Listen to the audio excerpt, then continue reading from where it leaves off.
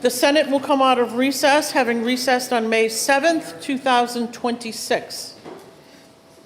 The Senate will come to order. I recognize Senator Birdsall for a motion. Thank you, Madam President. I move that the Senate adjourn from the late session. All in favor say aye. Aye. All opposed, no. The Senate, we are now in the early session. The Senate will be attentive to our chaplain, the Reverend Mark Warren.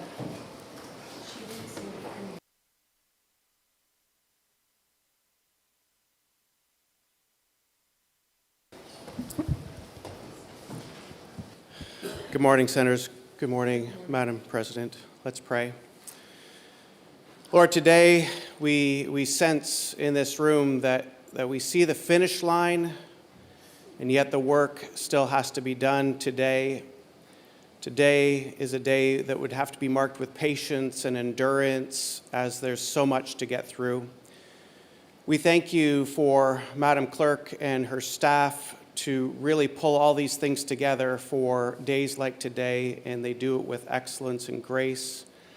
We pray for our senators who not only put so much time into this, but they carry weights outside of their work here in this chamber, from family health issues to jobs to careers to spouses. Lord, I pray that you would just give them the grace to endure. We're grateful for our senators. I pray a special blessing over them today. In your holy name I pray. Amen. Thank you.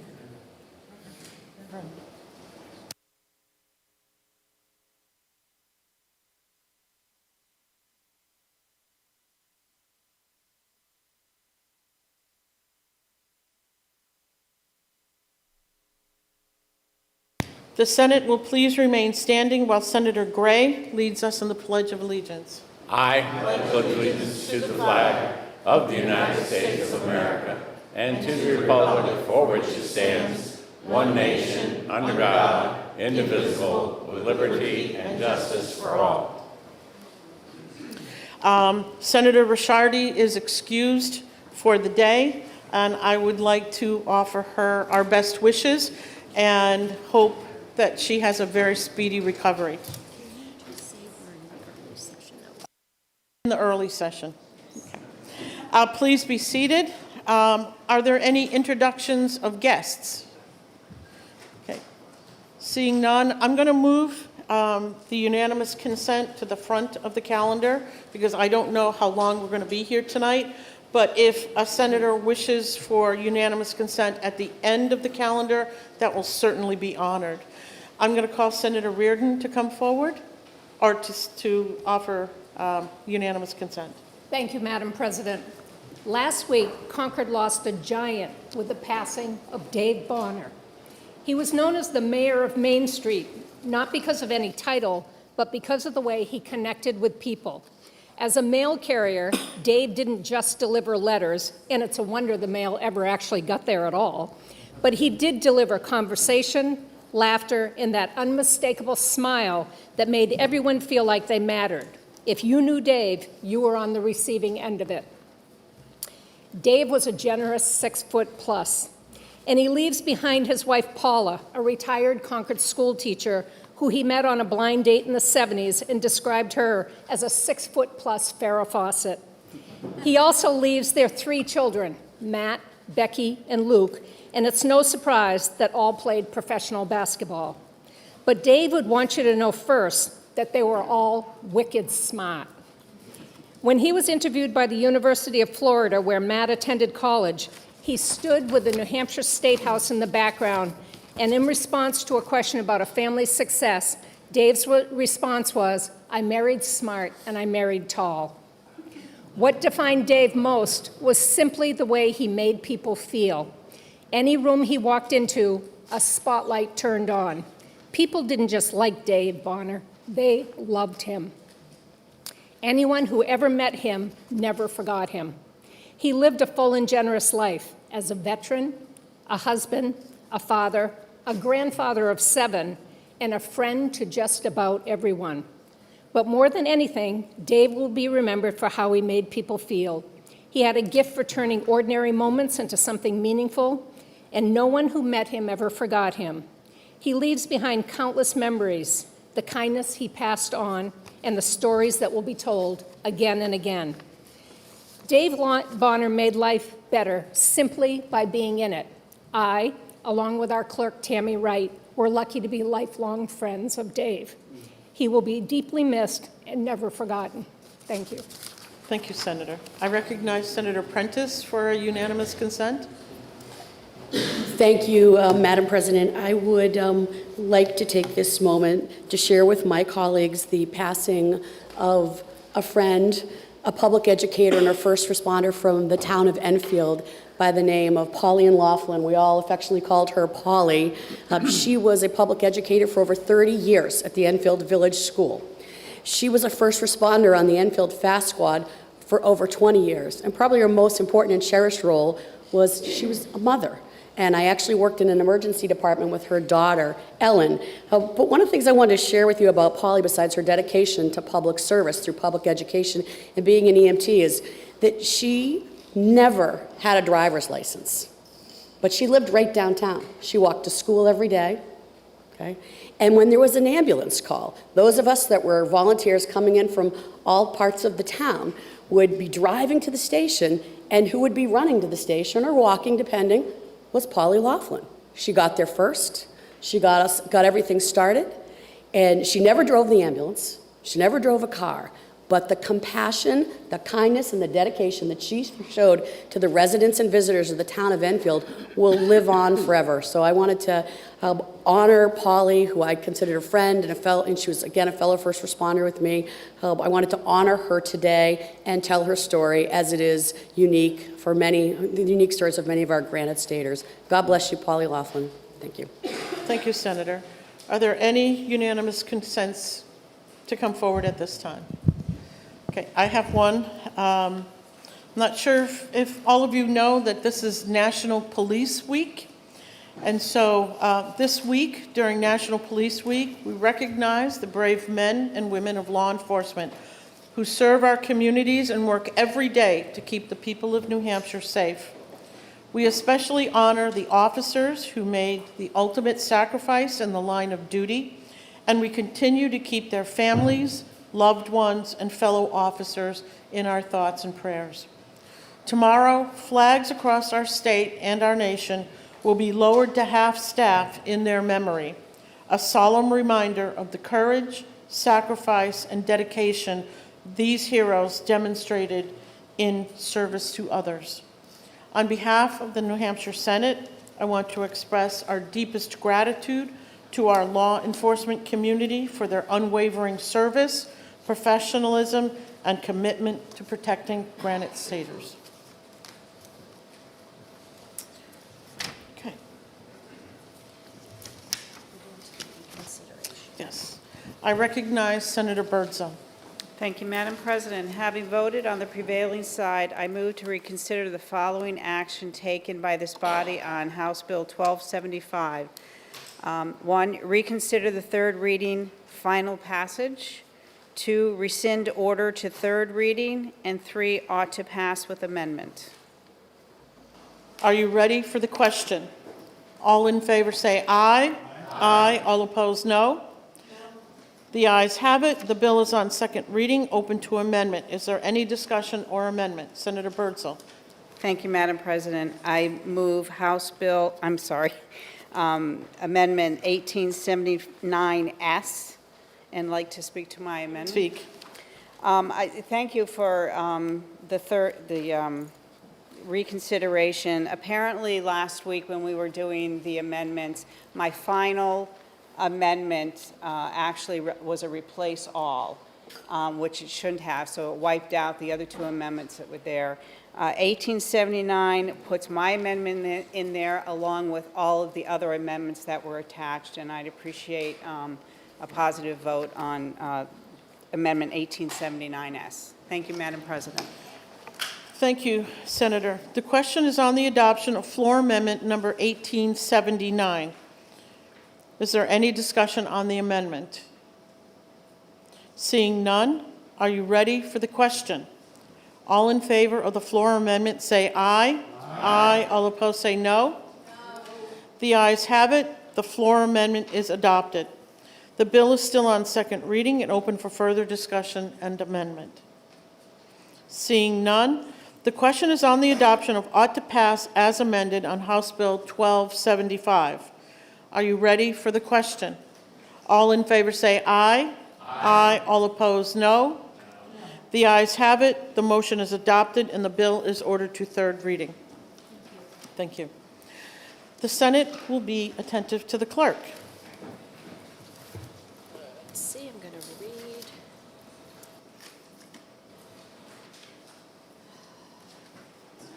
Nope. So-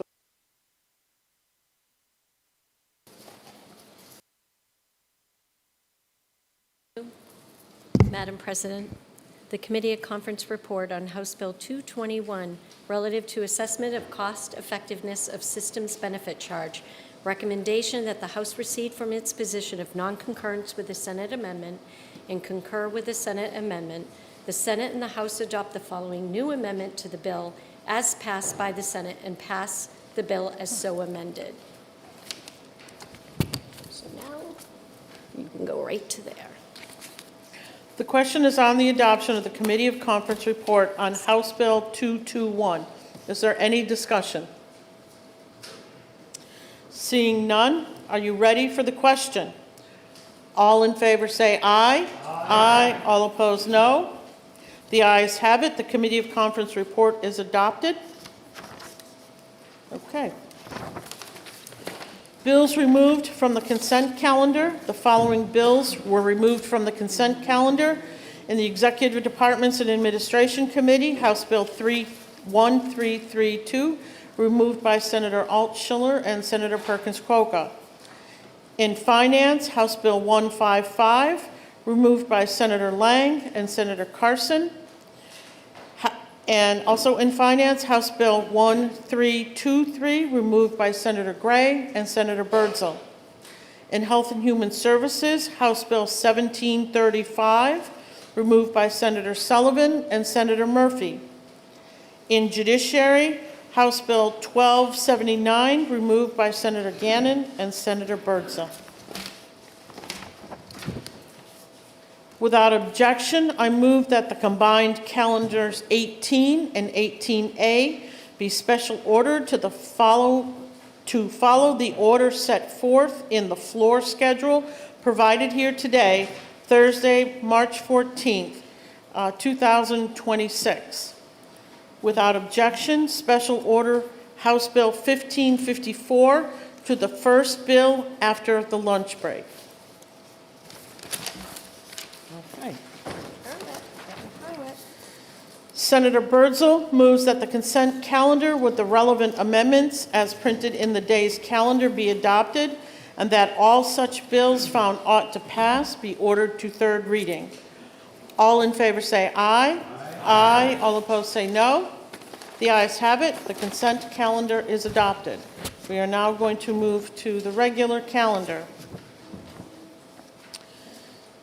The Senate will be attentive to the clerk. Thank you, Madam President. The Committee on Finance, to which was referred House Bill 1433 FN, an act creating a child care tax for qualifying businesses. Having considered the same, the committee recommends that the bill is ought to pass by a vote of 7-0. Senator Birdsall for the committee. Senator Birdsall. Thank you, Madam President. I move House Bill 1433 FN ought to pass. This bill establishes the child daycare creation tax credit applicable to the business enterprise tax and the business profit tax. A business may claim a credit equal to 50% of allowable expenditures with the aggregate tax credit capped at $5 million. A business must be a licensed program, expand or create seats that were not available prior to January 1st, 2027, and be approved for the credit by the Department of Revenue Administration. The Senate Finance Committee recommends passage of HB 1433 FN and asks for your support. Thank you, Madam President. Thank you, Senator. The bill is now on second reading. Is there any discussion? Seeing none, the question is on the adoption of the committee recommendation of ought to pass on House Bill 1433. Are you ready for the question? All in favor say aye. Aye. All opposed, no. The ayes have it. The motion of ought to pass is adopted, and the bill is ordered to third reading.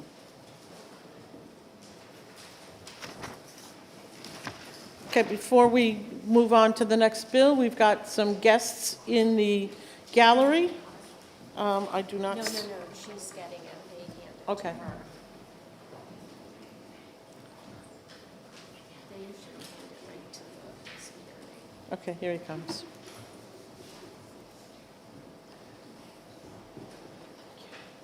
So, I recognize Senator Abbas for the introduction of guests. Thank you, Madam President. I also want to welcome the fourth graders from the Pelham Elementary School. I hope everyone's having a wonderful time here at the State House, learning a lot about your state's history. This building was built in 1819, and you get to actually watch the Senate do its work today. So please give them a round of applause.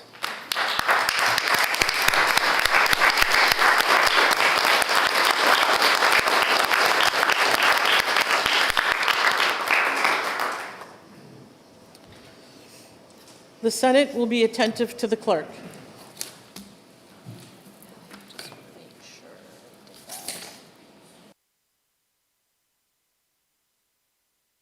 Madam President.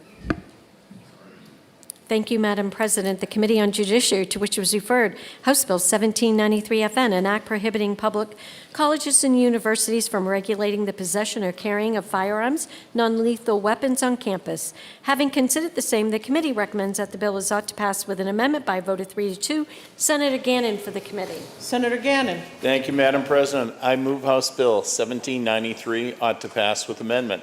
HB 1793, as amended by the House, would prohibit public colleges and universities from regulating the possession or carrying of firearms and non-lethal weapons on campus and allow individuals to bring legal action against institutions that violate that prohibition. The bill as amended replaces that approach by permitting the possession and carry of non-lethal weapons on campus and establishing a study committee to examine the feasibility and impacts of allowing firearms on campus. The committee heard extensive testimony on both sides of this issue with significant concerns regarding campus safety, law enforcement response, mental health, the unique environment of residential college campuses, and at the same time, members also recognize the importance of personal safety and self-defense, particularly through non-lethal means. The amendment reflects a balanced path forward. It protects access to non-lethal self-defense tools now, while ensuring that future consideration of campus carry is informed by data, stakeholder input, and through a review of safety and fiscal impacts. I respectfully ask that you join members of the Senate Judiciary Committee in voting House Bill 1793 ought to pass with amendment. Thank you, Madam President. Thank you, Senator. The bill is now on second reading. The first order of business is the committee amendment. Is there any discussion on the committee amendment? Senator Altshuler. Thank you, Madam President. The University of New Hampshire student body president presented the committee with a verified survey of 2,361 students, and 85% opposed this bill. And 85.9% said this legislation would have made them less likely to attend UNH at all. And this is not a political opinion, this is an enrollment projection. UNH is already navigating declining enrollment and budget pressures severe enough that students have had to fight to keep a campus pharmacy open. The fiscal note tells us the implementation to be studied in this study committee. The cost will range from $500,000 to over $1 million in the first year alone. And we heard, without a study committee, we already heard testimony that for security infrastructure, insurance exposure, storage capacity, and legal defense against the bill's $10,000 minimum private right of action, that we don't need to study. We got testimony for it. Every dollar of that expenditure will come from tuition, and the students who are telling us told us they would have gone somewhere else. The Senate amendment proposes a study committee to keep the question of campus firearms open. And let me be direct, uncertainty is not neutral. Prospective students and their families make decisions well before this bill will take effect. And the moment this study committee report becomes a news story, and it will, parents making college visits next fall will be asking the same question our tour guides dread. A study committee hanging over New Hampshire's public colleges is not a compromise, it's a slow motion enrollment crisis. Here's what we know about our students' mental health, because even though it's in the study committee, we already have the information. Suicide is the second leading cause of death for college-age Americans. New Hampshire's suicide rate is already above the national average. Firearms are used in 90% of fatal suicide attempts with no second chance. That is why states from New York to Virginia to Georgia have been printing the 988 Suicide and Crisis Lifeline directly on student ID cards, putting a lifeline directly in every student's pocket. And we did that. We took that very seriously because we take student mental health seriously, and we put 988 on the back of the student ID cards. This bill would make that same student ID the key to a campus where guns are unrestricted in the dorms, the labs, the arenas, the offices. We would be printing a crisis line on one side and creating a crisis on the other. The campus murder rate is 0.3 per 100,000. Our campuses are working. The professionals responsible for campus safety already testified at length and oppose this unanimously. Our students oppose this unanimously. Our parents told us they wouldn't send their kids had this been even a question. This amendment should fail, and this bill should be ITL. Thank you, Madam President. Thank you, Senator. The question is on the adoption of the committee amendment. Could we have a 2-minute recess, please? 2-minute recess. Thank you.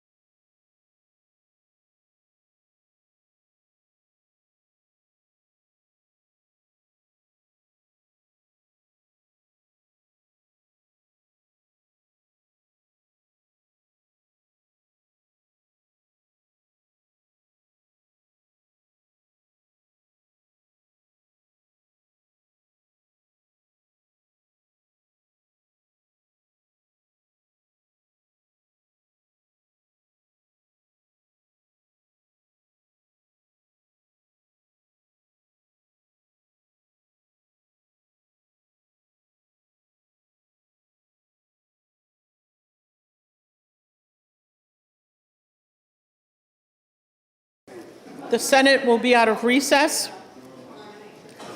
Where we left off, we were in judiciary, and we were debating House Bill 1793. The bill is still on second reading. The first order of business is the committee amendment. Is there any discussion on the committee amendment? No. Okay. Okay, we're going to be in recess.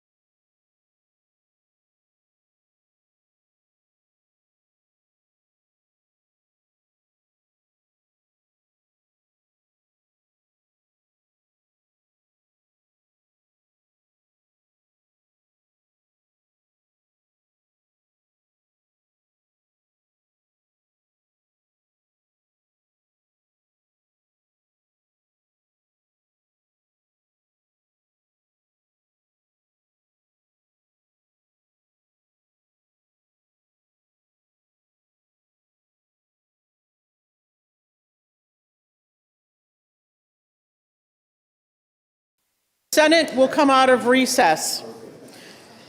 We're still debating House Bill 1793. The bill is now on second reading. The first order of business is the committee amendment. I recognize Senator Pearl. Madam President, colleagues, I'm going to ask you to vote down the committee amendment. I know there's another amendment coming that I believe will offer better protection of the Second Amendment rights for our students and faculty at UNH. So again, I'm going to encourage you to vote down the committee amendment. Thank you. Okay, thank you. The question is on the adoption of the committee amendment. Are you ready for the question? Remember, Senator Pearl has asked us to vote down the committee amendment. All in favor say aye. Aye. All opposed say no. No. The noes have it. The committee amendment fails. The bill is on second reading. Is there further discussion or amendment? Okay. Going to be another 2-minute recess.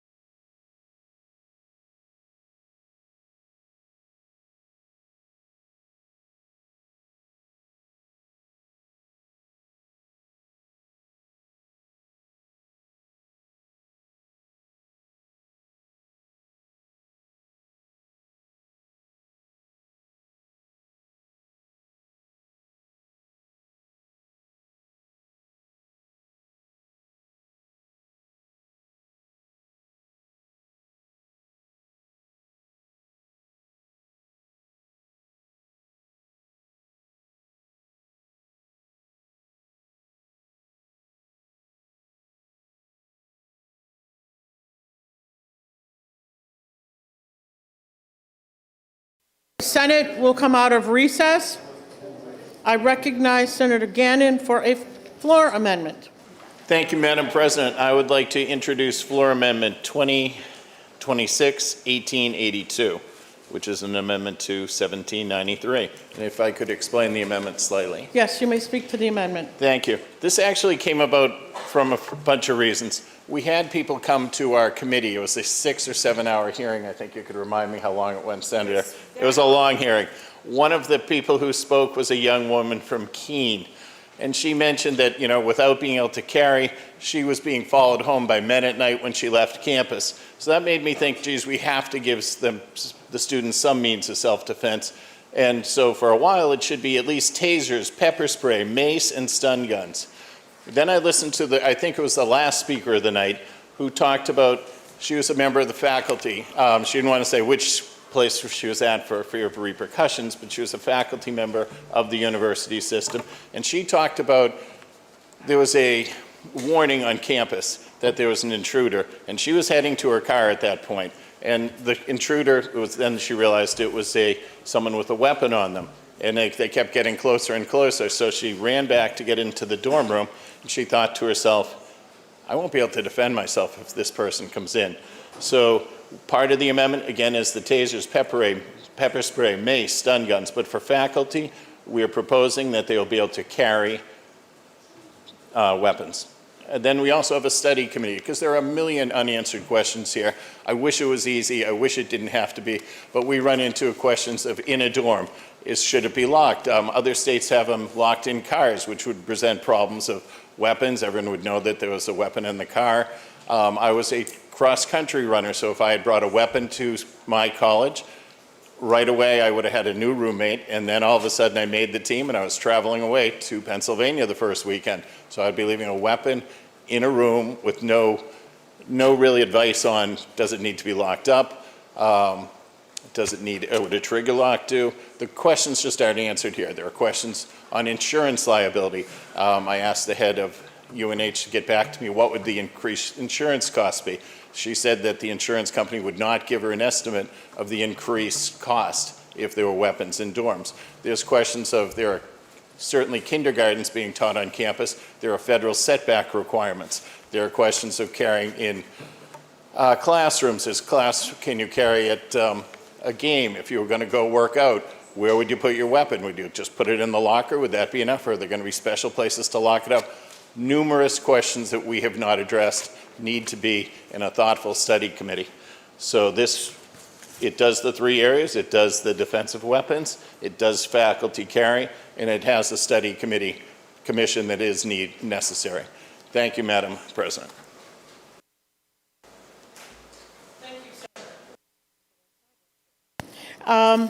We are currently discussing Floor Amendment 1882. Senator Sullivan wishes to speak. Thank you, Madam President. New Hampshire Constitution, Part 1, Article 2A states, all persons have the right to keep and bear arms in defense of themselves, their families, their property, and their state. Nowhere does this say except on college campuses, or unless a person is a college student. When this body was passing constitutional carry, I remember an argument being made that stated that in New Hampshire, you can open carry a firearm legally, but if you put on a jacket, it conceals that firearm and you become a felon. That persuasive, common sense statement helped people to understand how silly it was that open carry was legal, but you needed a carry permit if that same firearm was simply not visible. The same line of argument can be made in regard to campus carry. If I left here today, I could take a walk through Durham armed, but if I stepped foot on the UNH campus, I would be in violation. The campus at UNH weaves in and out of downtown Durham. How would I know the boundaries? How would I know when my actions turned away from those of a law-abiding citizen? Your Second Amendment rights should not depend upon who lays claim to the soil under your feet.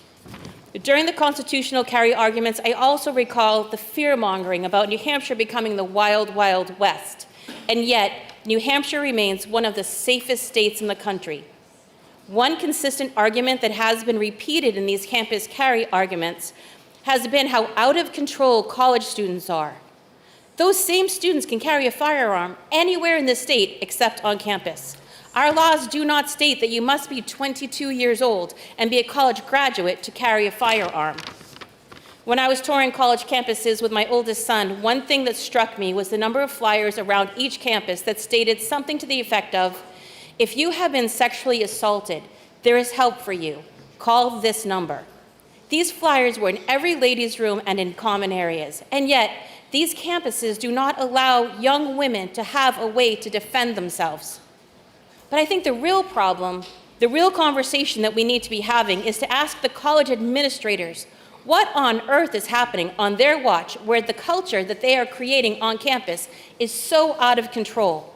I think that is what we should be studying, not whether or not we should allow a person to have the right to carry a firearm. I think it would behoove this body to remember that it is our job to protect the natural rights of our constituents. We neither have the power to grant nor deny those rights. We have only the ability and the duty to protect them. Thank you, Madam President.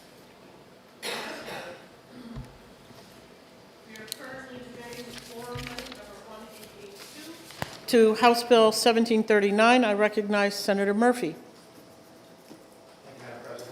Madam President, I'm in the unique position of both speaking against the amendment, but then yet telling you why I am going to reluctantly hold my nose and vote for it. I'm going to begin with a personal anecdote. There was a time in my life when I did not have a strong position on gun control. In the summer of 1995, I was renovating a row house in South Baltimore in a neighborhood that was fairly marginal. I was in the front bedroom doing some wiring work, and I heard the sounds of windows breaking, people trying to enter the house.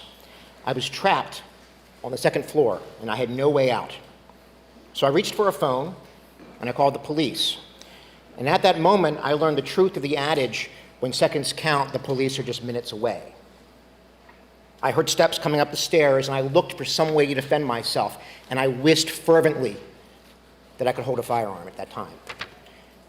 All I had was a 2x4, a piece of wood. But when I came face to face with those intruders, when they walked in the bedroom, I found two unarmed men, luckily, who thought they were robbing an empty construction site, and they fled. But I will say this with absolute certainty, I may not have had a position on gun control when I walked into that house, but I certainly had one walking out. So what does that have to do with the bill? When this happened, I had just turned 20 years old. I was a student at a public university, and I was almost always coming from a morning class or going to an evening class after work. Even if I had been allowed to carry a firearm at the time, a policy against bringing guns onto campus would have made me leave it at home. And that's what the amendment does. It forces students to continue leaving their firearms at home or at their parents' home, where they'll be useless for any sort of real self-defense. Self-defense is an inherent right. We are born with it. It is inalienable. It is every bit as valuable and sacred as the right to freedom of expression, the right to privacy, the right to worship as you please. No government or agency may legitimately take those rights away. These natural rights are not subject to majority vote or regulation. Indeed, the most basic reason we have a government at all is to protect those rights from intrusion. Many of these inalienable rights, though not all, were specifically recognized in our state and federal constitutions due to their importance in maintaining a culture of liberty in the new nation, and for good reason. The Crime Prevention Research Center analyzed mass shootings over a 68-year period, found that 97% of those shootings occurred in gun-free zones. A gun-free zone is really a sitting duck zone, because criminals, by definition, do not follow the law. The only people who follow a university policy against carrying guns are the good people who we should want to carry at every opportunity. Just 2 months ago, a terrorist opened fire at Old Dominion University in Virginia. The instructor was killed. The students in the classroom had to resort to stabbing the assailant to save lives. One of the students in the room was licensed to carry a firearm, but he left it at home because of the policy he had to comply with. Guns stop crime. Guns stop murder. Guns stop rape. They are a valuable tool, every responsible citizen should consider. And if you don't agree with me, I'd like to hear how it is possible that New Hampshire has the most permissive gun laws in the entire country, and we're routinely ranked the safest state in the United States. Our citizens are safer because criminals do not know who and who is not carrying a gun, except on a college campus, where a mass shooter can be pretty sure the classroom of students is disarmed. A potential rapist could be pretty sure the female walking back to her room at night is disarmed. We've been lucky for a long time in New Hampshire, but one day our luck will run out, and someone's going to try a shooting here, and you can be sure it will happen somewhere guns are banned. The age of majority has long been recognized to be 18. College students can buy a car, they can buy a house, they can join the military and fight for their country, they can vote, they can sign a contract, they can carry a gun anywhere except for the college campus. The library, the bank, the coffee shop, the restaurant, anywhere except the classroom. I believe in my heart of hearts that adults have the right to carry a firearm. I believe this right will eventually be recognized by the legislature. The policy contemplated by this bill will eventually become law. But as much as I like the bill unamended, I will reluctantly vote for this amendment. And the reason why is that I will not let the perfect be the enemy of the good. If a bill had come to me allowing instructors to carry firearms at universities, I would have gladly voted for it and been happy about it. Politics is the art of the possible, and this is the best that is possible for today. So I ask the body to please vote for the amendment and look forward to the day when forbidding self-defense on campus is as unthinkable as banning protesting or worshiping the God as you please. And I know that day will come. Thank you, Madam President. Thank you, Senator. The question is on the adoption of floor amendment number 1882. Is there any further discussion on the floor amendment? Senator Pearl and then Senator Altshuler. Thank you, Madam President. I find myself in the same dilemma that my colleague from District 16 does, is that I want to protect our rights. I believe in that, but I understand that sometimes we have to take what we can get, and today this is what we can get. And so my colleague from District 16 has done a very eloquent job of explaining all the points that I would have, so I'll spare you all from essentially hearing the same speech twice. But I would encourage you to support this amendment, and let's get to a study committee for our students, and let's make this a better bill going forward next year. I think the study committee will really be able to address all of the questions that my colleague from District 23 raised, and I mean, these are good points, and so I would encourage us to support this amendment. Thank you, Madam President. Thank you, Senator. Senator Altshuler wishes to speak. Thank you, Madam President. I think it's important to give some attention to another article in our Constitution, because we hear a lot of fiery rhetoric about the Second Amendment and where it applies and where it doesn't. And the fact of the matter is, no, you can't have a gun on campus right now, nor can you carry it into a courtroom.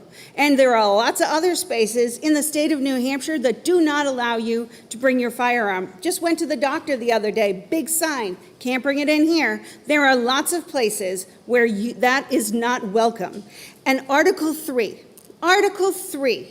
when men enter into a state of society, they surrender up some of their natural rights to that society in order to ensure the protection of others. And without such an equivalent, the surrender is void. That's the definition of public safety. That's what our public safety is built on. And we heard so much testimony from our law enforcement, from our public safety servants, that they don't want this. They don't want to study it. They gave you all the reasons why this is a terrible idea, and now somehow you want to drag them back in here over the summer to study it again. And lest this victim blaming go any further, it is not the victim of sexual assault's fault that she or he was not carrying a firearm. just as it is not germane as to what they were wearing. It is not necessary. Firearms should not be something that you have to have on you so that you aren't sexually assaulted. Perhaps the focus should be on people who do the assaulting and them not doing it, not making the victims jump through more hoops. And with reference to what we just heard from my colleague, the best we can do, make a better bill next year. The best we can do is get rid of this bad idea.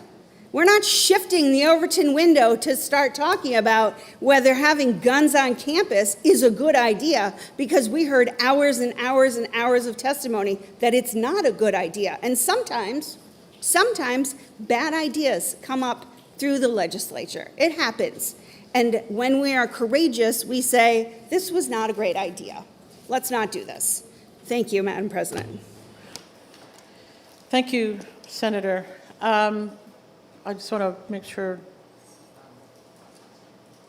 Senator Murphy would like to speak for a second time. Thank you, Madam And President. then we'll You know, I normally like to rehearse and think about what I'm going to say in advance. I didn't do that in this case. I want to be very clear. I never blame people who were raped, women who were raped, for what happens to them.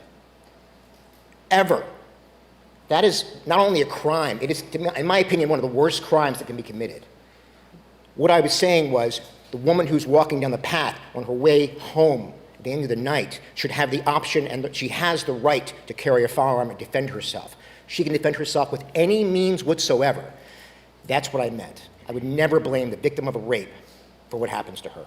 Thank you. Thank you, Senator. Senator Sullivan has a question of. My colleague from District 16. Yes, ma'am.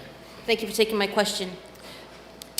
Would you agree that the founders put the Second Amendment before the Third to emphasize its importance? Yes, and I would also say that the surrender of rights, of natural rights listed in the Third Amendment, the third article, specifically is talking about laws of nature. Animals have every right under the sun. They can murder, they can steal, they can take whatever they want. That's the law of nature. But you sacrifice those rights. We sacrifice those rights to society, to enter a state of society. This is not, we never sacrifice the right to self-defense. Thank you. Thank you. Thank you, Madam President. Thank you. We're debating the question on the adoption of floor amendment number 1882. Is there any further discussion? Senator Waters. Thank you, Madam President. I rise in opposition to the floor amendment, and I particularly want to speak for just a moment about my experiences 39 years as a faculty member at the University of New Hampshire. And I will just say that I'm frankly appalled by the idea that the only armed person will be a faculty member in a classroom or in a department meeting or in a lab or at social events or elsewhere on campus. We depend upon our classrooms as being places that are open for free discussion, and that students with every conceivable opinion, and many of them with many experiences, will feel that the classroom is a safe space for them. And yet now we are saying that the faculty member may be armed. The faculty member may be armed. Now, I certainly trusted all my colleagues. I do know that in my experience, there were cases of violence, there were cases of mental illness, there were cases of rather outrageous behavior that sometimes faculty members created and were disciplined for in some cases as well. I really wonder what we are doing, and we heard an earlier argument about the potential this might have for students who want to be on campus. You know, I do think about students who may have been traumatized by violence in their lives, and they enter a classroom where there is an armed faculty member. What intimidation might they feel about being able to speak honestly about their experiences or express opinions that may be contrary? But I also think about faculty. Faculty members often have a great deal of freedom of choice as to where they want to teach. And a university wants to be able to recruit people who are the finest to be able to conduct their research, to teach their students, and all the other duties of faculty members. And now we would have this be part of an interview, I am sure, where people would be asking about the University of New Hampshire. Do you mean that faculty members can be armed in their classrooms? Is that the job that you're asking me to consider? I think this is extraordinarily damaging to the educational system that we have, and I've been through so many experiences of near violence on campus and suicide by gun on campus in my years there. I also certainly knew many people who were faculty members of Virginia Tech and elsewhere. I think we are creating, in this enactment of this law, study committee, whatever, but what we have done here is say that no higher education institution may prevent a faculty member from being armed in their classroom or elsewhere on campus, and I have to vote against that. Thank you, Madam President. Thank you, Senator. The question is on the adoption of Floor Amendment 1882. Are you ready for the question? All in favor of the floor amendment say aye. Aye. All opposed, no. No. The ayes have it. The floor amendment is adopted. The bill is still on second reading and open for further discussion and amendment. I recognize Senator Perkins Coker. Thank you, Madam President. I think the bill that now stands before us today as amended has experienced some harm reduction, which I'm grateful for. But I'd be remiss not to point out that the initial version of this bill was completely untenable for my community, and especially for the Chief of Police of Durham. The university has also voiced numerous reasons why this bill is not necessary and dangerous.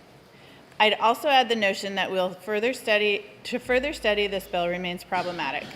I fail to see how this idea and this legislation can become more legitimate over time. It's a bad idea for our students. It's a bad idea for public safety. It's a bad idea for our economy, and we ought to just put it to bed and be done with it.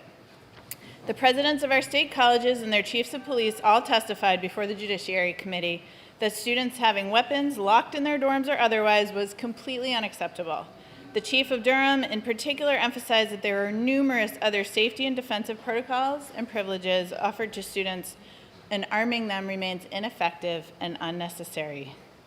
I believe that if this body endeavors to protect the safety of our constituents, assist our law enforcement in doing so, we should heed their advice consistently and not just when it's convenient. I don't think moving forward with a policy that would place students and the officers tasked with keeping them safe directly in harm's way would demonstrate that commitment to cooperation and safety. Likewise, I'm glad to see that it appears this body was aware of that and mitigated some harm accordingly.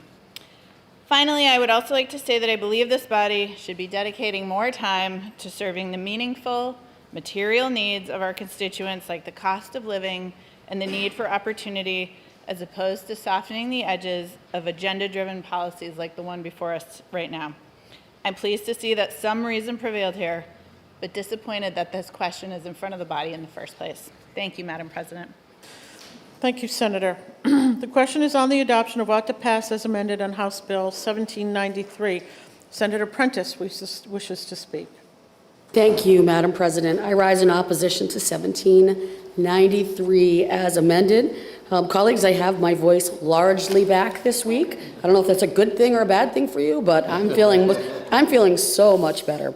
And so I just think it's important that we step back for a moment and ask ourselves a broader question here. And that's, what are the real public safety issues that are facing New Hampshire today? Because while we are spending time debating whether colleges can restrict pepper spray, tasers, and potentially laying the groundwork here, which we actually have with this amendment for expanded campus carry policies, what we know at the same time is that our communities are facing very real and immediate crises every single day. I want to be completely clear that I support Second Amendment rights of granted staters. However, restricting campus carry is not automatically unconstitutional or automatically in conflict with the Second Amendment. That being said, what we are dealing with is recruitment and retention efforts around fire, police, and EMS. I've spoken about this on the floor previously. And when we dial 911, do we know that help is going to be able to respond? We have begun focusing our efforts there. I am encouraging you all to continue to move in that direction. Those are the public safety realities that students and families are actually talking about today.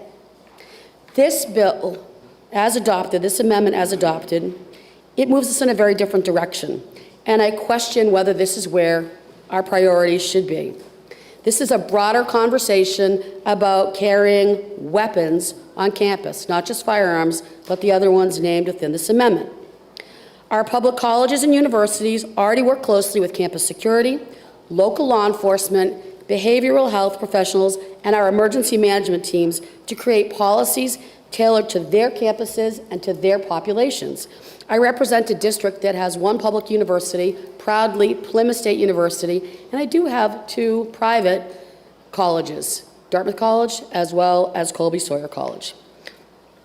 This bill removes some local authority and replaces it with a one-size-fits-all legislative mandate. Different campuses face different challenges.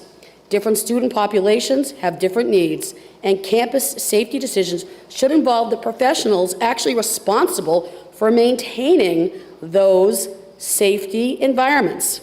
I am also concerned about the broader message this sends to students, parents, faculty, and the visitors on campus. Are we improving campus safety by increasing the presence of weapons and limiting the institutional flexibility? Question mark. Or are we creating more uncertainty and tension in environments meant for learning, for collaboration, and for student development? Members of the Senate, when families send their children to our colleges, our public universities and colleges, they expect campuses to prioritize safety, stability, and learning environments. And when we look honestly at the challenges facing New Hampshire today, I don't believe expanding weapons policies on college campuses addresses the most pressing public safety concerns that stand before us. For those reasons, I respectfully urge you to vote inexpedient to legislate. Vote this down. Thank you, Madam President and colleagues. Thank you, Senator. Senator Fenton wishes to speak. Thank you, Madam President. I also rise in opposition to House Bill 1793. There's a saying about no amount of polish can turn something into a diamond, and I believe this applies to this bill. There's no amount of polish that's going to make this bill better. When we cannot ignore the time, effort, and resources spent in not only doing this study, but passing this bill at the public's expense. In my time here at the legislature, there haven't been many bills which have received such universal backlash such as this bill. And the reason is clear. This is an unattainable, unsafe, and unserious concept. My colleague and my good friend mentioned the great city of Keene earlier. I've spoken to a lot of people in Keene. I also have my state university here in Keene. I also spoke to a very important constituent in the city of Keene, and that's my chief of police, who expressed similar concerns over this bill, and that we don't need it, and we don't need to look at it, we don't need to study it. It puts our students and our public safety officials in ambiguous situations where identifying and responding to danger would be all the more difficult. That is nonsensical and imbues zero sense of solidarity with our students and public safety officials. Madam President, this bill is not better, and I'd just like to encourage this body to stand more consistently with the overwhelming majority of the public and public safety in the future, and please move ITL on House Bill 1793. Thank you, Madam President. Senator. The question is on the adoption of ought to pass as amended on House Bill 1793. Senator Abbas wishes to speak. Thank you, Madam President. I rise in support of the motion of ought to pass as amended. Professors have been targets of violent acts. Faculty have been targeted while on campus. It has happened. And this is allowing the professors or the faculty, not mandating that they do anything. It just allows the option for if that adult who's there to teach a class or is there in their office is allowed to carry a firearm. I'm not sure why everyone's so afraid of the professors at the colleges. If they pose some type of danger, the mere presence of them carrying a firearm doesn't pose any threat. What I want to point out, for this policy, the authority, and we gave it to the universities, the public universities, to implement the rules, and we gave them over a year to do this. So this policy, they can work it into their academic environment and still satisfy the mission of the universities.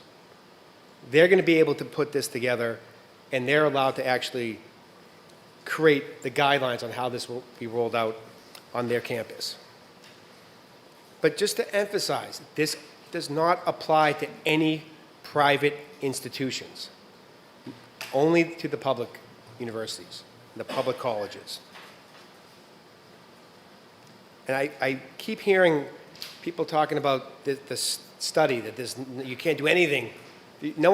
I'm hearing no one wants to even have a discussion about the topic. Well, I think it's important that, and I respect what this body is doing, that if we do have this policy of any type of campus carry policy, that we make sure we get it right. Even supporters of the policy are in disagreement on how this policy should be implemented. So I understand that it's not ready to move forward, but I believe we should try to get this right.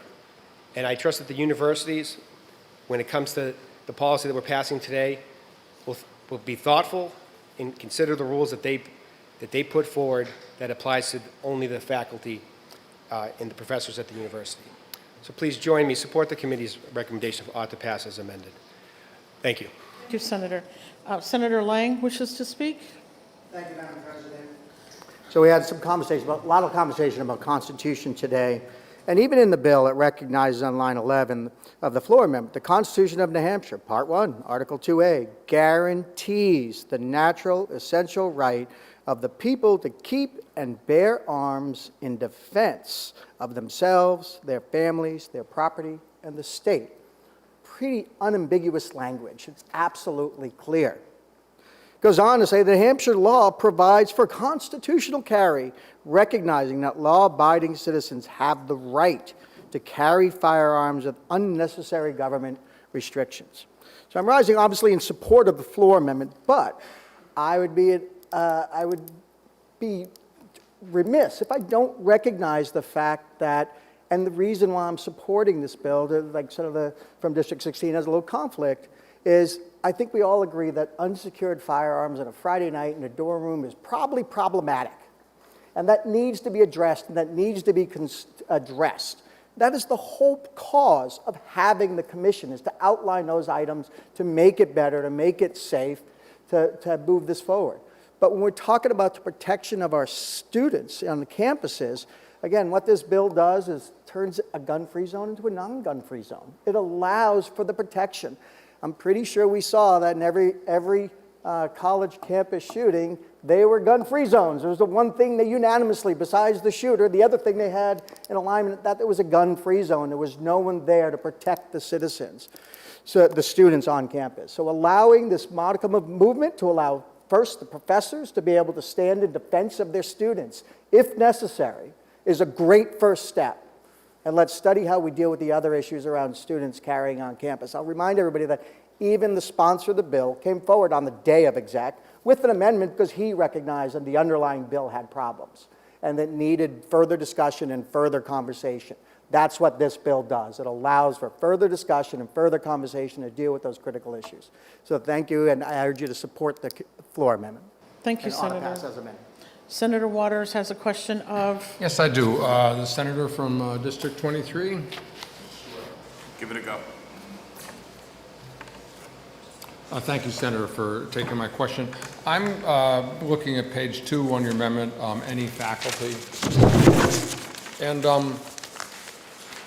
I wondered about the definition of faculty that you're imagining here, because There's faculty, we heard professors named, there's faculty of various, there's professors of various rank, there's research faculty, there's adjunct faculty, there are lecturers, there are foreign nationals who are not citizens who are faculty, there are visiting faculty, people like myself, emeritus faculty.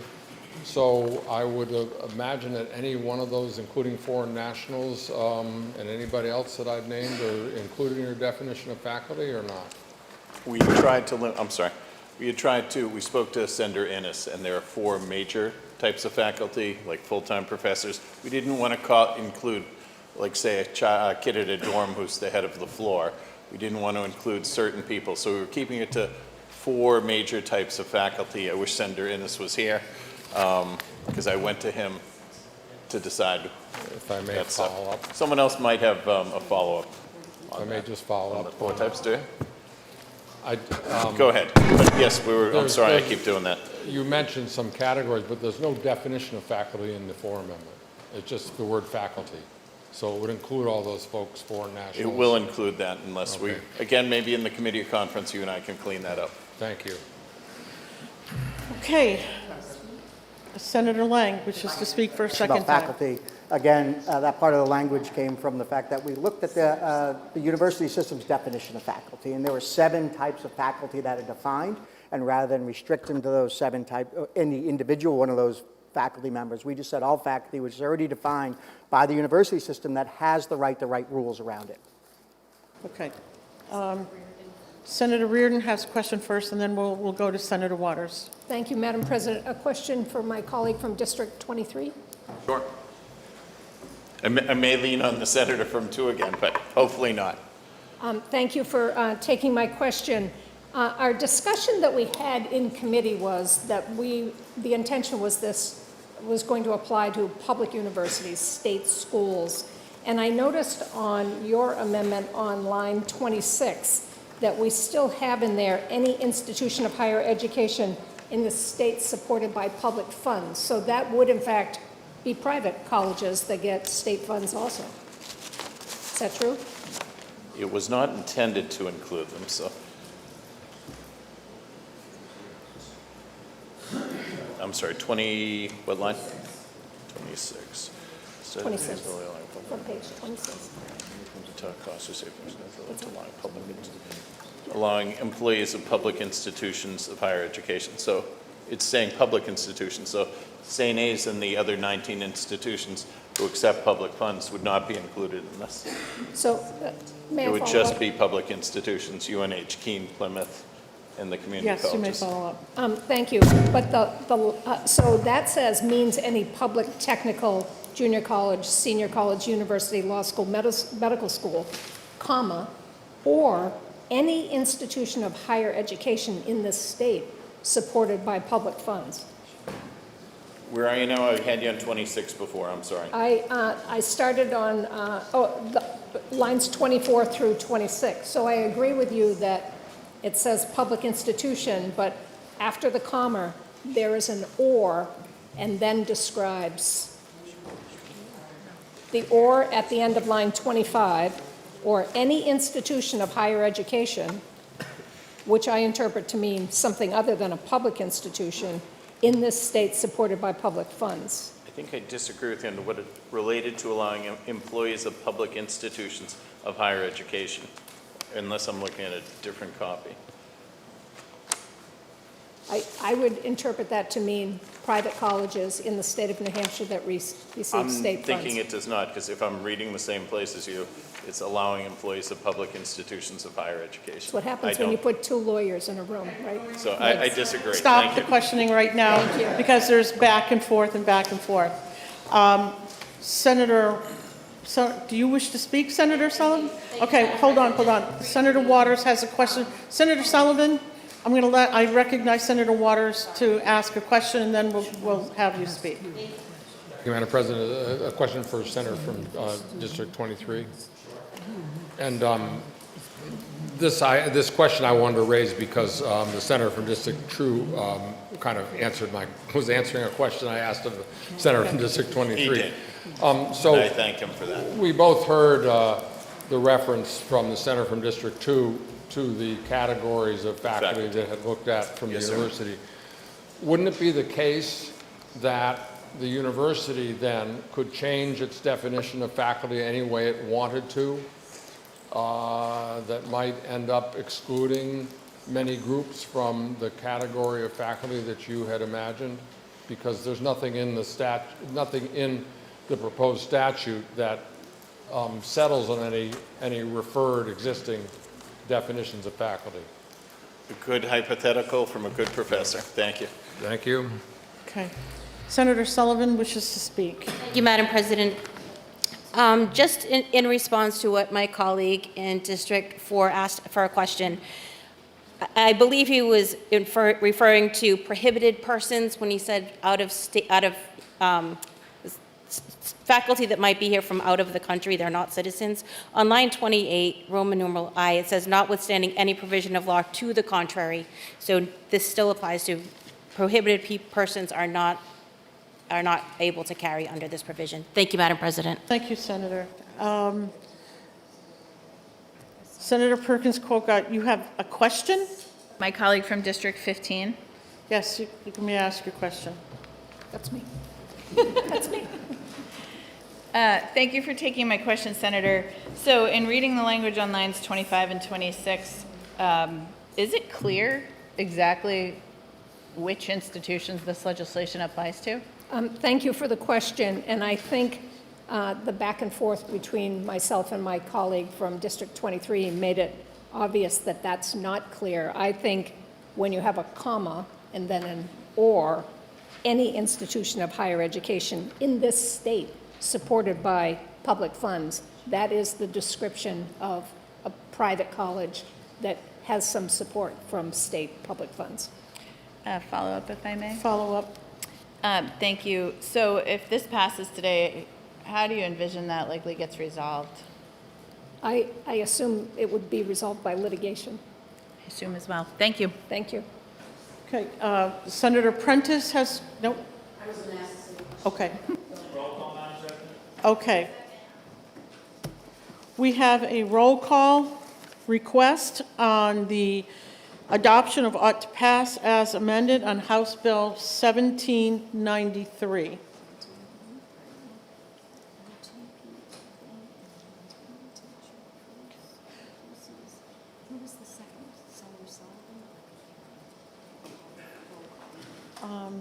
Senator Fenton.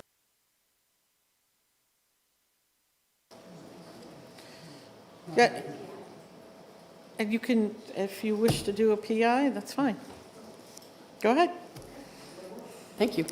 Thank you, Madam President. So if I believe that this amendment lacks clarity on the definition of faculty and who this applies to, and if I further believe that this amendment brings seriously into question whether public colleges and universities are included in this, by this law, would I now vote inexpedient to legislate? Thank you, Senator. Okay. The question is on the adoption of ought to pass as amended on House Bill 1793. The clerk will call the roll. Senator Rochefort. Yes. Senator Lang. Yes. Senator McConkey. Yes. Senator Waters. No. Senator Prentice. No. Senator Gray. Yes. Senator Innes has recused himself. Senator Ward. Yes. Senator Rishardi is excused. Senator Fenton. No.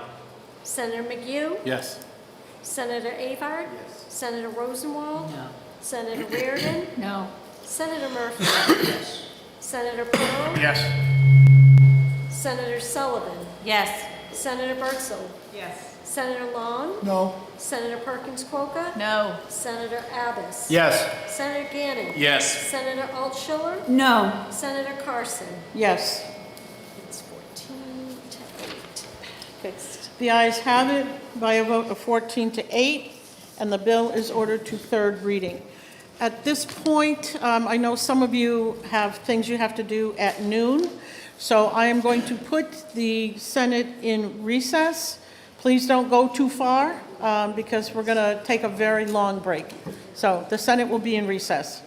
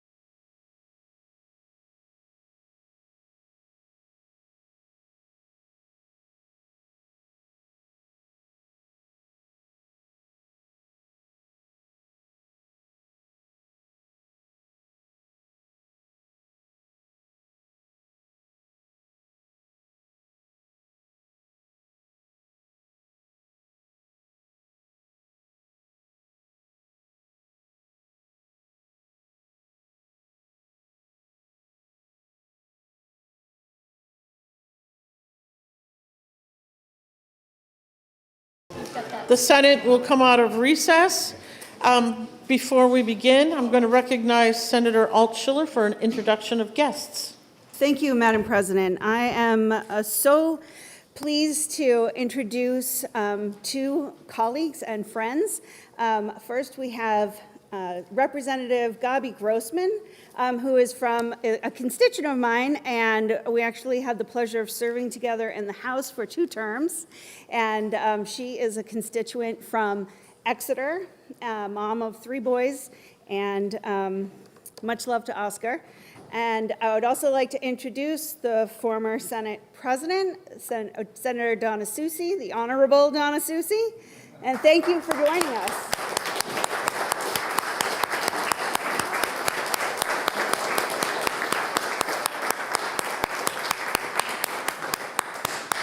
Okay, and Senator Reardon, do you have an introduction of guests? I did want to note that my husband Jim was up there too. If we could.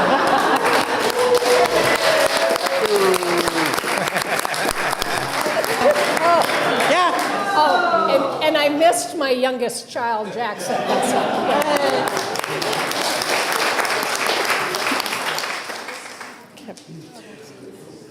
Without special order, without objection, the following bill is special order to the end of the regular calendar in Judiciary, House Bill 609.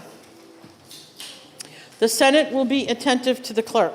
Thank you, Madam President. The Committee on Commerce, to which was referred House Bill 1554 FN, an act requiring insurance carriers to provide peer-to-peer review at any stage of prior authorization and mandating disclosure of reviewer credentials. Having considered the same, the committee recommends that the bill is inexpedient to legislate by a vote of 5-0.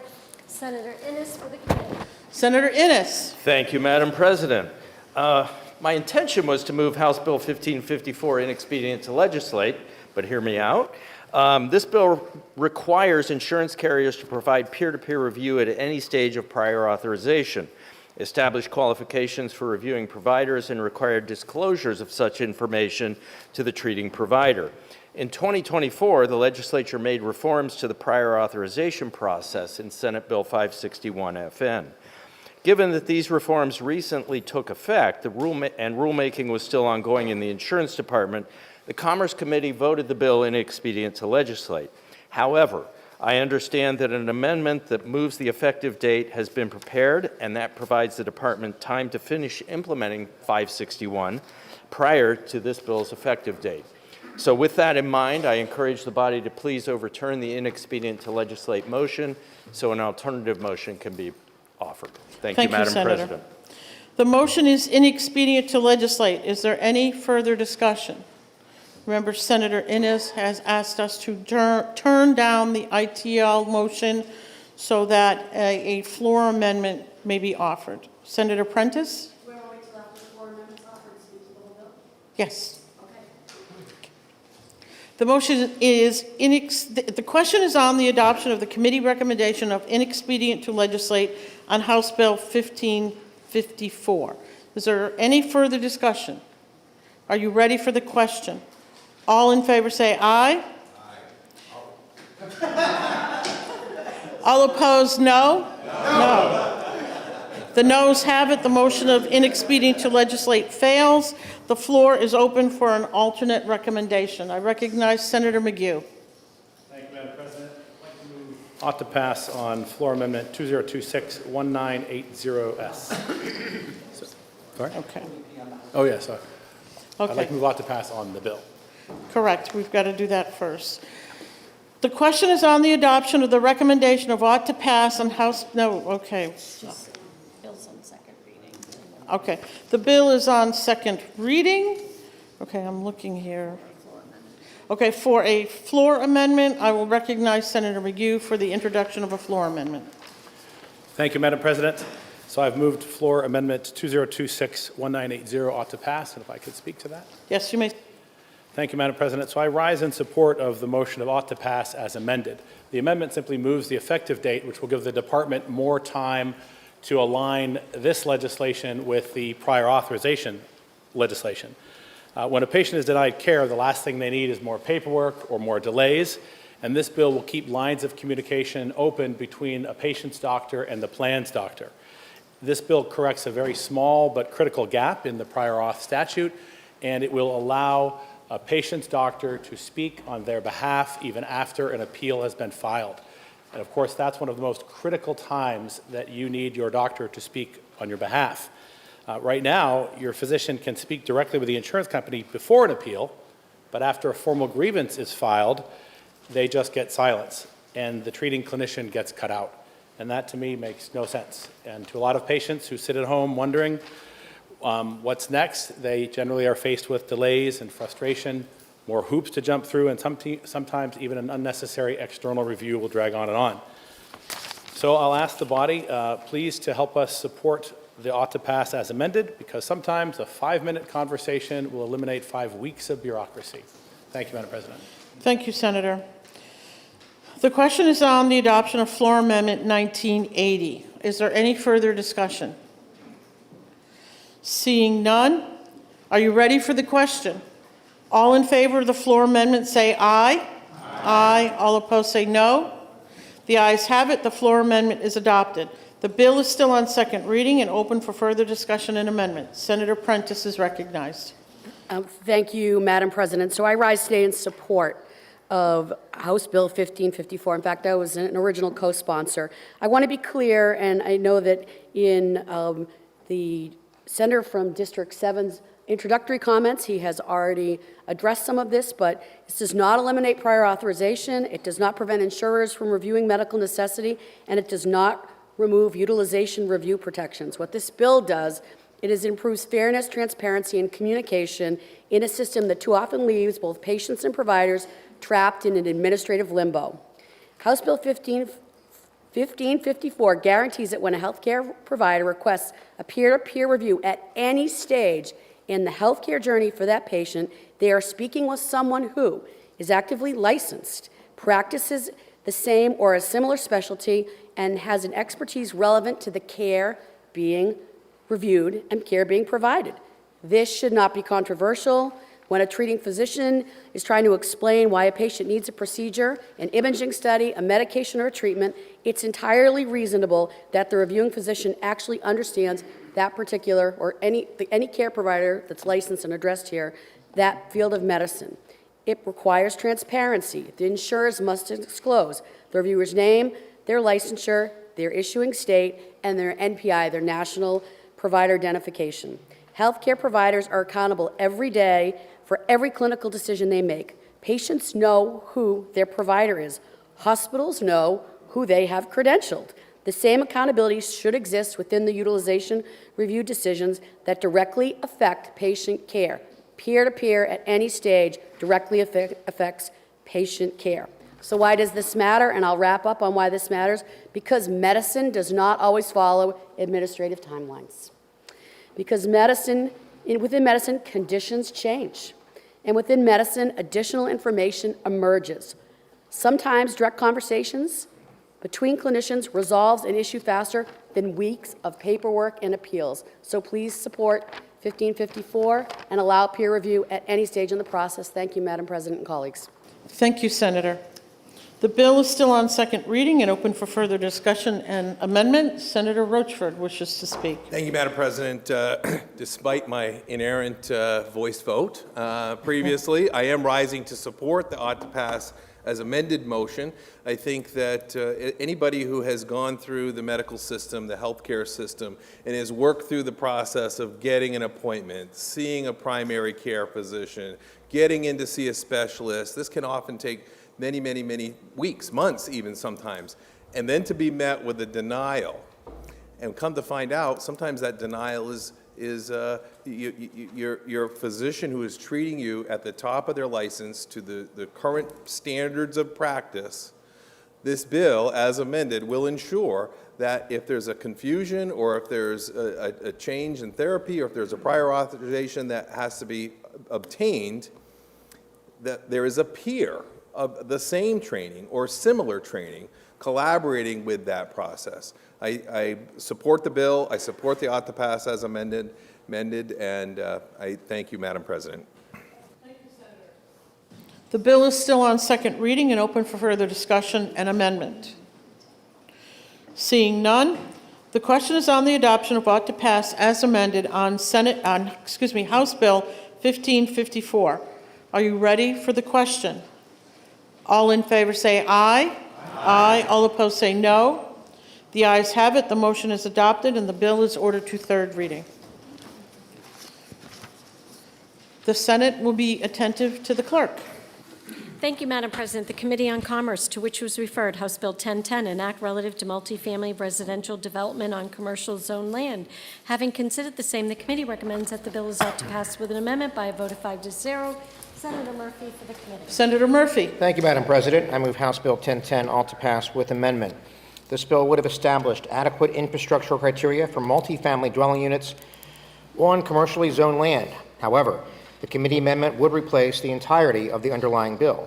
When a planning board determines adequacy, they may consider a traffic impact study or require an applicant to receive permission from an owner of a public water system to connect it to the system. A planning board may deny an application if the volume of traffic is not supported by road design, if an applicant is unable to secure a source of water, or if an applicant is unable to properly dispose of wastewater or sewage. A majority of the Commerce Committee asks for your support on the motion of ought to pass with amendment on House Bill 1010. Thank you, Madam President. Thank you, Senator.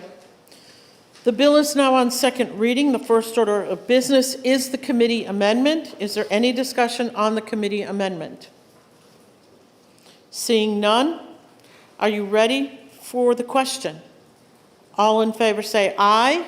Aye. All opposed, no. The ayes have it, and the committee amendment is adopted. The bill is on second reading. Is there any further discussion or amendment? Senator Perkins-Coker. Thank you, Madam President. I rise to introduce Floor Amendment 2026-1907S, and I'd like to speak to my amendment. You may. So briefly, just to speak to the underlying bill, this proposal is a good step forward, expanding multifamily housing, which provides density and affordability using economies of scale to our communities where they need it most. The guardrails provided, namely the traffic studies and water scarcity considerations, are common sense and will prevent towns from being forced to accommodate growth where they simply cannot. Multifamily housing is an element of our portfolio that must be leveraged more wherever possible, and it's the perfect segue to my amendment being offered today. The floor amendment I have serves to provide additional funding for the Housing Champions program, which helps communities construct these very multifamily units while also building out their infrastructure to address the very practical concerns associated with the development, such as water, sewer, and roadway improvements. To date, Housing Champions program has provided starts for thousands of new housing units in dozens of communities with just a couple $1,000s of state investment per each unit.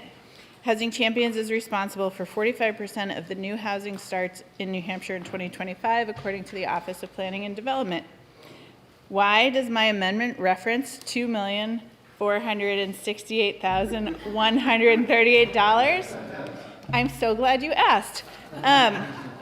That is because as of today, Housing Champions has a balance of $31,000. It has expended the $5 million we gave it in 28 grants over 2 rounds, and our communities are off and running with that money. So this replenishment would bring it back up to $2.5 million, which it needs for the first year of the next biennium to keep this momentum up. I hope you will join me in voting for this amendment. Thank you. Thank you, Senator. The question is on the adoption of Floor Amendment 1907. Is there any further discussion? Roll call has been requested by Senator Perkins-Coker, seconded by Senator Altshuler.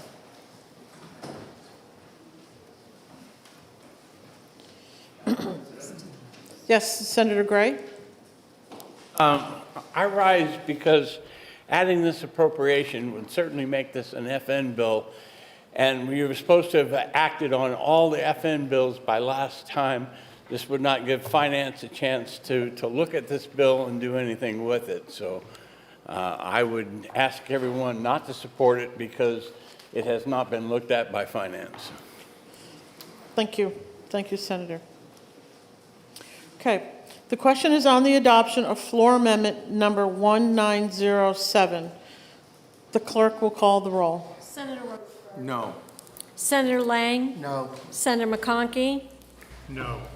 Senator Waters. Yes. Senator Prentice. Yes. Senator Gray. No. Senator Innes. No. Senator Ward. No. Senator Rishardi's excused. Senator Fenton. Yes. Senator McGue. No. Senator Avard. No. Senator Rosenwald. Yes. Senator Reardon. Yes. Senator Murphy. No. Senator Pearl. Nope. Senator Sullivan. No. Senator Birdsell. No. Senator Long. Yes. Senator Perkins Coca. Yes. Senator Abbas. No. Senator Gannon. Nope. Senator Altschiller. Yes. And Senator Carson. No. It's defeated. Okay. The floor amendment is defeated by a vote of 8 to 15. The bill is still on second, the noes have it, the floor amendment has failed. The bill is still on second reading and open for further discussion or amendment. Okay. Seeing none. The question is on the adoption of ought to pass on House Bill 1010. Are you ready for the question? I'm sorry? It's ought to pass as amended. Okay, I'm sorry. It's ought to pass as amended on House Bill 1010. Are you ready for the question? All in favor say aye. Aye. All opposed say no. No. The ayes have it. The motion is adopted and the bill is ordered to third reading. Thank you. Okay.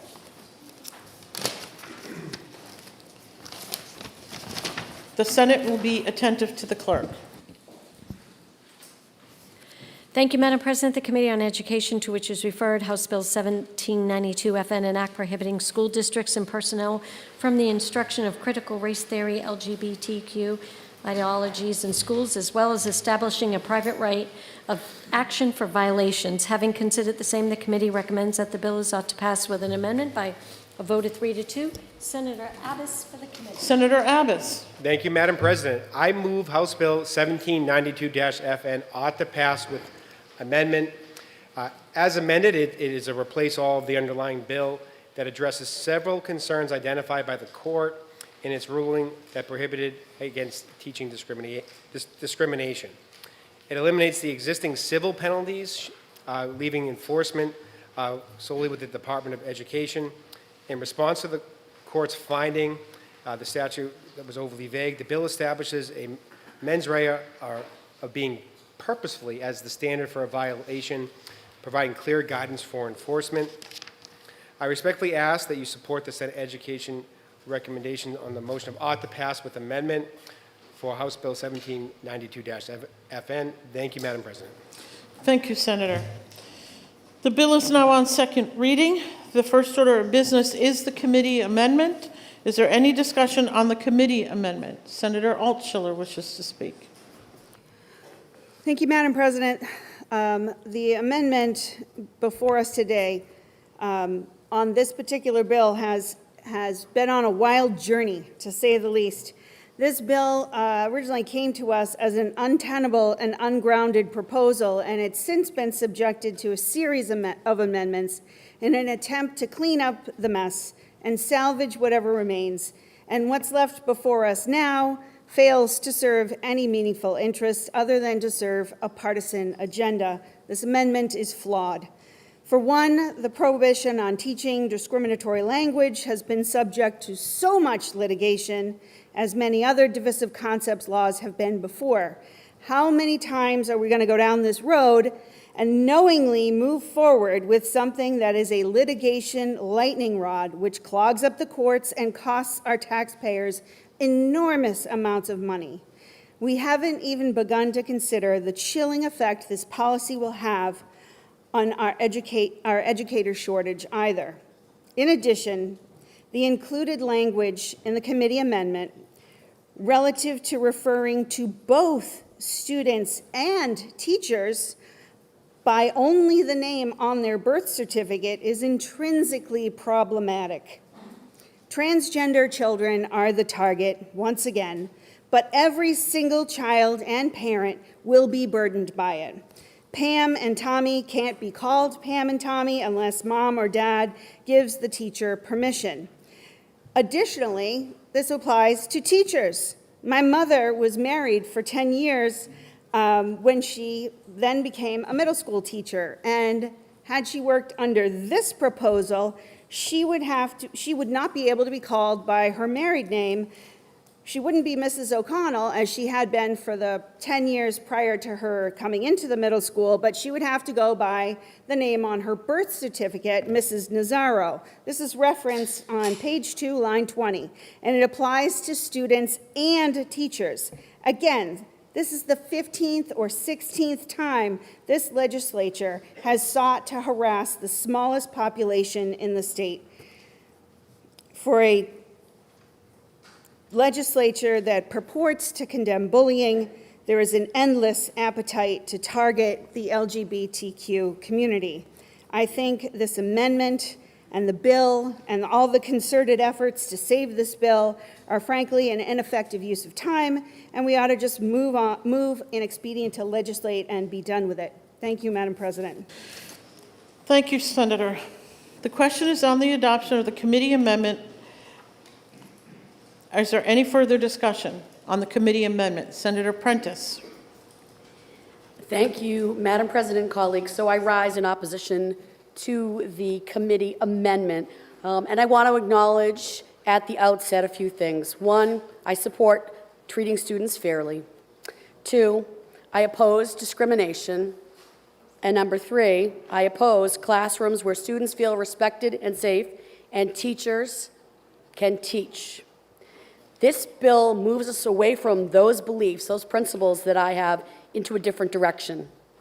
Instead, this inserts the legislature directly into the day-to-day classroom discussion, instructional judgment, and student-teacher interactions in ways that are vague, difficult to administer, and ultimately harmful to both educators and to students. This amendment attempts to soften earlier versions of the law by adding a purposeful mental state requirement. But even with that change, the bill still creates uncertainty for teachers trying to navigate complex classroom conversations. And when standards are unclear, what happens? Teachers pull back. Teachers avoid full, robust conversations. We should welcome these in the classroom. Teachers avoid history, teaching the full scale of history, civics, race, identity, and current events altogether because they fear complaints, investigations, and other disciplinary action. This is not a stronger education. This is reaching into the classroom to tip the scale. This is meddling in day-to-day business. And here we are, my opinion, doubling down on what we already know and the courts have said is bad policy. I'm also deeply concerned about the sections that involve a student's name and identity.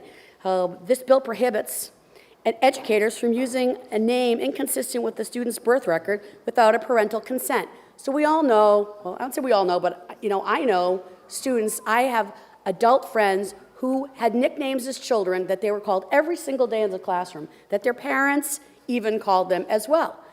But now a teacher would have to go to that parent and say, this is what we call your child, this is what you call your child, because it's not on the birth certificate. We can't call your child by that name that they're comfortable with. So I'd like us to examine that because I feel that that is, again, a place where this is flawed. Wherever one's views are on broader policy debates, schools deal every day with complicated family situations, vulnerable students, and sensitive mental health issues. This legislation imposes rigid statutory mandates into situations that often require careful professional judgment, counseling, support, and individualized care. And finally, I worry about what this bill does to our educators. This is not the first time that I have talked about what bills like this can do to educators, our public educators in the classroom. Here's what we know about our educators. Here's what we already have in place. We have licensing standards. We have local school boards. We have curriculum oversight. We have anti-bullying laws. We have anti-discrimination laws. And we have existing codes of professional conduct. Yet this bill suggests that teachers cannot be trusted to manage their day-to-day classroom conversations without us injecting ourselves once again into this area of policy. So members of the Senate, Public education works best when we support high-quality teaching, critical thinking, respectful discussion, and local educational leadership. For those reasons, I respectfully urge you to vote down this amendment. And thank you, colleagues, Madam President, for allowing me the opportunity to speak. Thank you, Senator. I've had a request for a 3-minute recess.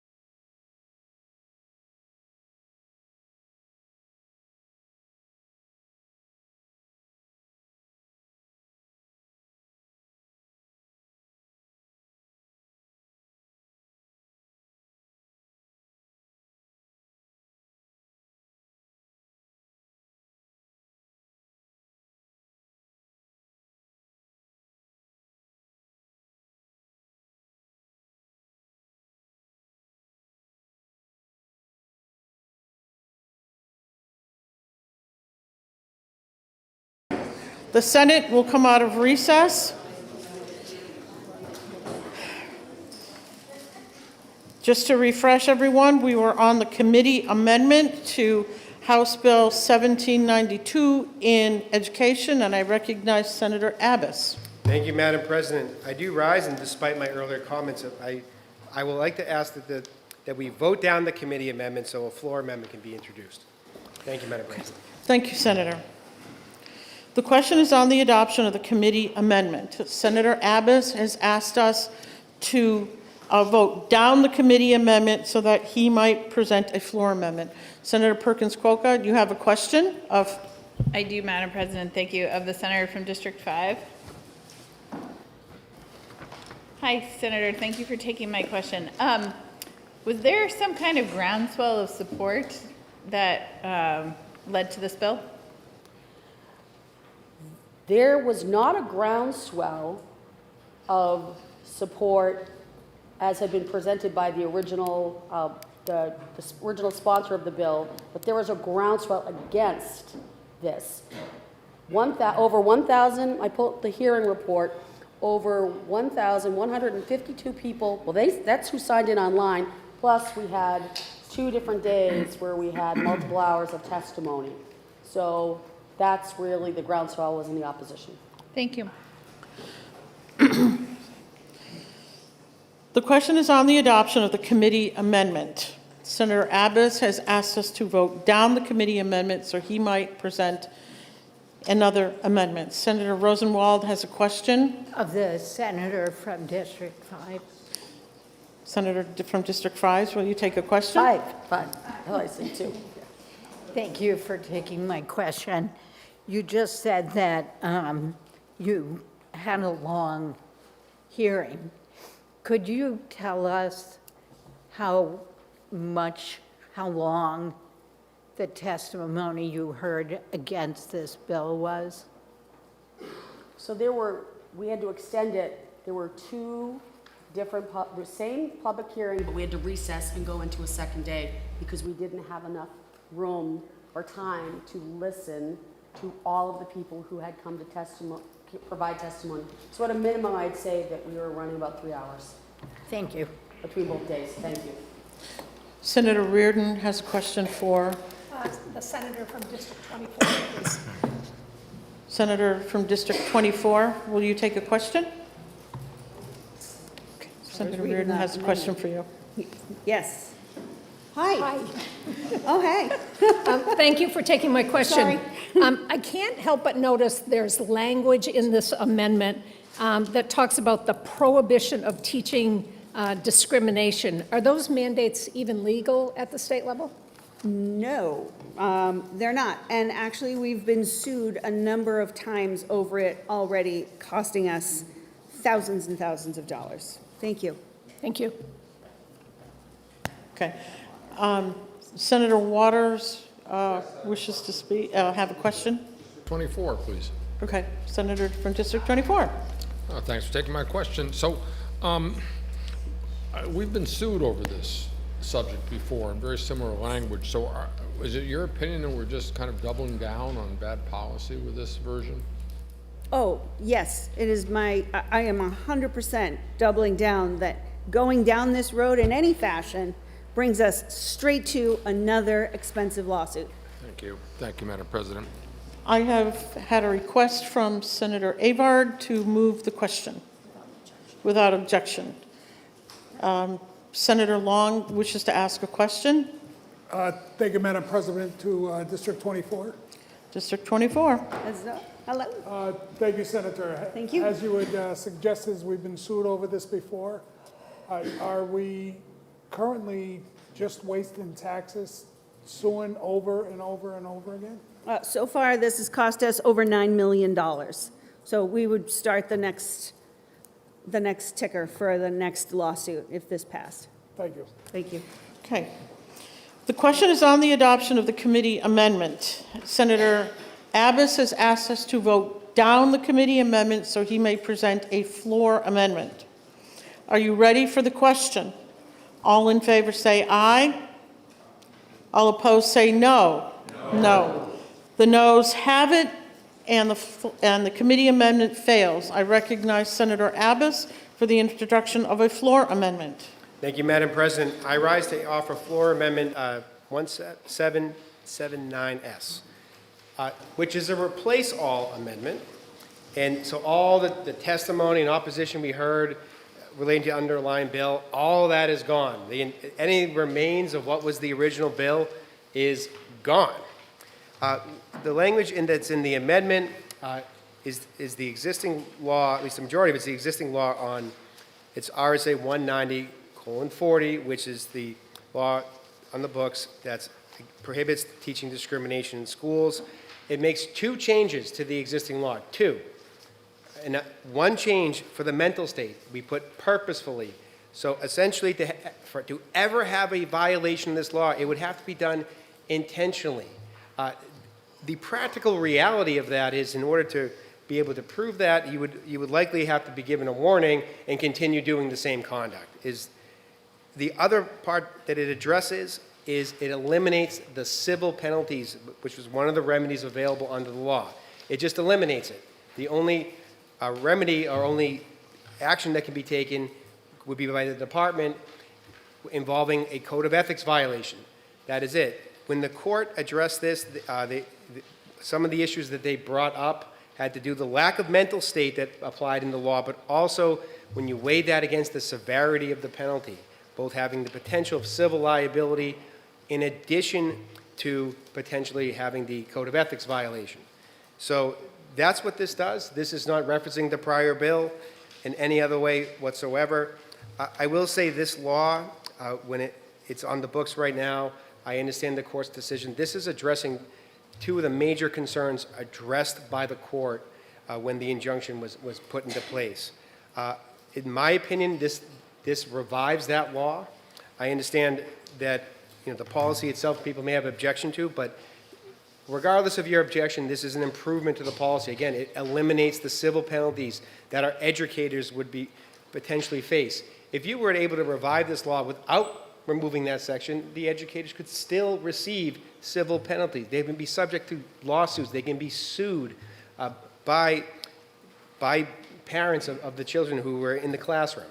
That is being removed from the law, completely stricken. So I think this is an improvement to the policy. I think it takes into consideration some of the points raised by the court. If you look at this policy, it was passed back as part of HB2 in 2021. I supported this policy when I was in the other chamber. I still support this policy because the subject matter that it covers, I don't believe has any business being taught to our children. I think the topics and subject matters are highly offensive, and I think in and of itself is discriminatory. And to say that anyone is inherently racist or someone is racist because of who they are or because of their race, that does not belong in the schools. And I do know back when we first passed this several years ago, that was a really, really big agenda that we were being confronted with. A lot of constituents were raising concerns. I'm really glad that a lot of that movement stopped because it's insulting. It's insulting to imply that about someone, to say that about someone. No one is bad because of who they are. No one has evil intentions because of just simply because of who they are, how they were born. That is wrong. This language is involving the subject matters is the language that is part of RSA 190:40. That's the existing language. Again, just striking the civil penalties. So please join me, support adopting the floor amendment 1779S. Thank you. Thank you, Senator. The question is on the adoption of floor amendment number 1779. Senator Altshuler would like to ask a question of The senator from District 22. I'm ready. All right, thank you very much. So in your amendment on line 30, page 1, lines 30 and 31, is the purposeful violation of this section shall be considered a violation of the educator code of conduct, and that would just apply that would justify disciplinary sanction by the State Board of Education.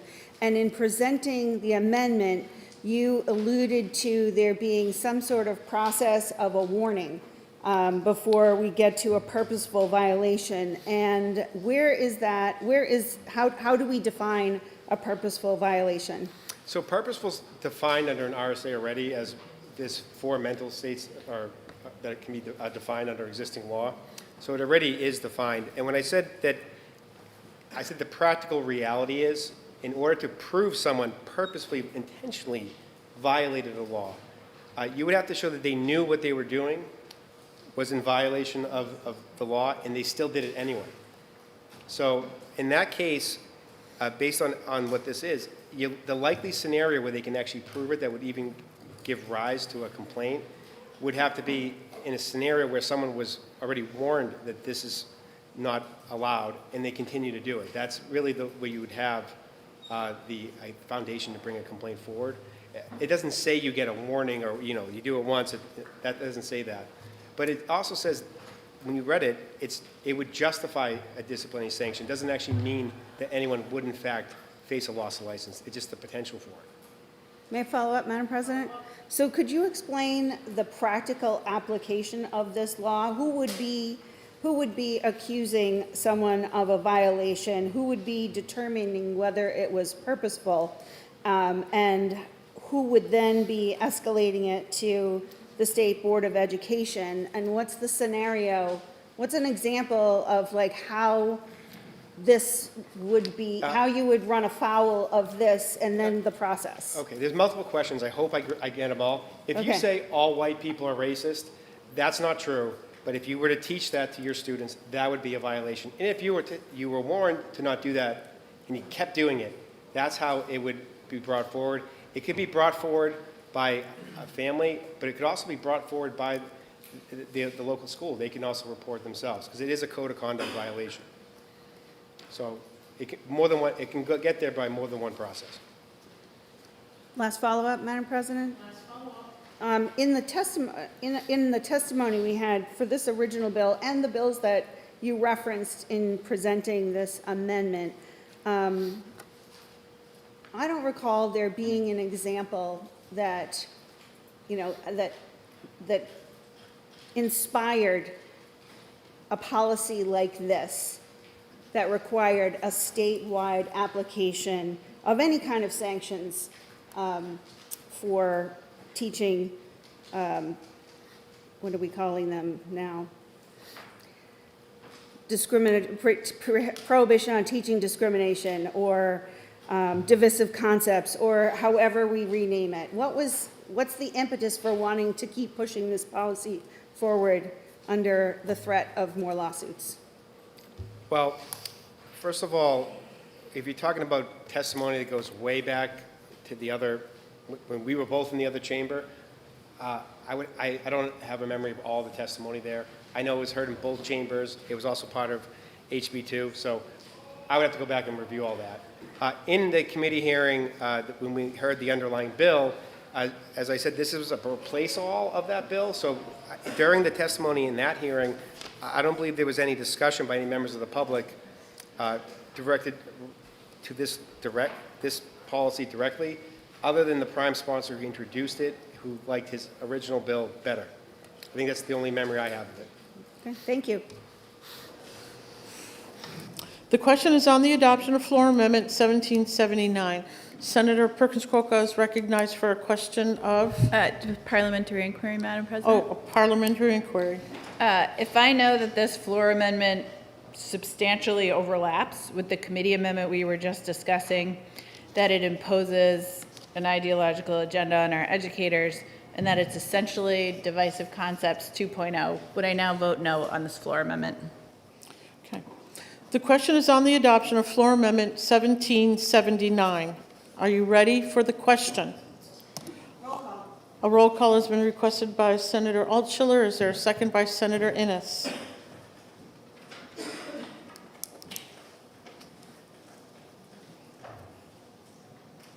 The clerk will call the roll. Senator Rochefort. Yes. Senator Lang. Yes. Senator McConkey.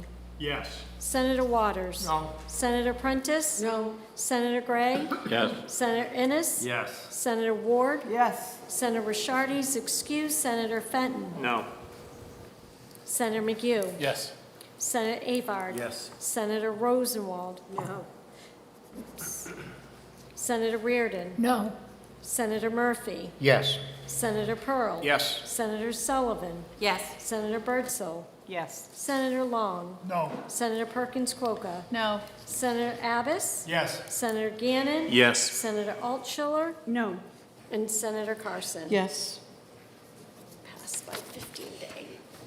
The ayes have it. The floor amendment is adopted. The bill is still on second reading and open for further discussion and amendment. Senator Lang?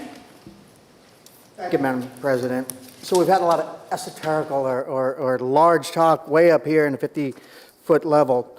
I want to talk about what the bill actually says and what the amendment we adopted actually says and what it means, right? So if you believe that no pupil, I'm going to do this even though I'm speaking not as similar to a parliamentary interaction, it's longer than 3 sentences.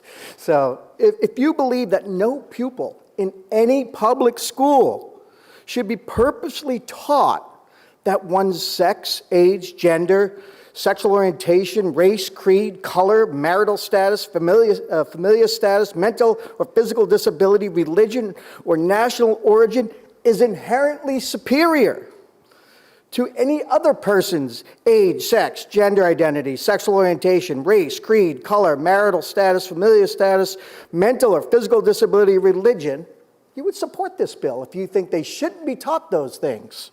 If you also think they shouldn't be taught that an individual, by virtue of his age, sex, gender identity, sexual orientation, race, creed, color, marital status, familial status, mental or physical disability, religion, or national origin, is inherently racist, sexist, or oppressive, whether conscious or unconsciously. If we think they shouldn't be taught that, you would support this bill. If you think that we should prohibit, so no pupil is taught, that an individual should be discriminated against or receive adverse treatment solely or partly based on their age, sex, gender identity, sexual orientation, race, creed, color, marital status, familial status, mental or physical disability, religion, or national origin, if you think they shouldn't have that happen, you would support this bill. And if you think that no pupil should be taught that one's age, sex, gender identity, sexual orientation, race, creed, color, marital status, familial status, mental or physical disability, religion, or national origin cannot and should not attempt to treat others without regard to their age, sexual orientation. Would I support this bill? The answer is yes. None of those things should be taught to our children in public school, period.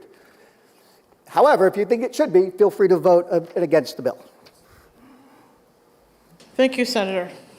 The question is on the adoption of ought to pass as amended on House Bill 1792. Senator Altschiller? Yes. Thank you. If I know that divisive concepts has been examined 9 ways to Sunday by the courts and has been rejected each and every time, and if I know when this topic first came up years ago, it was so unpopular it had to be jammed into a budget bill, and if I know that considering a so-called improvement to a flawed policy doesn't change the underlying flawed policy, would I vote no? Thank you, Madam President. Thank you, Senator. Senator Prentice? Speak? Yes. Briefly, thank you, Madam President. So I just want to speak in very practical, ground level, not broader terms here. The question is about purposefully and the use and the insertion of this word purposefully. Story I've told before, I'm going to tell it again because it's purposeful and for a reason. And whether I could be, as a teacher, complained against and potentially sanctioned. So, article in the Valley News about gender inequality in pay from a study that was done at the athletic department at Dartmouth. It was in the newspaper. This was a study that was done. It was discovered that there was inequality in the pay between genders. And so Dartmouth moved to fix that. If I took that newspaper into school and said, hey, let's use this as part of our discussion today, and talk about this, based on a real-life scenario, something had happened, whether I agreed with it or not, as part of the education of critical thinking, am I going to be sanctioned in some way because I brought it in that that's considered purposeful? I want people to consider that.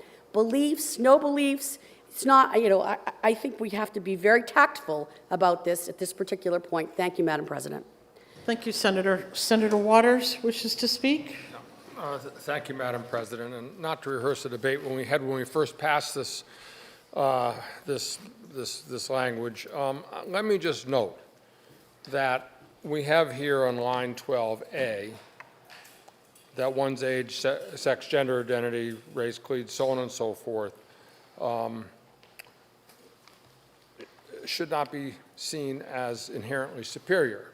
But let us note that the statute as written allows someone to teach that someone's age, sex, gender, sexual orientation, race, creed, color, marital status, familial status, mental or physical disability, etc., is inherently inferior. That can still be taught under the language here. Now, it says you can't, be expressed bias against them, in terms of a little bit further down, that shouldn't be discriminated against them, but you certainly are free to teach that they are inherently inferior if they belong to one of those groups. Thank you, Madam President. Thank you, Senator. Senator Abbas. Thank you, Madam President. I do rise, and I just want to answer my colleague's question from District 5. You can discuss it in the classroom. It expressly states this on line 27. Nothing in this section shall be construed to prohibit discussing as part of a larger course of academic instruction the historical existence of ideas and the subjects identified in the section. What the law says is that you can't say that someone is inherently racist because of their race. You can't say they are inherently sexist because of their sex. That's a fact. Because of their race, they are racist. That's what it prohibits from being taught. Not the theory behind, you can name any theory you want. You can teach that as part of a larger academic discussion. That can be done. It says it right here in the law. This is the existing law, by the way, but it says it in the floor amendment as well. Thank you. Thank you, Senator. The question is on the adoption of ought to pass as amended on House Bill 1792. Are you ready for the question? All in favor say aye. Aye. All opposed say no. No. The ayes have it. The motion is adopted, and the bill is ordered to third reading.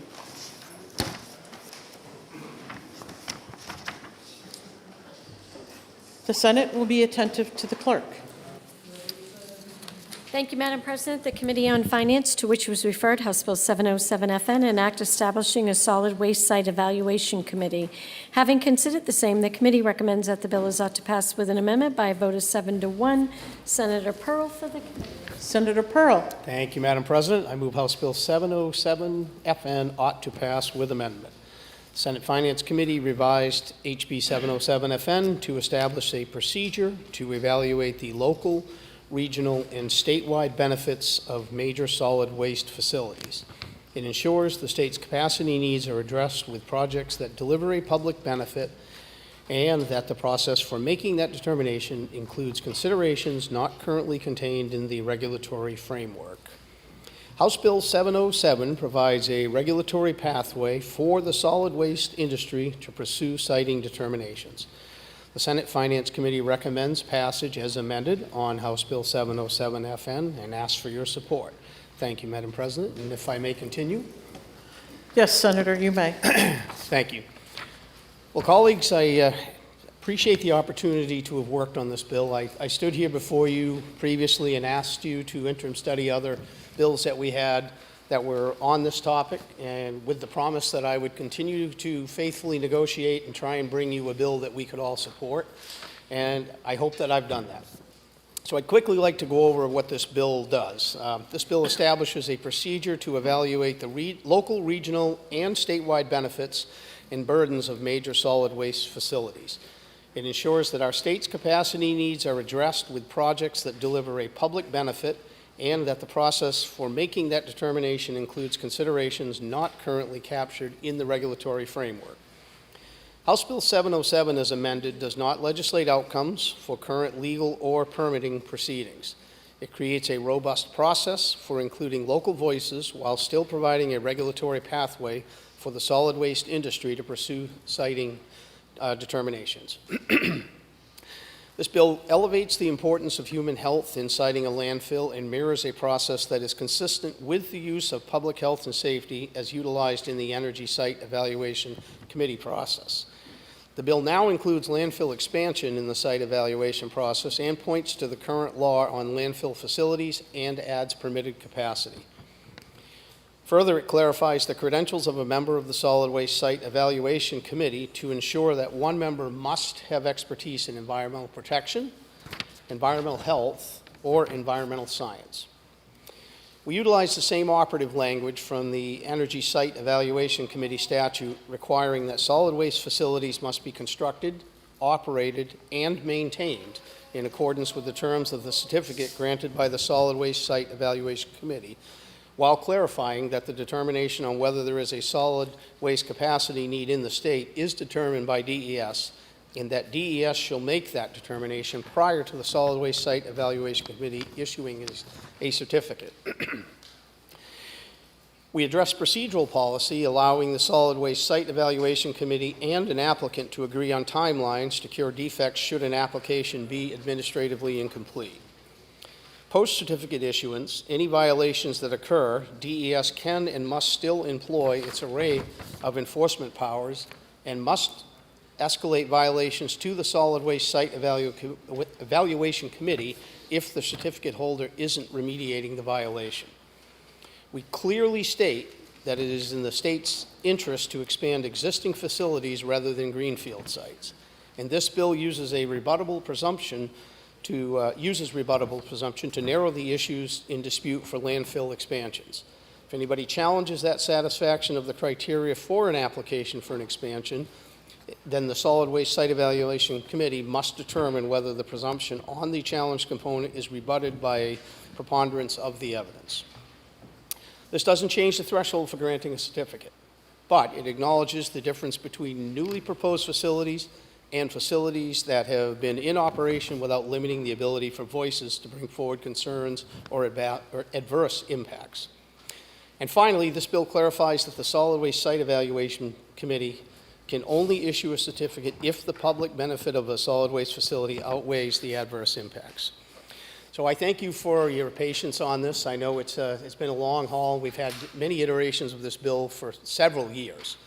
And I want to thank all the stakeholders that worked with me on this. We've had long discussions, and I'm hopeful that you can support the bill that we brought forward today. So thank you, Madam President.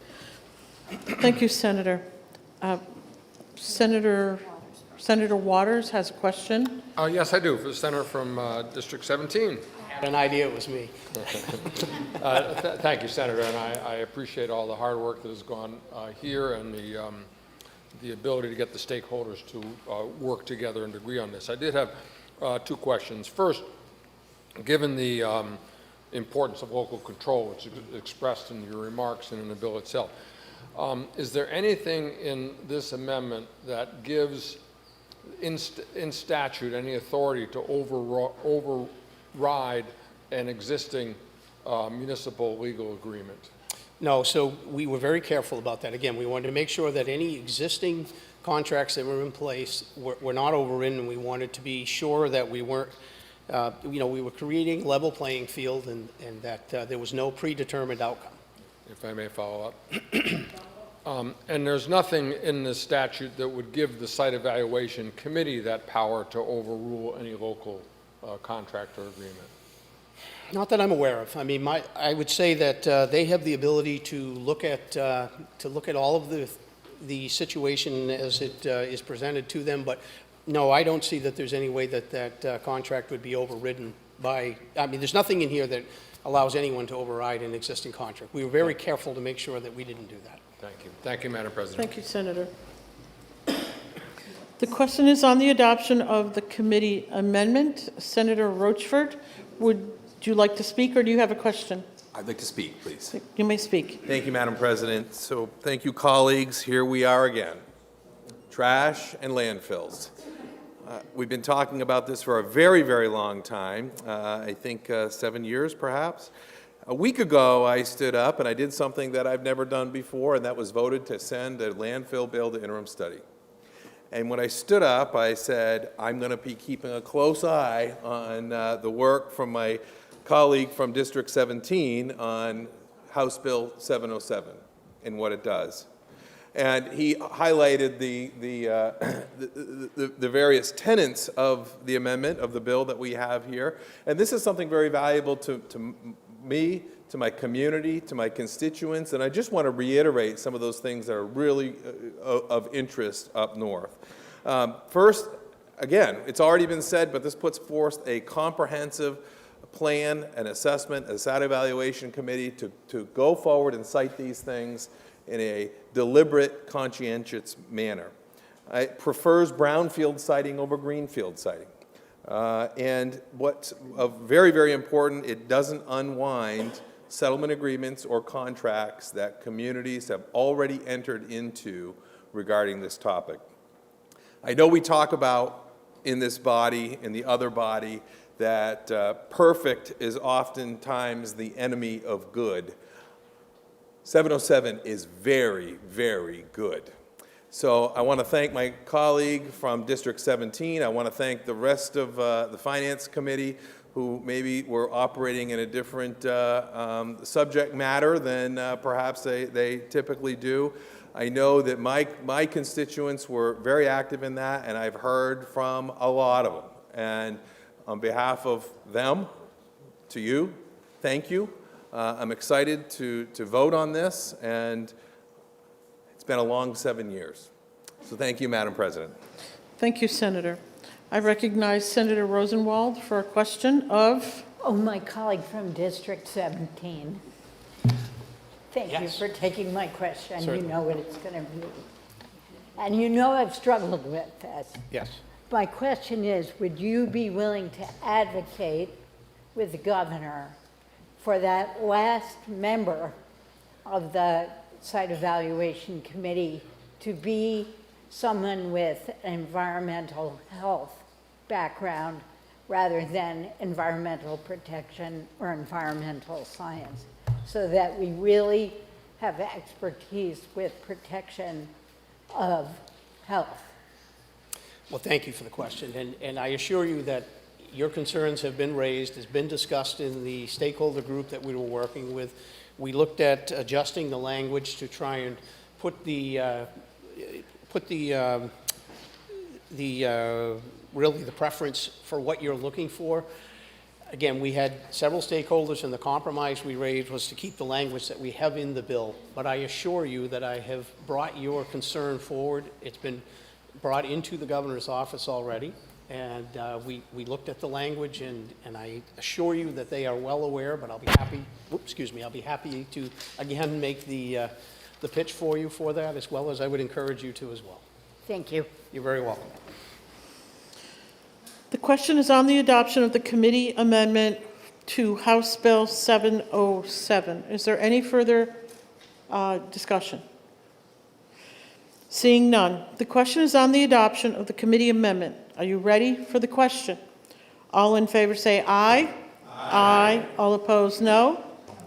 The ayes have it, and the committee amendment is adopted. The bill is on second reading. Is there any further discussion or amendment? Seeing none, the question is on the adoption of ought to pass on as amended on House Bill 707. Are you ready for the question? All in favor say aye. Aye. All opposed say no. The ayes have it. The motion of ought to pass as amended is adopted, and the bill is ordered to third reading. The Senate will be attentive to the clerk. Thank you, Madam President. The Committee on Finance, to which was referred House Bill 1064 FN, an act relative to liability of governmental units. Having considered the same, the committee recommends that the bill is ought to pass by a vote of 5-3. Senator Gray for the committee. Senator Gray. Move to table. The motion to lay on the table is non-debatable, but we do have 2 PIs here, so I will recognize Senator Altshuler for a PI. Thank you, Madam President. If I know that currently individuals facing catastrophic injuries off of the primary premises of a municipality or political subdivision have significant difficulty in bringing their claims to court, and if I know that these catastrophic injuries can cost families unimaginable amounts of money that all the GoFundMes and spaghetti suppers will never make up for, and finally, if I know that this proposal would have brought us a step closer to enabling those claims and appropriate recovery, when I now vote against the motion to table. Thank you, Madam President. Thank you, Senator. I recognize Senator Birdsall for a PI. Thank you, Madam President. If I know that right now a prisoner who gets injured in one of our prisons has more right to sue than a student in our public schools, and if I know that our local businesses are subject to this liability that our schools currently avoid, and if I know that kids in New Hampshire schools deserve to recover damages if their lives are ruined by the negligent acts of school employees, would I now vote no on the tabling motion? Thank you, Madam President. Thank you, Senator. We have a motion to lay House Bill 1064 on the table. Are you ready for the question? All in favor of the motion say aye. Aye. All opposed, no? No. The ayes have it. The motion has been adopted. The Senate will be attentive to the clerk.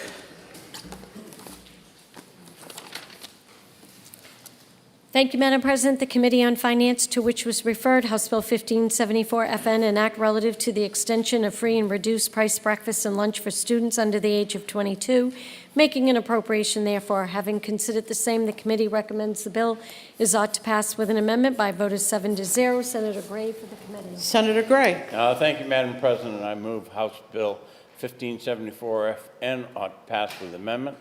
This bill authorizes school boards to extend free and reduced meal programs eligibility for students with individual education programs, IEPs, that are already age 21 while still attending school until age 22. It directs the state to reimburse the school boards from the general fund for free and reduced price meals for such eligible students. The Senate Finance Committee amended House Bill 1574 to include an appropriation to the Department of Health and Human Services for the purposes of supporting administrative cost impacts resulting from federal legislation, cost-sharing changes to the Supplemental Nutrition Assistance Program, SNAP. SNAP funding is essential. The Senate Finance Committee recommends passage of House Bill 1574 FN as amended and asks for your support. Thank you, Madam President. Thank you, Senator. The bill is now on second reading. The first order of business is the committee amendment. Is there any discussion on the committee amendment? Seeing none, the question is on the adoption of the committee amendment. Are you ready for the question? All in favor say aye. Aye. All opposed say no. The ayes have it, and the committee amendment is adopted. The bill is on second reading. Is there any further discussion or amendment? Seeing none, the question is on the adoption of ought to pass as amended on House Bill 1574. Are you ready for the question? All in favor say aye. Aye. All opposed, no. The ayes have it. The motion of ought to pass as amended is adopted, and the bill is ordered to third reading. The Senate will be attentive to the clerk. Thank you, Madam President. The Committee on Finance, to which was referred House Bill 1718 FN, an act relative to authorizing energy storage in connection with net metering. Having considered the same, the committee recommends the bill is ought to pass with an amendment by a vote of 7-0. Senator Pearl for the committee. Thank you, Mr. President. I move House Bill 1718 FN ought to pass with amendment. This bill affirms energy storage may be added to a net metered distributed generation facility, and that energy discharged from storage may be compensated under net metering rules. The committee amended the effective date to January 1 of 2027. The Senate Finance Committee recommends passage as amended on HB 1718 FN and asks for your support. Thank you, Mr. President. Thank you, Senator Pearl. The bill is now on second reading. The first order of business is the committee amendment. Is there further discussion on the committee amendment? Seeing none. Ready for the question? All in favor say aye. Aye. All opposed? The ayes have it, and the amendment is adopted. The bill is on second reading. Is there any further discussion on the bill as amended? Seeing none. Are you ready for the question? All in favor say aye. Aye. All opposed say no. The ayes have it. The bill is ordered to third reading. The Senate will be attentive to the clerk. Hold on. Thank you, Mr. President. The Committee on Finance, to which was referred, House Bill 1723, an act requiring utilities and electric grid operators to assess and report the vulnerability of high-voltage transformers to geomagnetic and electromagnetic disturbances, and to recommend mitigation measures to protect the state electric infrastructure. Having considered the same, the committee recommends that the bill is referred to interim study by a vote of 7-0. Senator Pearl for the committee. Senator Pearl. Thank you, Mr. President. I move House Bill 1723 be referred to interim study. The bill sought to direct the Department of Energy to investigate the vulnerability of electric transmission transformers and other system components to geomagnetic and electromagnetic disturbances, and to report its findings and recommendations. As HB 1723 would authorize the department to fund the cost of the investigation through a special assessment on electric utilities, thus passing the not-to-exceed cost of $350,000 on to ratepayers. The Senate Finance Committee recommends interim study on 1723 and asks for your support. Colleagues, I'm going to ask you to vote down the interim study because my colleague from District 4 has an amendment which I believe will improve the bill. Thank you, Mr. President. Thank you, Senator Pearl. Is there any further discussion on the motion for interim study? Seeing none. All in favor say aye. All opposed say no. No. The motion is defeated. Is there any further amendment? Recognize Senator Waters. I move ought to pass. Pass, and I believe you have an amendment? Yes, I do. Thank you, Mr. President. I'd like to introduce floor amendment 1811S. We heard the concern that arose from finance about the costs of this study being passed on to ratepayers. So what the amendment does, as you'll see on page 2, is that it has eliminated that this is a recoverable cost to ratepayers, and says on lines 6 to 10 that the department will have to include funding for this work in the next biennial budget. And then also you see down at the bottom the effective date, September 1st, 2027, and the feeling was that that gives them appropriate time to put out an RFP if the money is then included in the budget. Thank you, Mr. President.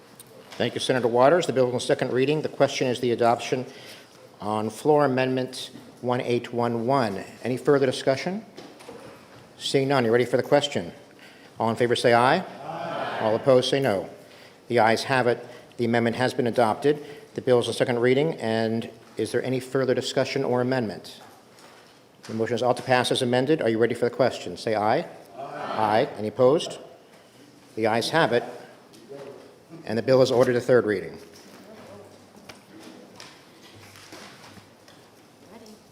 Transportation. The Senate will be attentive to the clerk. Thank you, Mr. President. The Committee on Transportation, to which was referred, House Bill 113, an act relative to OHRV operation on certain highways with the town of Windsor. Having considered the same, the committee recommends that the bill be referred to interim study by a vote of 5-0. Senator McConkey for the committee. Senator McConkey. Thank you, Mr. President. I move that House Bill 113 be referred to interim study. The bill would allow the town of Windsor, through public hearing process, with the approval of the state, to determine whether OHRBs could operate on a short section of Windsor Road that is owned by the state. The bill would not automatically open the road to OHRB use. Any change still require approval of Department of Transportation and the Bureaus of Trails, along with appropriate signage and safety measures. During testimony before the committee, we heard concerns regarding public safety, enforcement challenges, noise, potential road damage. While the committee felt there were still unanswered questions, I now understand the fair senator from District 8 has worked out all those questions with the stakeholders, and for all those reasons, I respectfully ask the Senate body to vote down the committee recommendation so another motion can be brought forward. Thank you, Mr. Senator McConkey, the motion is to refer to interim study. Senator Ward, would like to be recognized now? Thank you, Madam. Sir President. Sir President, I rise in opposition to the committee's recommendation of referring to interim study on House Bill 113. Current law prohibits the use of OHRVs on most state roads, but the statute includes exceptions for the towns of Pittsburgh, Clarksville, Stewartstown, Berlin, North Stratford, and Henniker. Windsor is a very small town and has allowed OHRVs on town-owned roads for the past 12 years. However, the state road known as Windsor Road, which runs north-south through town, breaks up an extensive OHRV trails.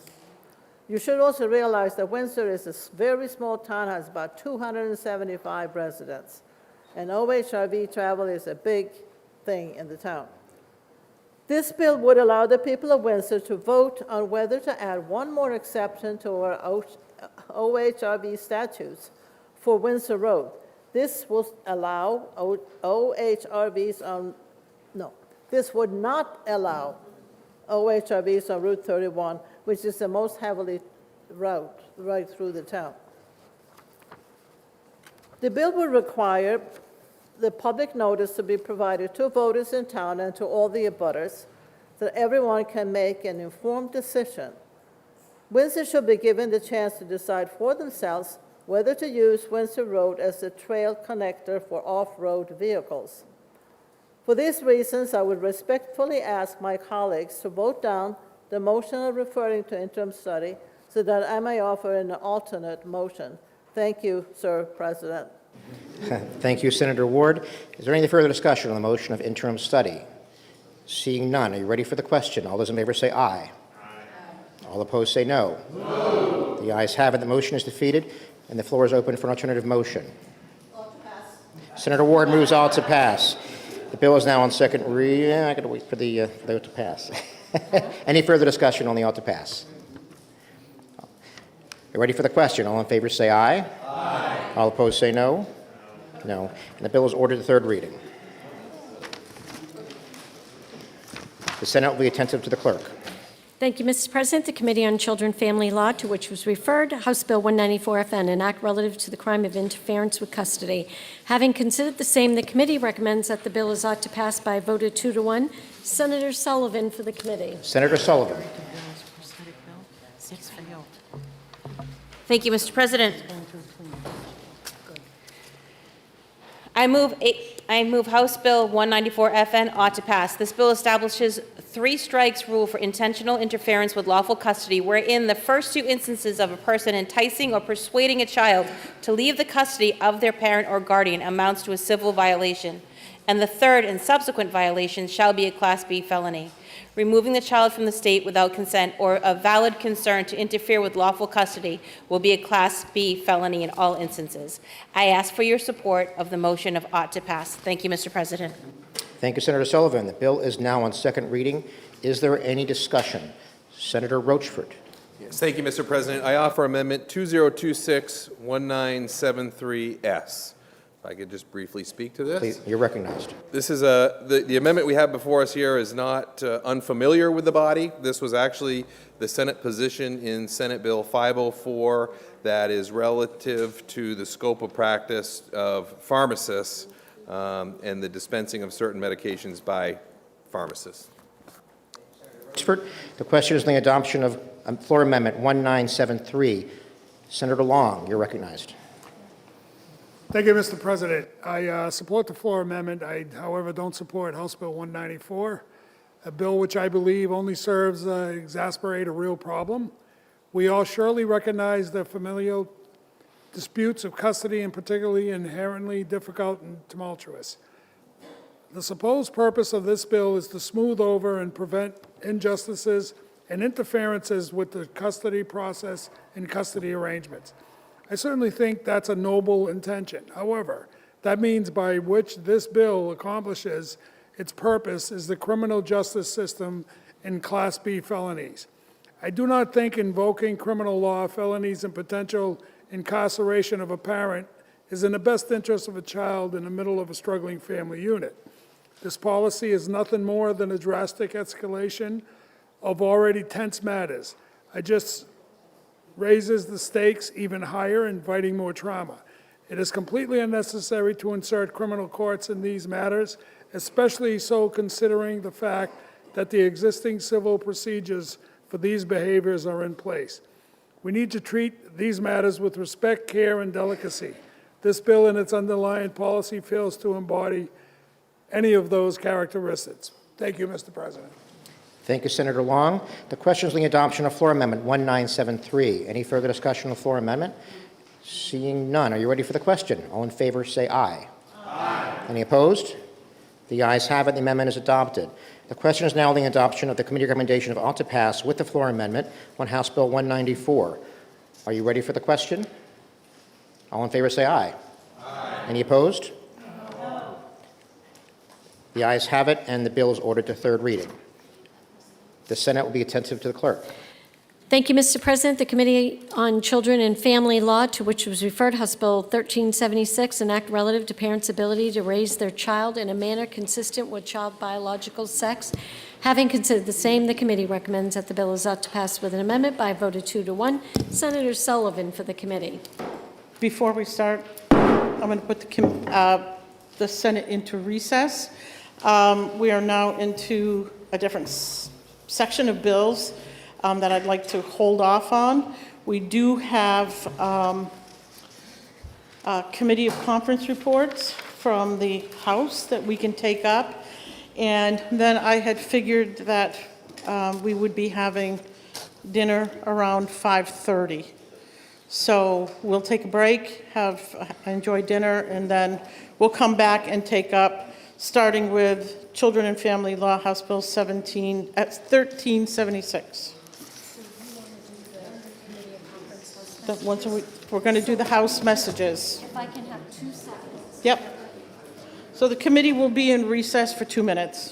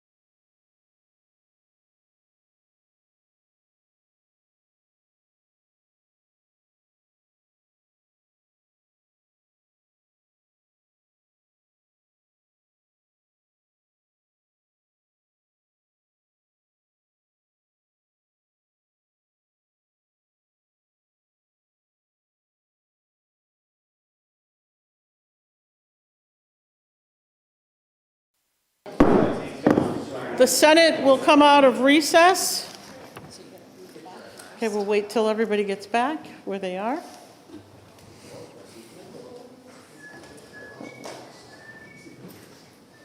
I thought I saw Senator McConkey. We're missing Senator Reardon and up there's Senator Arod. Okay, yep, there we are. Without objection, the clerk shall read the first complete House message, and thereafter only the title of each bill shall be read, and the clerk is instructed to enter all House messages into the Senate Journal. Ready to go? Yep, the Senate will be attentive to the clerk. Thank you, Madam President. The House of Representatives concurs with the Senate in the passage of the following entitled bill with an amendment, in the passage of which amendment the House asks the concurrence of the Senate. Senate Bill 56, relative to consolidating the New Hampshire Health Education Facilities Authority within the Business Finance Authority and establishing a surplus land revitalization program. Okay. Senator Pearl moves that the Senate concur with the House amendment on Senate Bill 56. Is there any discussion? All in favor say aye. Aye. All opposed, no. The ayes have it. The Senate concurs with the House. The Senate will be attentive to the clerk. Thank you, Madam President. Senate Bill 415, relative to certain exemption and interest in condominium units and abbreviated registrations. Senator Innes moves that the Senate concur with the House amendment on Senate Bill 415. Is there any discussion? All in favor say aye. Aye. All opposed, no. The ayes have it. The Senate concurs with the House. The Senate will be attentive to the clerk. Thank you, Madam President. Senate Bill 423, reestablishing the Commission to study the incidence of post-traumatic stress disorder in first responders. Senator Pearl moves that the Senate concur with the House amendment on Senate Bill 423. Is there any discussion? All in favor say aye. Aye. All opposed, no. The ayes have it. The Senate concurs with the House. The Senate will be attentive to the clerk. Thank you, Madam President. Senate Bill 445, relative to adjudicative proceedings where there is a council or board with jurisdiction. Senator Avard moves that the Senate concur with the House amendment on Senate Bill 445. Is there any discussion? All in favor say aye. Aye. All opposed, no. The ayes have it, and the Senate concurs with the House. The Senate will be attentive to the clerk. Thank you, Madam President. Senate Bill 486, relative to Administrative Procedure Act. Senator Pearl moves that the Senate concur with the House amendment on Senate Bill 486. Is there any discussion? All in favor say aye. Aye. All opposed, no. The ayes have it, and the Senate concurs with the House. The Senate will be attentive to the clerk. Thank you, Madam President. Senate Bill 490, establishing a task force to assess the development of housing at Great Bay Community College and authorizing the college the right use vacant property for the purpose of developing housing.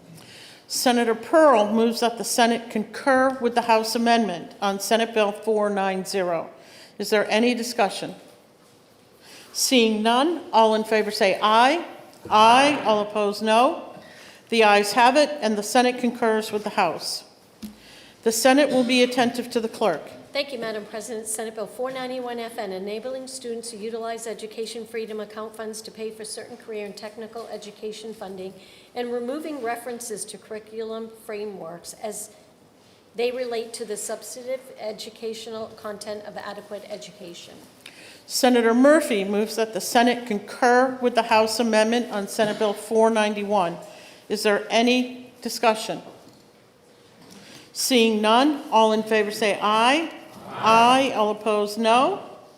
The ayes have it. The Senate concurs with the House. The Senate will be attentive to the clerk. Thank you, Madam President. Senate Bill 523FN, establishing a committee to study the implementation of residential builder registration system. Senator Innes moves that the Senate concur with the House amendment on Senate Bill 523. Is there any discussion? Seeing none, all in favor say aye. Aye. All opposed, no. The ayes have it, and the Senate concurs with the House. The Senate will be attentive to the clerk. Thank you, Madam President. Senate Bill 531FN, establishing a task force to study the feasibility of creation of cosmetology-related program in Coos County and requiring the reporting of student meal debt by school districts and public chartered schools to the Department of Education. Senator Ward moves that the Senate concur with the House amendment on Senate Bill 531. Is there any discussion?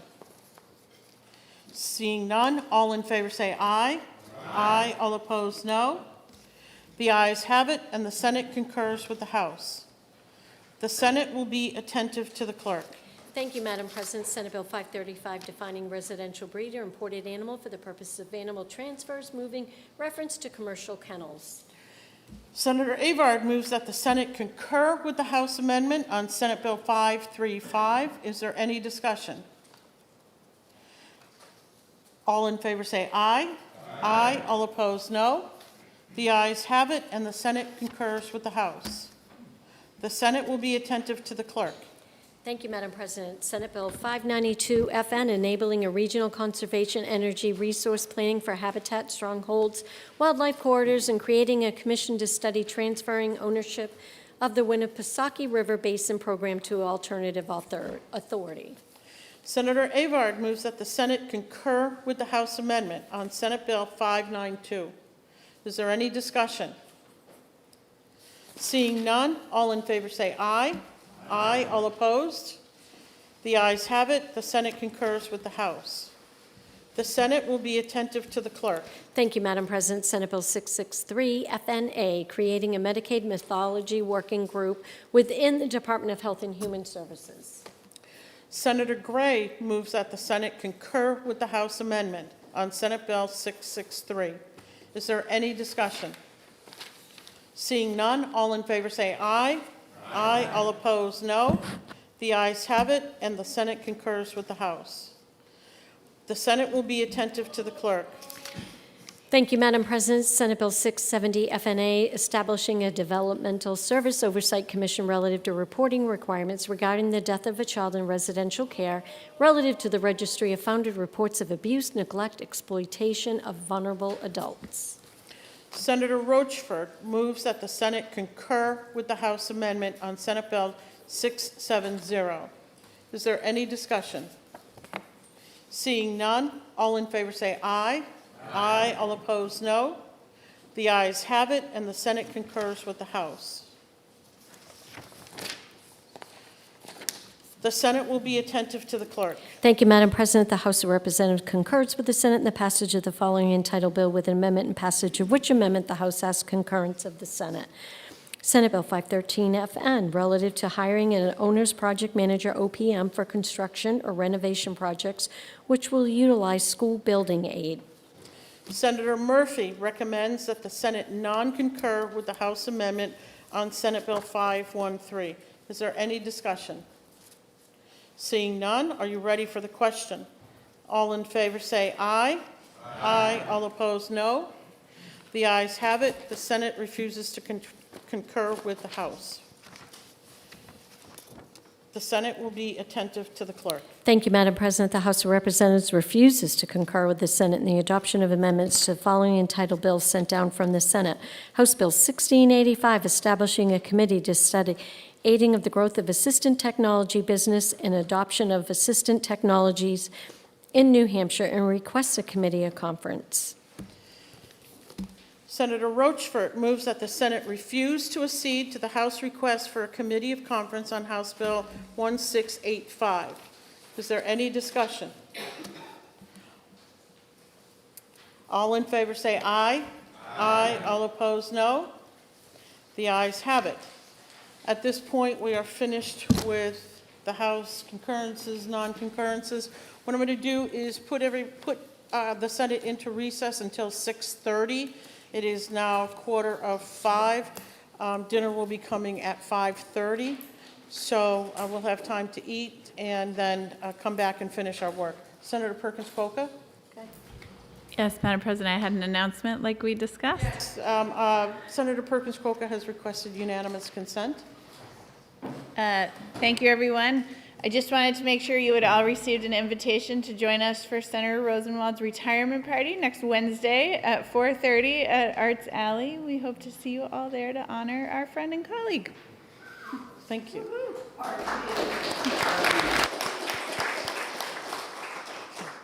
The Senate will be in recess until 6.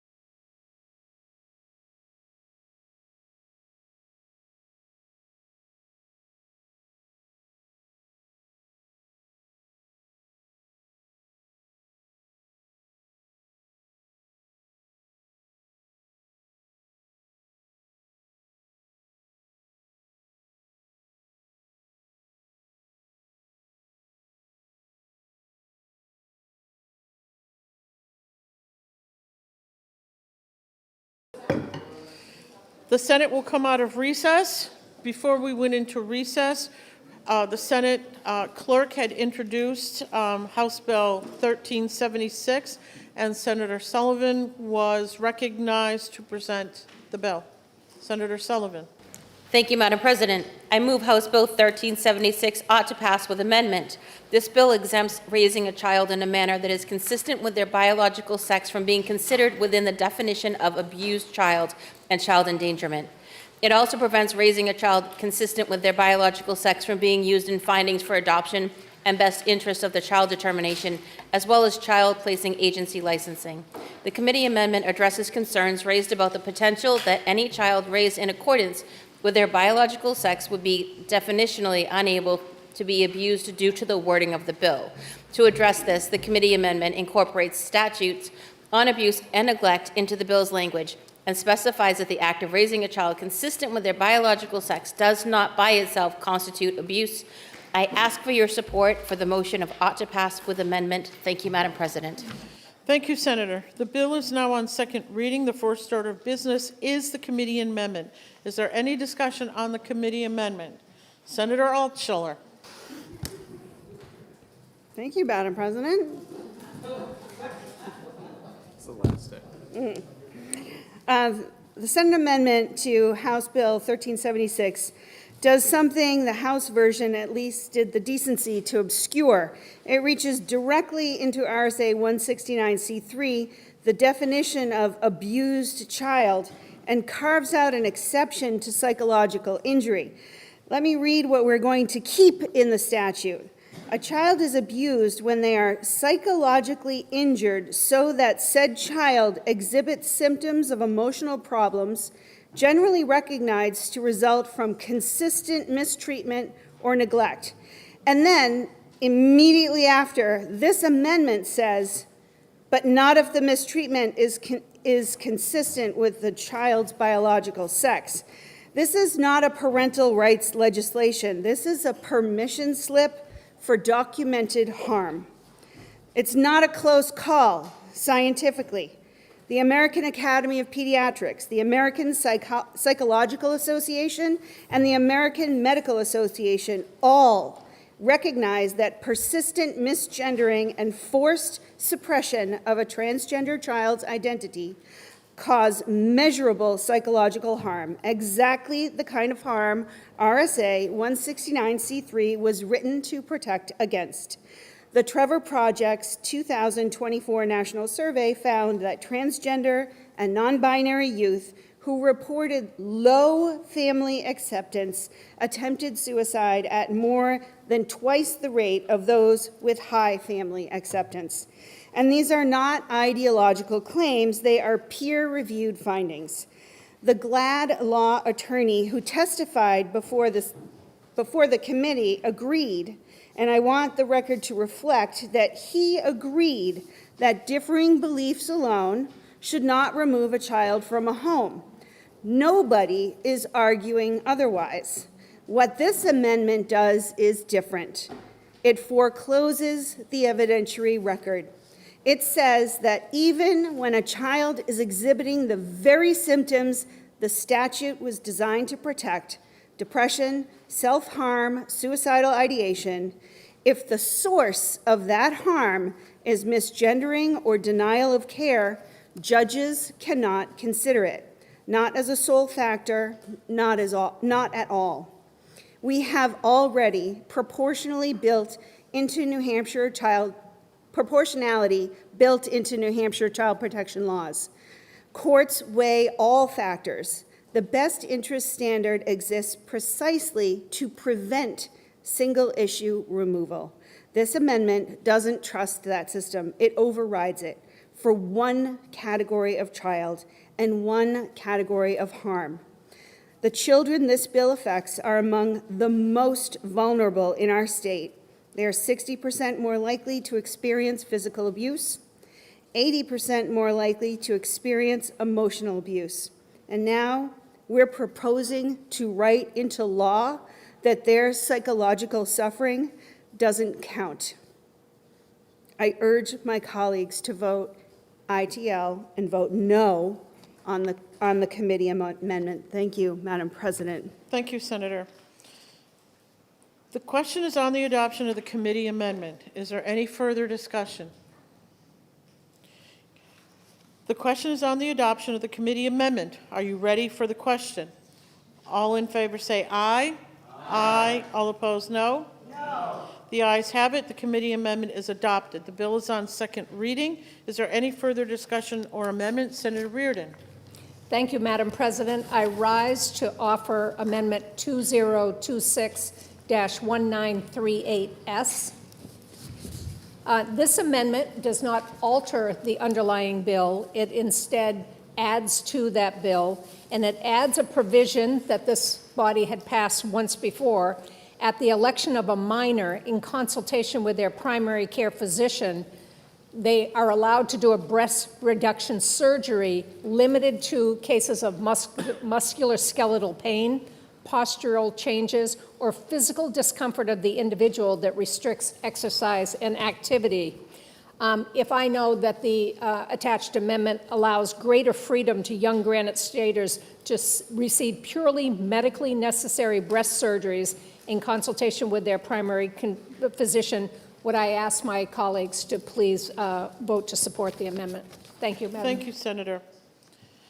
The question is on the adoption of floor amendment number 1938. Is there any discussion? Okay. Seeing none, the question is on the adoption of floor amendment number 1938. Are you ready for the question? All in favor say aye. Aye. All opposed, no. The ayes have it. The floor amendment is adopted. The bill is still on second reading and open for further discussion and amendment. Seeing none, the question is on the adoption of ought to pass as amended on House Bill 1376. Are you ready for the question? All in favor say aye. Aye. All opposed say no. The ayes have it. The motion is adopted and the bill is ordered to third reading. The Senate will be attentive to the clerk. Thank you, Madam President. The Committee on Children and Family Law, to which was referred House Bill 1565-FN, an act relative to the penalty for false reports of suspected abuse, neglect, made the Division for Children, Youth, and Families. Having considered the same, the committee recommends that the bill is ought to pass by a vote of 3-0. Senator Sullivan for the committee. Senator Sullivan. Thank you, Madam President. I move House Bill 1565-FN ought to pass. This bill makes it a misdemeanor offense to knowingly provide false information of suspected child abuse or neglect or cause another person to do so. It also adds that reports may include the name, address, or phone number of the person or persons making the report. Professional mandatory reporters who knowingly fail to make a report of suspected abuse or neglect are not given immunity by HB 1565-FN. I ask for your support for the motion of ought to pass. Thank you, Madam President. Thank you, Senator. The bill is now on second reading. Is there any discussion? Senator Abbas wishes to present a floor amendment.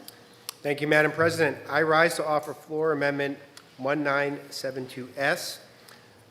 And essentially, that is similar to what SB 513 and SB 543. We passed both of those bills in this chamber 2 times last year, and we passed them this year.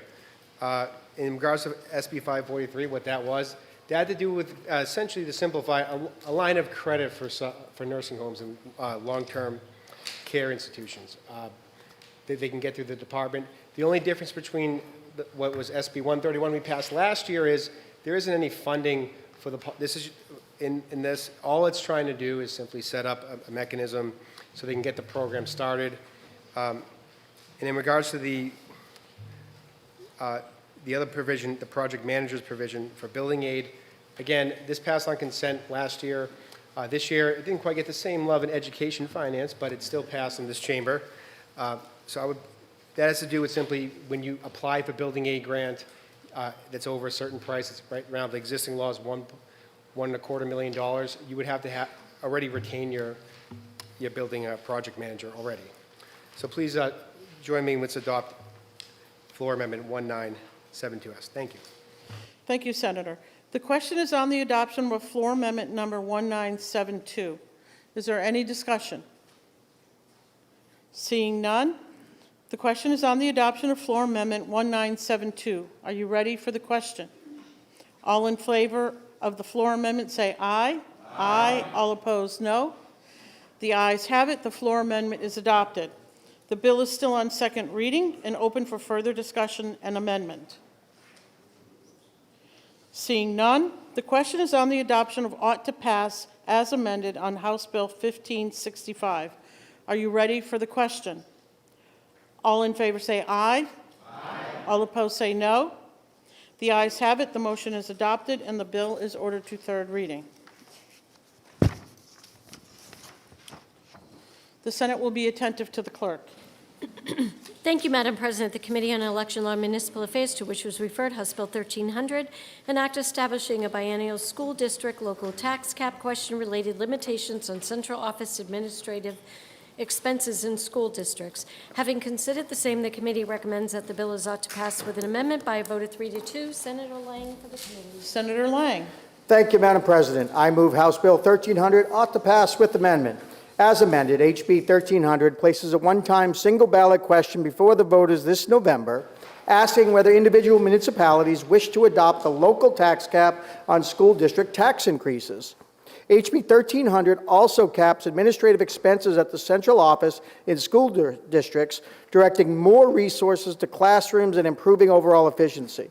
The majority of the committee believes that this would empower local communities, protect homeowners from unsustainable property tax increases, and ensure strong support for education through smarter spending. For this reason, the Election Law and Municipal Affairs Committee recommends House Bill 1300 ought to pass with amendment. Thank you, Madam President. Thank you, Senator. The bill is now on second reading. The first order of business is the committee amendment. Is there any discussion on the committee amendment? Okay. Seeing none, the question is on the adoption of the committee amendment. Are you ready for the question? All in favor say aye. Aye. Aye. All opposed, no. No. The ayes have it, and the committee amendment is adopted. The bill is on second reading. Is there any further discussion or amendment? Senator Gray. I move Amendment 1876S, and I'd like to speak to my motion. You may. And when we tried to do this bill, we forgot a couple of words in there that we left in there when we changed it from every biennium voting on this to just one time. And that is in Section 1, Roman 5, A and B. It takes out the words and apply for the ensuing 2 fiscal years. That's what the amendment does. Please support. Thank you, Senator. The question is on the adoption of floor amendment number 1876. Is there any discussion? Okay. Seeing none, the question is on the adoption of floor amendment 1876. Are you ready for the question? All in favor of the floor amendment say aye. Aye. Aye. All opposed, no. No. The ayes have it. The floor amendment is adopted. The bill is still on second reading and open for further discussion and amendment. Senator Perkins Coker. Thank you, Madam President. I rise to speak in opposition to HB 1300 and to offer some fair warning to my colleagues on this bill. Like anyone else, I am sympathetic to the cause of controlling costs, which is exactly what this bill claims to do. The problem is, we've been here before, and we know that this particular policy of tax caps fails to do that. If anything, municipal costs are likely to increase from this bill as towns and cities attempt to create new ballots for this question. Inevitably, a hard and fast budget cap forces cuts across the board. Gas is pretty expensive right now. How about I impose a gas cap on myself? I think we all know I'd either have to stop driving and working, which isn't an option, or inevitably I'll have to override the cap and spend more money in the process just to keep myself going. Towns, students, and teachers are put in this exact same scenario when we force these policies. They are subject to the cap. They either have to make cuts or they have to debate to override the cap out of necessity, costing further time and resources. I'd be remiss not to point out that towns already have the ability to impose these tax caps if they wish, or any other budgetary controls. Why do we need Concord to force everyone to have that conversation? This sounds like big government to me and sounds like a policy that doesn't actually solve the problem, but really just scores some superficial points and acts as a bone to throw to say you did something. I urge the body to consider more meaningful cost more meaningful measures to save costs for families and taxpayers, like working on housing, utility bills, groceries, and higher education costs, to reject this policy. Thank you, Madam President. Thank you, Senator. The question is the adoption of ought to pass as amended on House Bill 1300. Senator Sullivan, you wish to speak or you have a question? Question, please, Madam Please, President. yes. Of my colleague in District 2.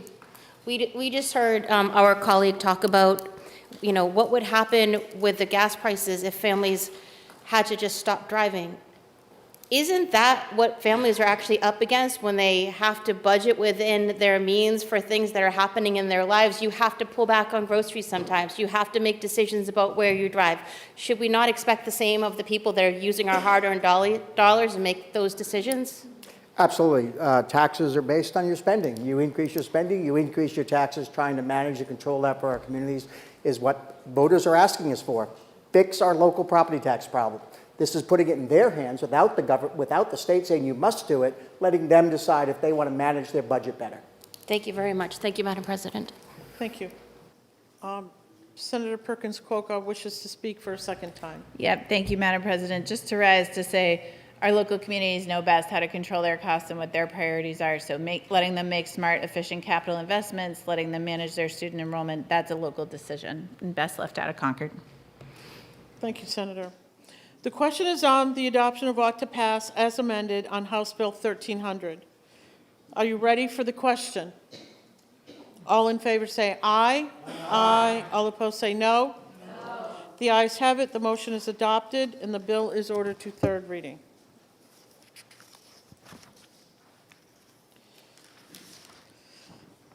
The Senate will be attentive to the clerk.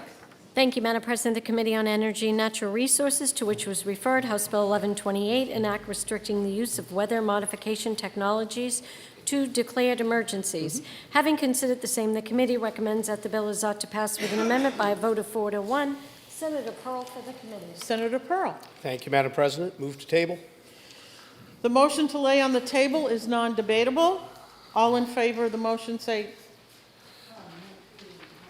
Senator Rosenwald has parliamentary inquiry. Thank you, Madam President.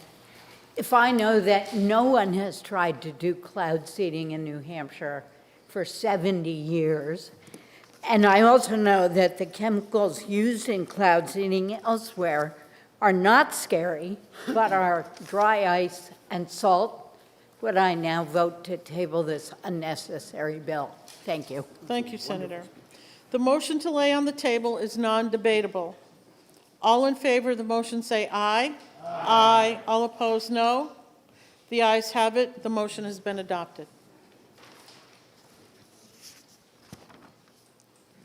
The Senate will be attentive to the clerk. Thank you, Madam President. The Committee on Energy and Natural Resources, to which was referred, House Bill 1738 FN, an act relative to ratepayer benefits from Regional Greenhouse Gas Initiative. Having considered the same, the committee recommends that the bill is ought to pass with an amendment by a vote of 3 to 1. Senator Avard for the committee. Senator Avard. Thank you, Madam President. I move ought to pass on HB 1738. We do have a committee amendment that I'm going to ask you folks to vote down so that my esteemed colleague from District 4 may offer a new and improved amendment. This is a very important bill for all our ratepayers, and we made sure that we got it right. And so I would ask the members to vote down the committee amendment so that we can move forward with another amendment. Okay, thank you very much, Senator. The bill is now on second reading. The first order of business is the committee amendment. Is there any discussion on the committee amendment? Remember, Senator Avard has asked us to vote down the committee amendment so another amendment can be brought forward. Okay, the question is on the adoption of the committee amendment. Are you ready for the question? All in favor say aye. All opposed, no. No. The noes have it and the committee amendment fails. The bill is on second reading. Is there any further discussion or amendment? I recognize Senator Waters for a floor amendment. Thank you, Madam President. I introduce floor amendment 1931S. No. And I'm sorry. I'll speak to it. Yes. So what this bill, this amendment does, colleagues, is that it introduces the cost containment allowances in addition to the budget schedule that the Commissioner of DES wanted to update to the most recent numbers, and that's what the first part of this amendment is.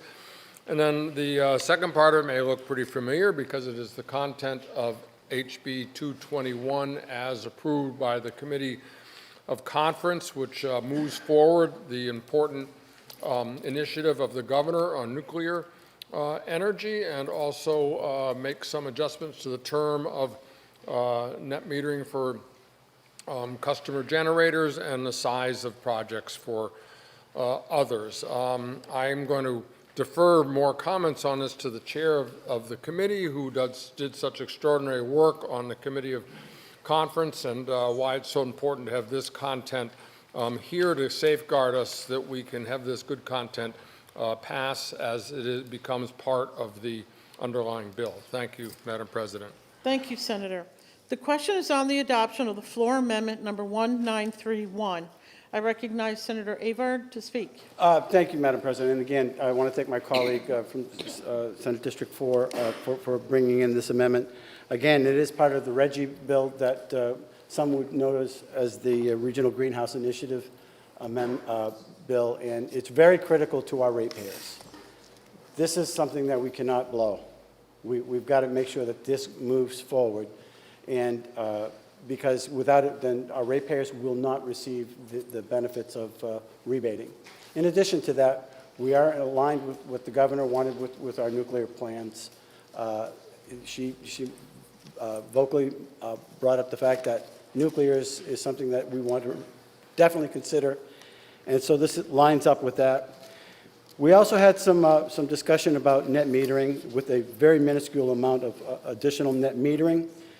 Because we have some of our largest employers in the state actually take advantage of that, and we want to make sure that we continue with the projects that are already in line and we do not pull the carpet from underneath their feet.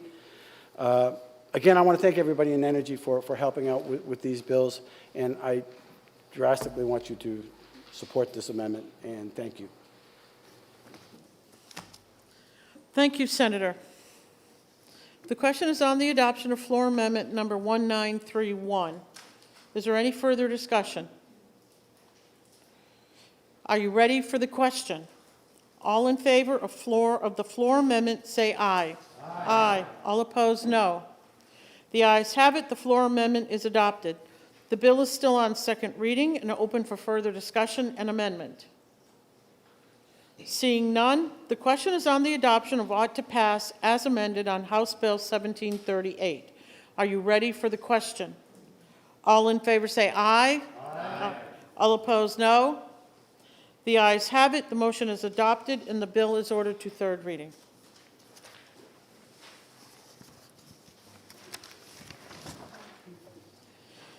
The Senate will be attentive to the clerk. Thank you, Madam President. The Committee on Finance, to which was referred House Bill 1499 FN, an act relative to additional grounds for eviction under the landlord-tenant statute. Having considered the same, the committee recommends that the bill is ought to pass with an amendment by a vote of 7-0. Senator Lang for the committee. Senator Lang. Thank you, Madam President. I move House Bill 1499 FN ought to pass with amendment.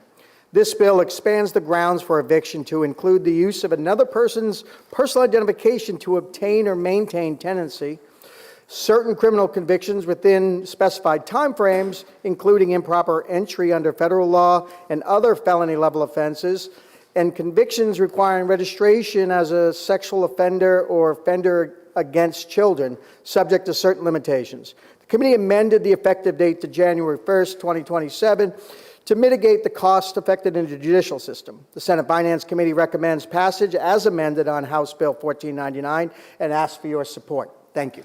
Thank you, Senator. The question is on the adoption of the committee amendment. Is there any further discussion on the committee amendment? Okay. Seeing none, are you ready for the question? All in favor say aye. Aye. All opposed, no. The ayes have it, and the committee amendment is adopted. The bill is on second reading. Is there further discussion or amendment? I recognize Senator Fenton for a floor amendment. Yes, ma'am. Thank you, Madam President. I rise to introduce floor amendment 1952S, if I may speak to it. Yes, you may. Be very brief, Madam President. This is a bill that will feed hungry children, and I want to thank my colleague from District 2 for his help with this. We are going to feed these kids one of these days. Hopefully this is the vessel to do so, and especially after a big dinner like we just had, no one in this chamber is hungry, and let's make sure no kids in the Granite State are hungry. Thank you, Madam President. Thank you, Senator. The question is on the adoption of Floor Amendment 1952. Is there any further discussion? Seeing none, are you ready for the question? All in favor of the floor amendment say aye. Aye. All opposed, no. The ayes have it. The floor amendment is adopted. The bill is still on second reading and open for further discussion and amendment. Seeing none, the question is on the adoption of ought to pass as amended on House Bill 1499. Are you ready for the question? All in favor say aye. Aye. All opposed, no. The ayes have it. The motion is adopted, and the bill is ordered to third reading.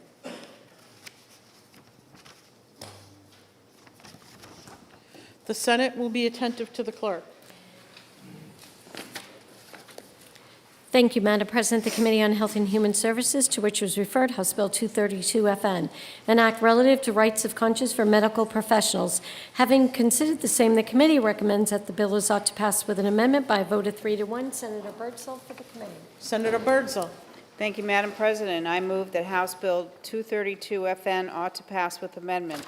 As amended, this bill requires health care institutions to provide employees who provide abortion services with written notification of their right to request a reasonable accommodation of a sincerely held religious belief or moral conviction that conflicts with the employee's direct participation in an abortion, and the option to file a complaint with the Attorney General if they believe their request for accommodation was wrongfully denied. The bill also directs the Attorney General to create an annual report regarding the number of substantiated complaints it receives.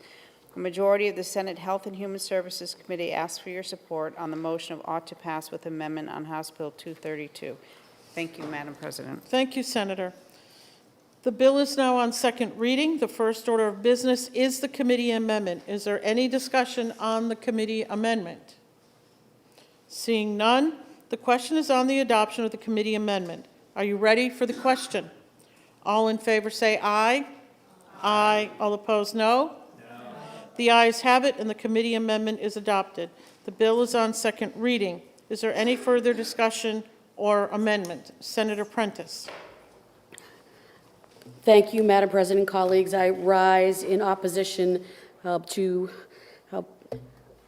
House Bill, I don't want to say Senate Bill, House Bill 232. And, let me be clear from the outset that this debate is not about whether individuals should have religious freedom or carry their moral beliefs close. They absolutely should. Those protections already exist under federal and state law. Healthcare workers already have the right to request accommodations for sincerely held religious beliefs, specifically under federal law, Title VII of the Civil Rights Act of 1964.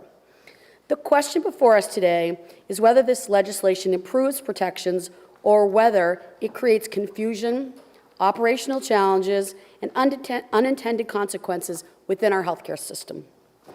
This bill singles out one specific area, lawful area of healthcare, which is abortion services.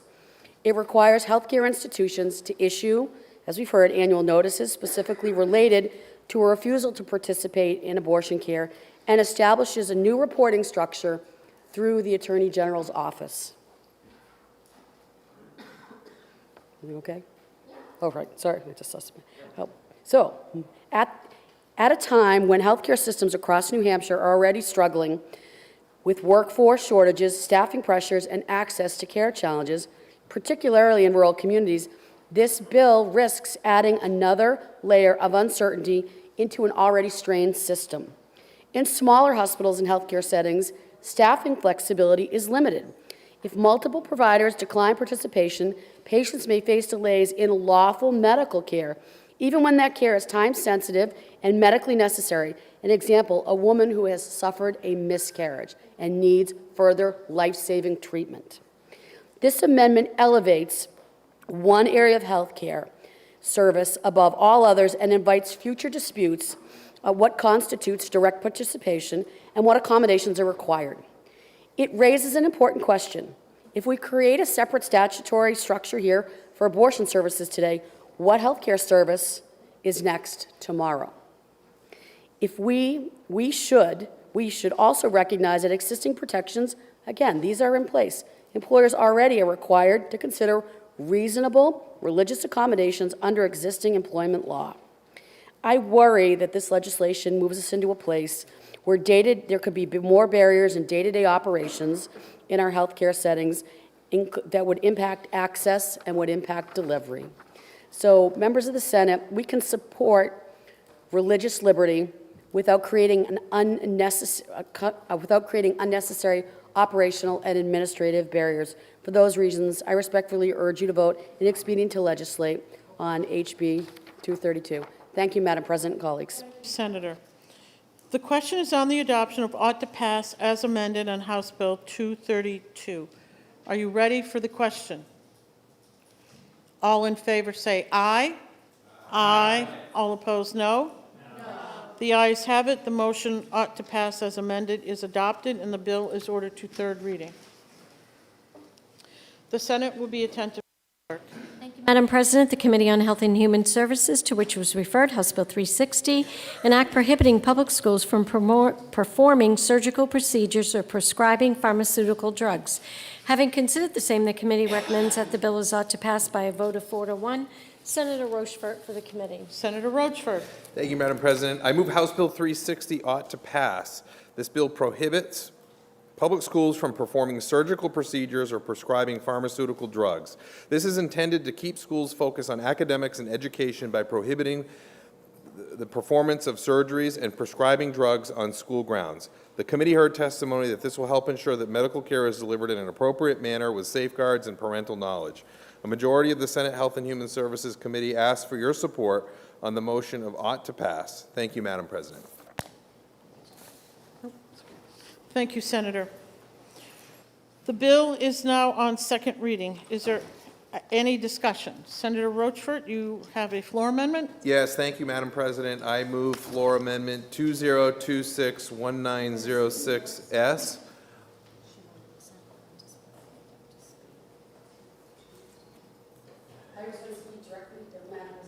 Yes.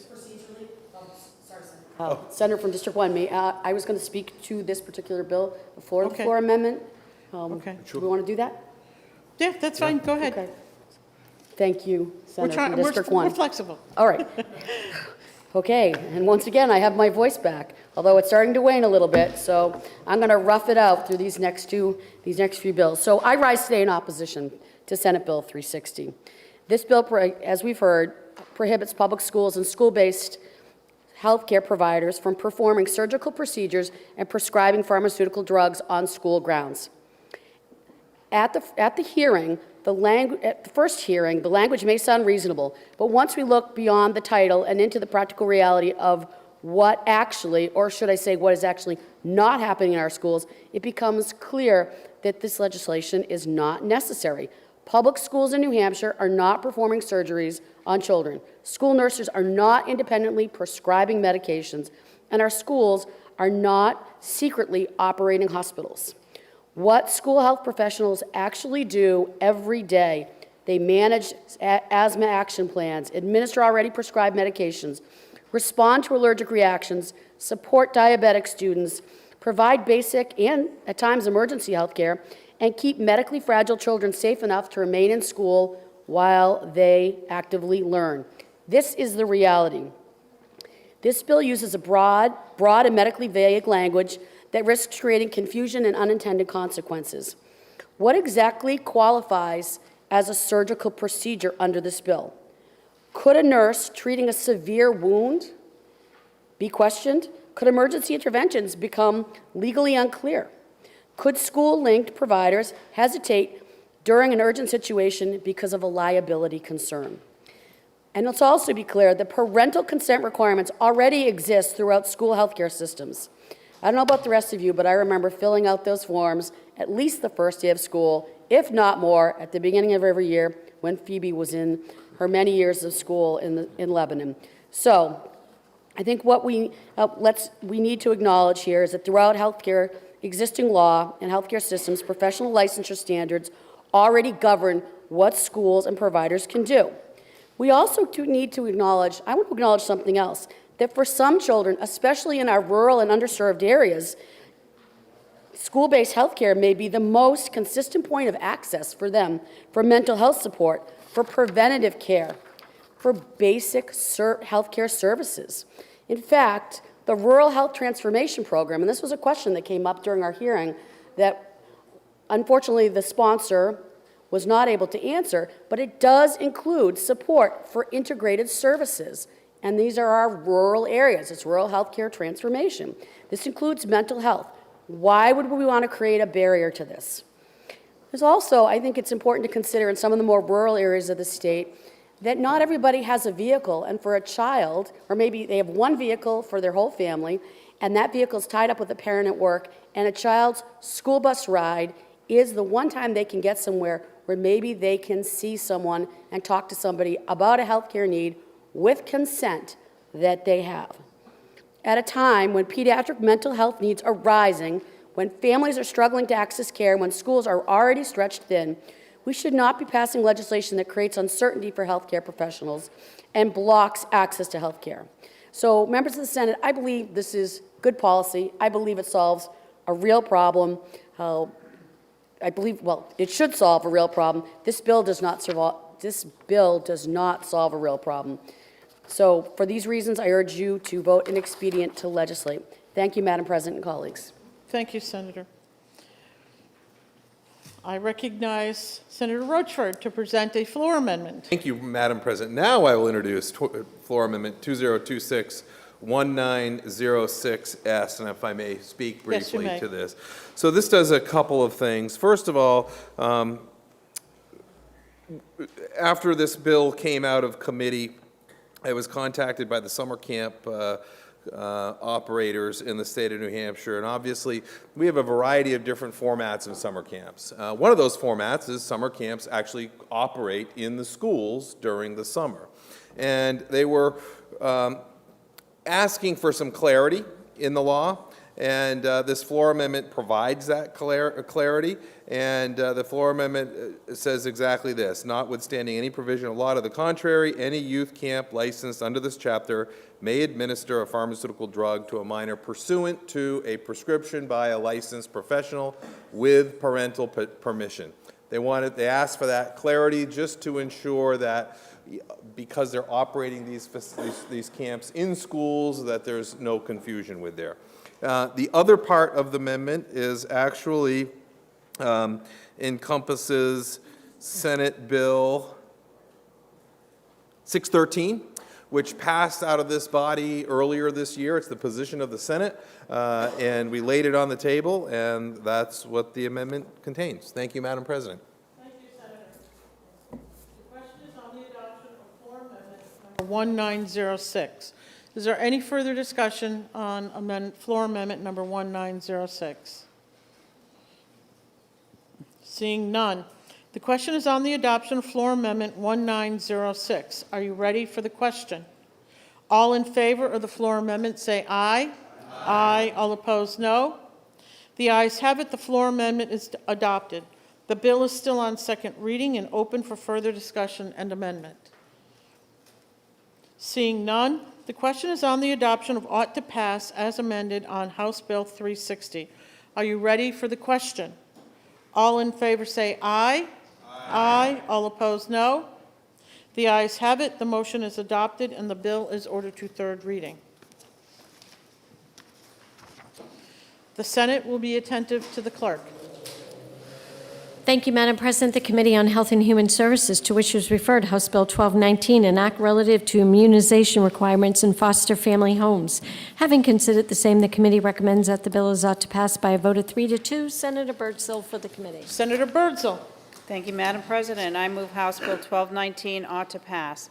This bill provides that vaccination requirements for adults residing in foster homes shall not exceed the vaccination requirements of RSA 141-C:20A, either in type of vaccination, quality of doses or authorization for exemption. Currently, there are more stringent vaccination requirements for adult household members in foster homes than there are for children.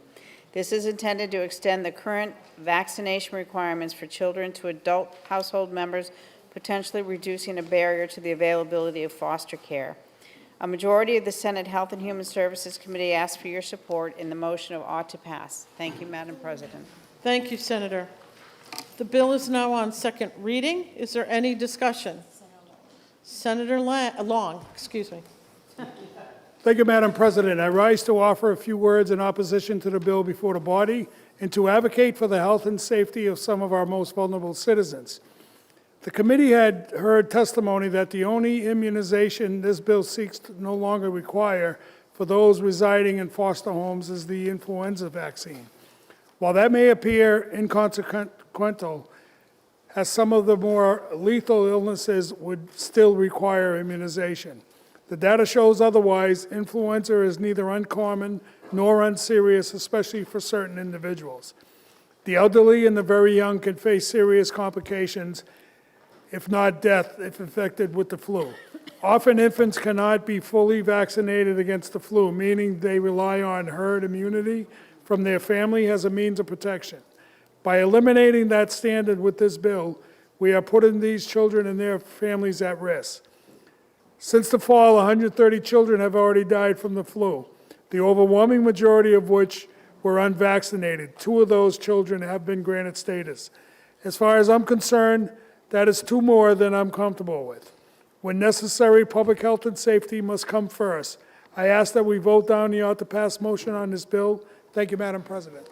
Thank you, Senator. The bill is still on second reading. Is there any further discussion? I recognize Senator Rosenwald. I rise to offer floor amendment 2026-1943S, and I'd like to speak. Thank you. So this is the language of Senate Bill 545, which passed this body twice on voice votes. It clarifies in that the state will continue to enroll eligible low-income adults on Medicare into the federally funded low-income drug subsidy program.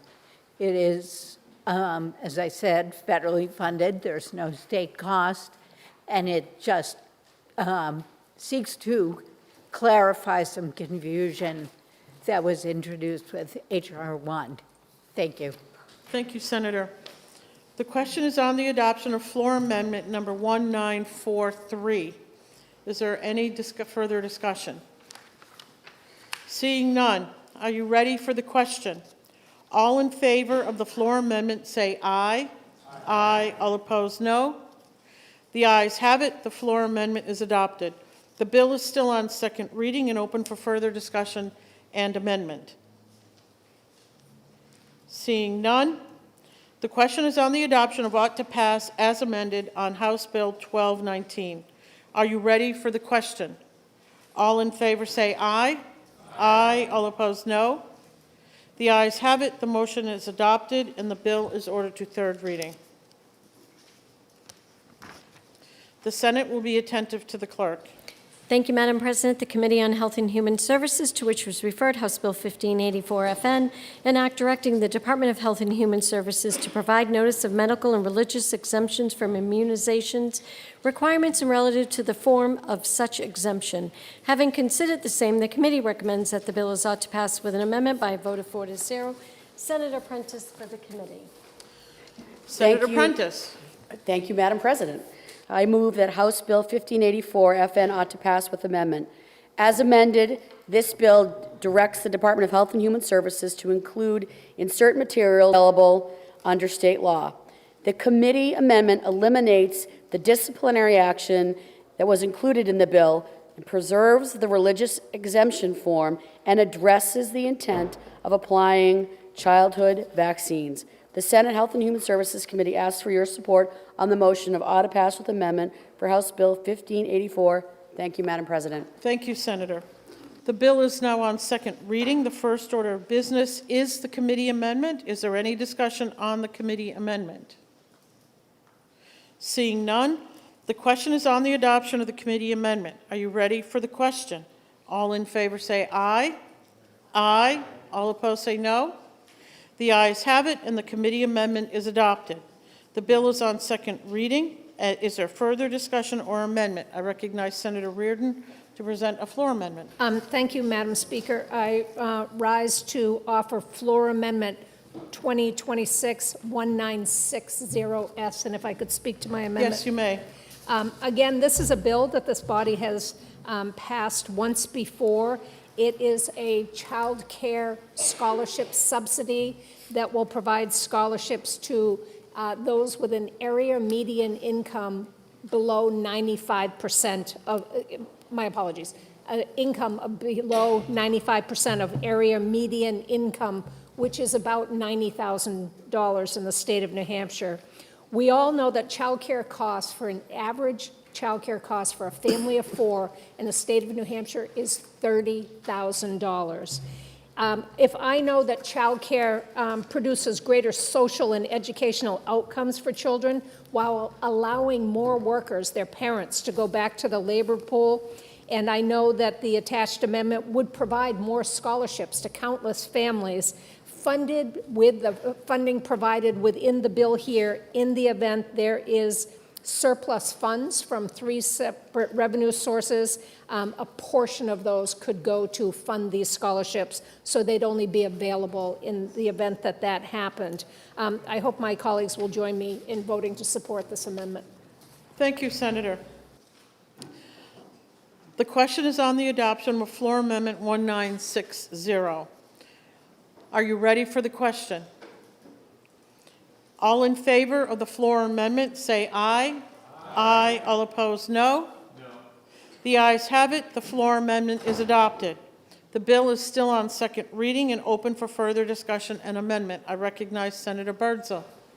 Thank you, Madam President. I move floor amendment 1959S, and I'd like to speak to the amendment. Yes, you may speak. This is an amendment that the good senator from District 9 had put in, and it passed this body. It's basically the drug pricing options. It requires the pharmacist to have the notification that there are options for reduction price of pharmaceuticals. So I ask for your support on floor amendment 1959S. Thank you, Madam President. Thank you, Senator. The question is on the adoption of floor amendment number 1959. Are you ready for the question? All in favor of the floor amendment say aye. Aye. All opposed, no. The ayes have it. The floor amendment is adopted. The bill is still on second reading and open for further discussion or amendment. Okay, seeing none. The question is on the adoption of ought to pass as amended on House Bill 1584. Are you ready for the question? All in favor say aye. Aye. All opposed say no. The ayes have it. The motion is adopted and the bill is ordered to third reading.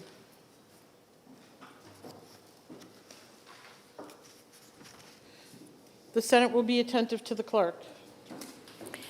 Thank you, Madam President. The Committee on Health and Human Services, to which was referred House Bill 1772 FNA, an act relative to prescribing ibogaine for investigational use only.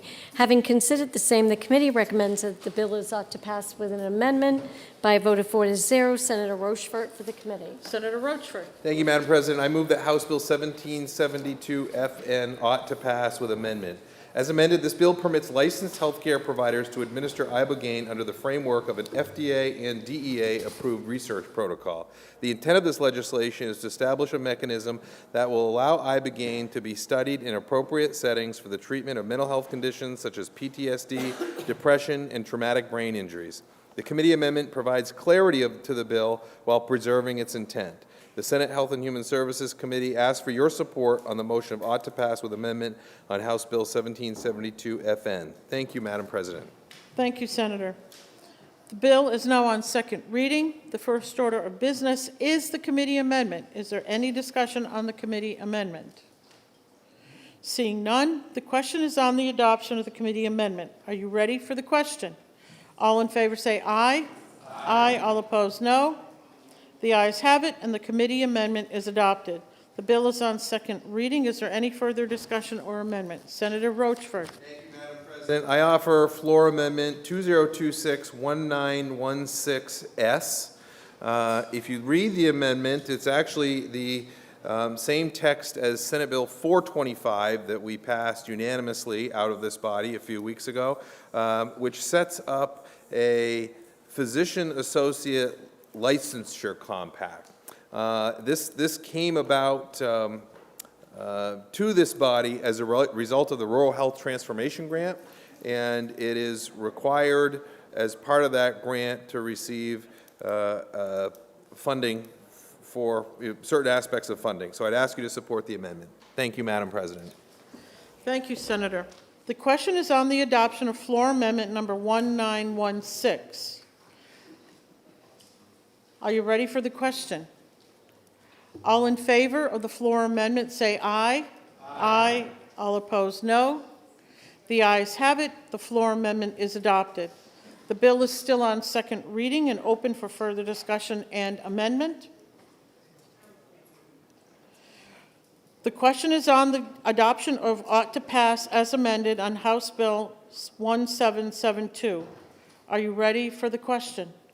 All in favor say aye. Aye. All opposed say no. The ayes have it. The motion is adopted, and the bill is ordered to third reading. The Senate will be attentive to the clerk.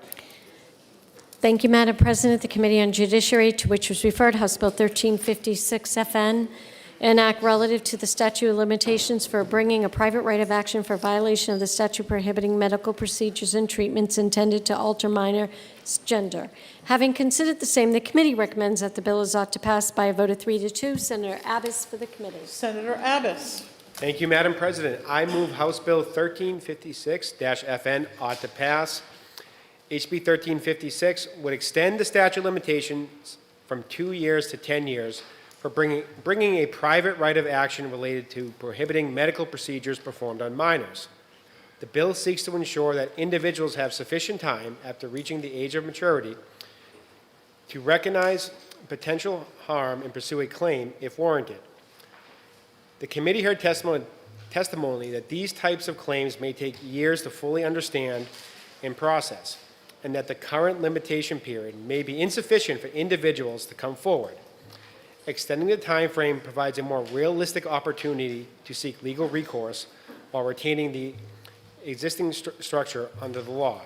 I respectfully ask the joint members of the Senate Judiciary Committee in voting HB 1356 ought to pass. Thank you, Madam President. If I may speak further. You may speak. Just to understand, the statute of limitation tolls while you're a minor, and once you reach the age of 18, it's a 2-year statute of limitations. We just felt that that time period was too short. This is not medical malpractice, just understand that. This has to do with an illegal procedure being performed on minors. There is a significant difference between the two. This would only apply to the illegal procedures, and it would extend that statute of limitations to 10 years. Thank you, Madam President. Thank you, Senator. The bill is now on second reading. Is there any discussion? Senator Reardon. Madam President, and before I start, Madam President, I apologize. I believe I demoted you to Madam Speaker a moment ago. My apologies. No offense taken. Thank you.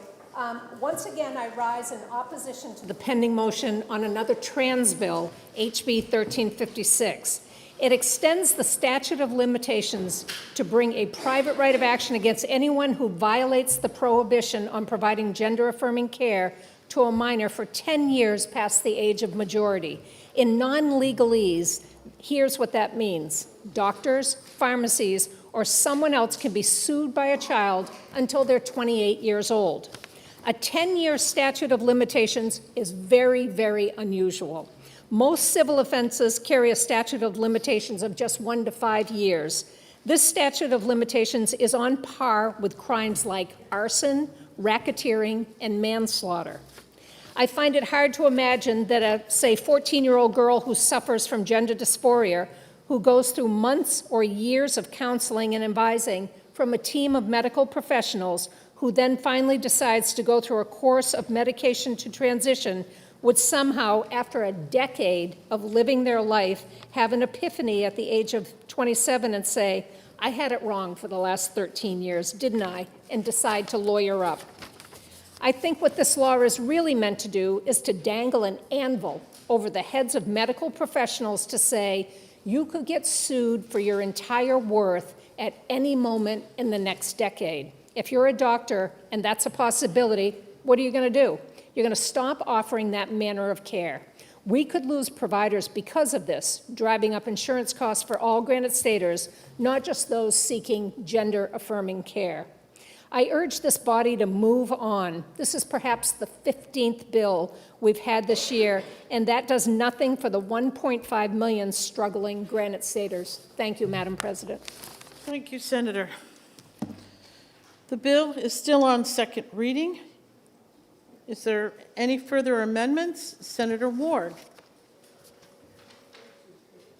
Thank you, Madam President. I'd like to introduce the floor amendment 2026-1940.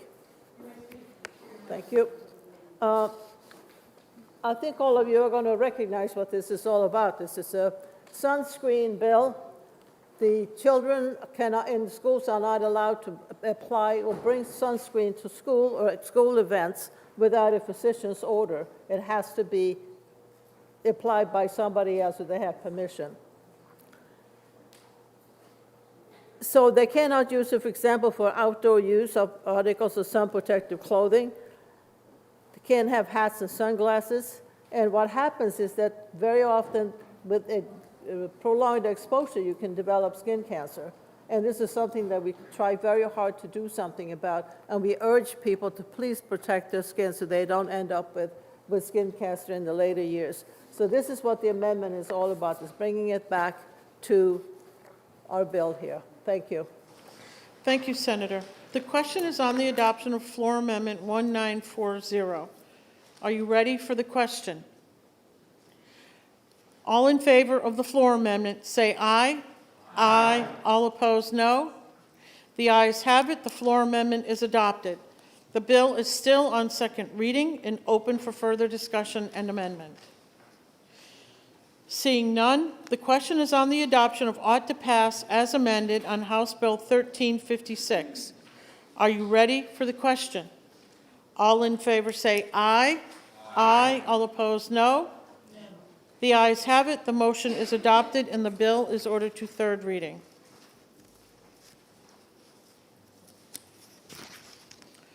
The Senate will be attentive to the clerk. Thank you, Madam President. The Committee on Judiciary, to which was referred House Bill 1365, an act relative to applications for license to carry a loaded pistol or revolver. Having considered the same, the committee recommends that the bill is ought to pass with an amendment by a vote of 3-2. Senator Abbas for the committee. Senator Abbas. Thank you, Madam President. I move House Bill 1365 ought to pass with amendment.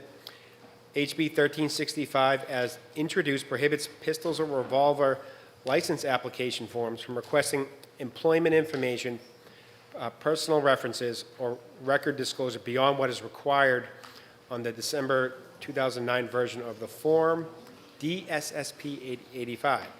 The bill, as amended, updates the reference to the March 2017 version of the Form DSSP 85, ensuring consistency with the most current application form while maintaining the same limitation on additional information in the requested application that is not relevant to issuing the permit.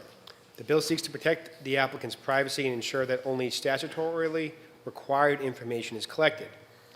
I respectfully ask that you join members of the Senate Judiciary Committee in voting HB 1365 ought to pass with amendment. Thank you, Madam President. Thank you, Senator. The bill is now on second reading. The first order of business is the committee amendment. Is there any discussion on the committee amendment?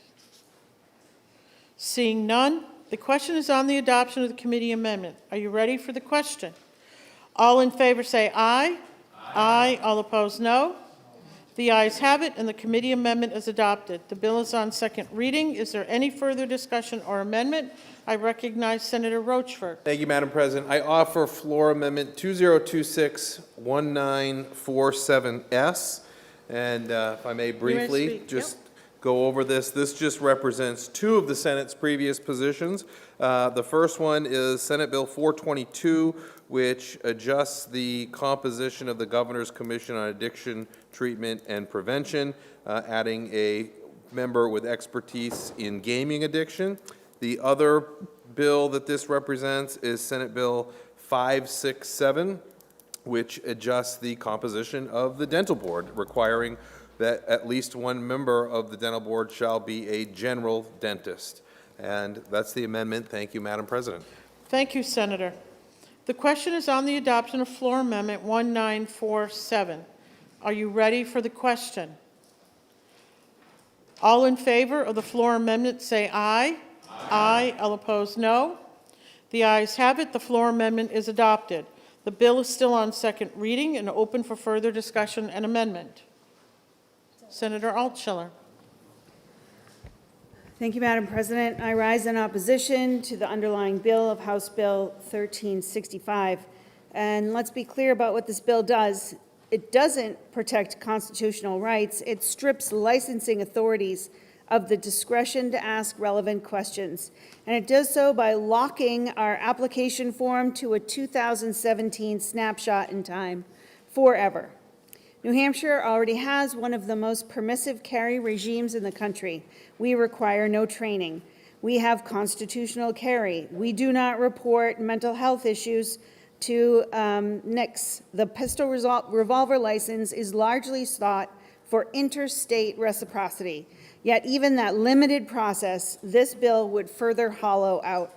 Our neighbors, Massachusetts, Connecticut, and New Jersey require permits before any handgun purchase, with character investigations, references, and thorough background checks. 7 states require all firearm purchasers to obtain a permit issued after a background check before they can acquire any firearm at all. And New York counties conduct full investigations into an applicant's moral character, including personal references and employer information, because those jurisdictions understand that a carry license is a public safety determination, not just a paperwork exercise. This bill would prohibit our licensing officers from asking about employment or requesting personal references, information that helps a police chief make sound judgment about an applicant in their own community. It's not bureaucratic overreach, it's local knowledge doing public safety work. The bill's sponsors have called this a privacy protection, but there's no documented abuse. We heard no evidence that the DSP 85 has been weaponized against any law-abiding applicants. This is a solution in search of a problem, and the problem it actually solves is making it harder for local officials to do their jobs. When the rest of the country is tightening licensing standards to reduce gun violence, New Hampshire is proposing to freeze hours in place and call it progress. I urge my colleagues to vote inexpedient to legislate. Thank you, Madam President. Thank you, Senator. The question is on the adoption of ought to pass as amended on House Bill 1365. Are you ready for the question? All in favor say aye. Aye. All opposed, no. The ayes have it. The motion is adopted, and the bill is ordered to third reading. The Senate will be attentive to the clerk. Thank you, Madam President. The Committee on Judiciary, to which was referred, House Bill 1384, an act relative prohibiting foreign adversary persons and foreign entities of concern from financing lawsuits. Having considered the same, the committee recommends that the bill is ought to pass with an amendment by a vote of 3-2. Senator Gannon for the committee. Senator Gannon. Thank you, Madam President. I move House Bill 1384 ought to pass with amendment. House Bill 1384, as amended by the House, prohibits foreign adversary persons or foreign entities of concern, like China, from entering into commercial litigation financing agreements related to lawsuits in New Hampshire and establishes definitions and restrictions governing third-party litigation financing.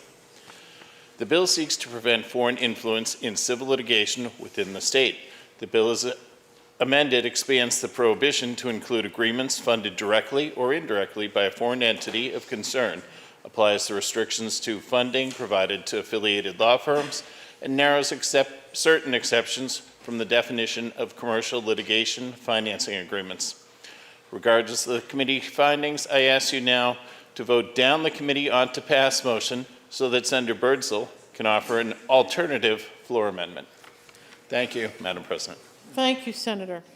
So, the question is on the adoption of the committee amendment. Is there any discussion on the committee amendment? Senator Gannon has asked us to vote down the committee amendment, so another amendment may come forward. So, okay, the question is on the adoption of the committee amendment. Are you ready for the question? All in favor say aye. All opposed, no. No. The ayes have it, and the committee amendment is adopted. The bill is on second reading. Is there any further discussion or amendment? Senator Birdsall. Thank you, Madam President. I move floor amendment 2026-1928S, and like to speak to my motion. Yes, you may. Thank you, Madam President. This floor amendment adds, it's a very narrow version of the bill that passed, SB 428, which prohibited lobbying for foreign adversaries. This amendment simply requires that lobbyists who have a client that is a foreign adversary to register that information with the Secretary of State.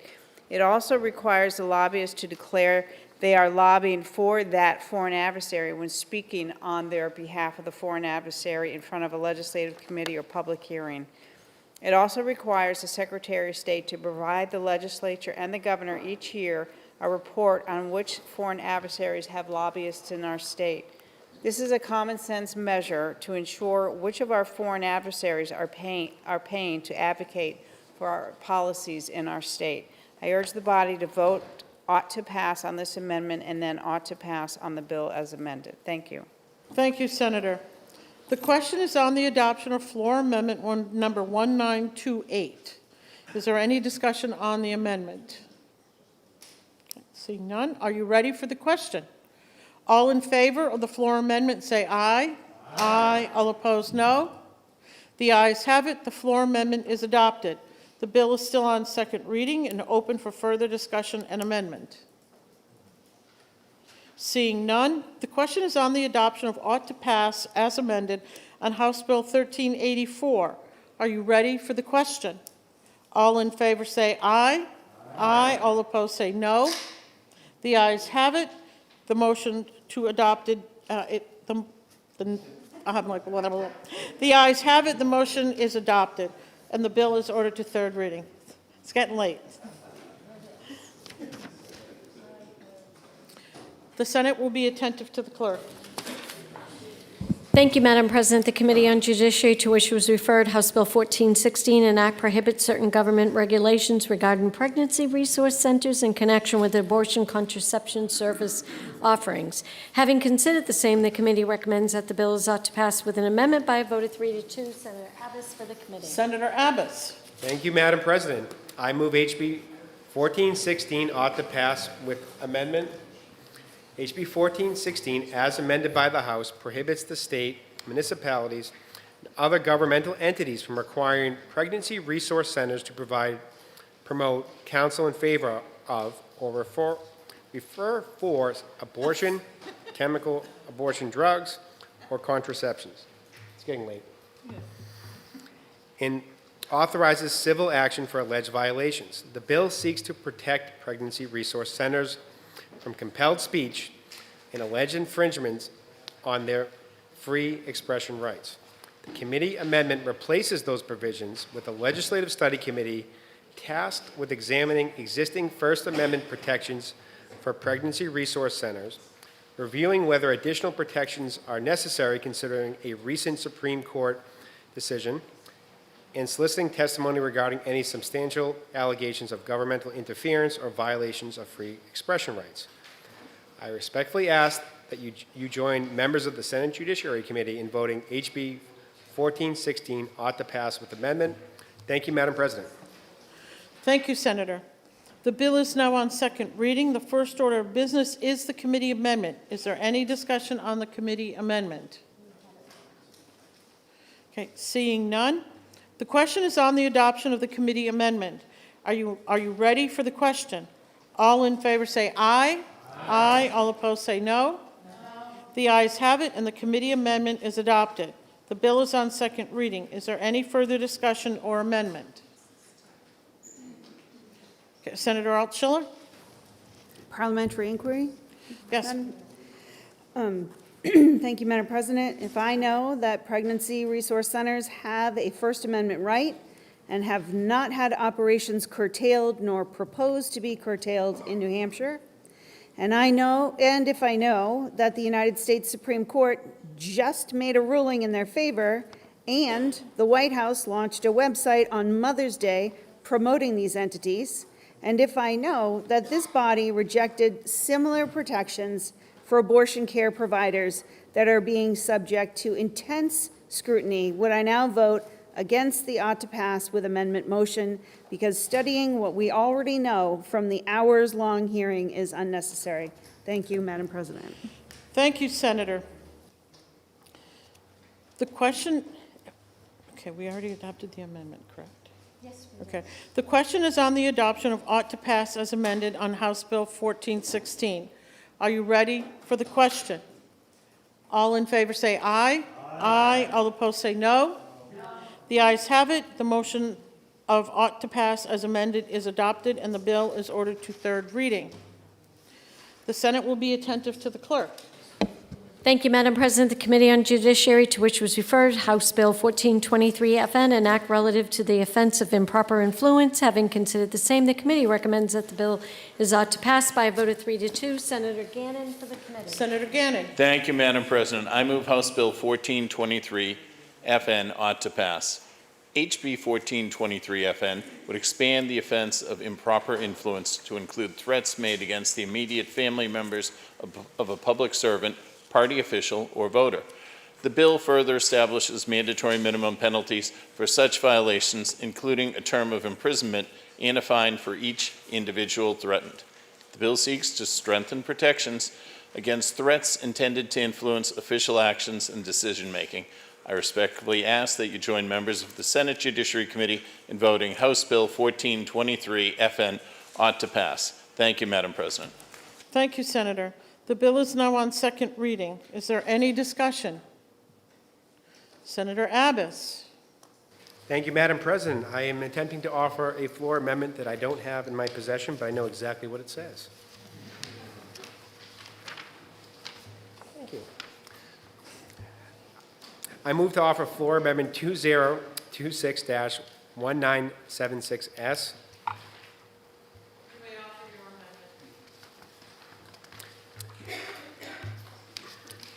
Thank you, Madam President.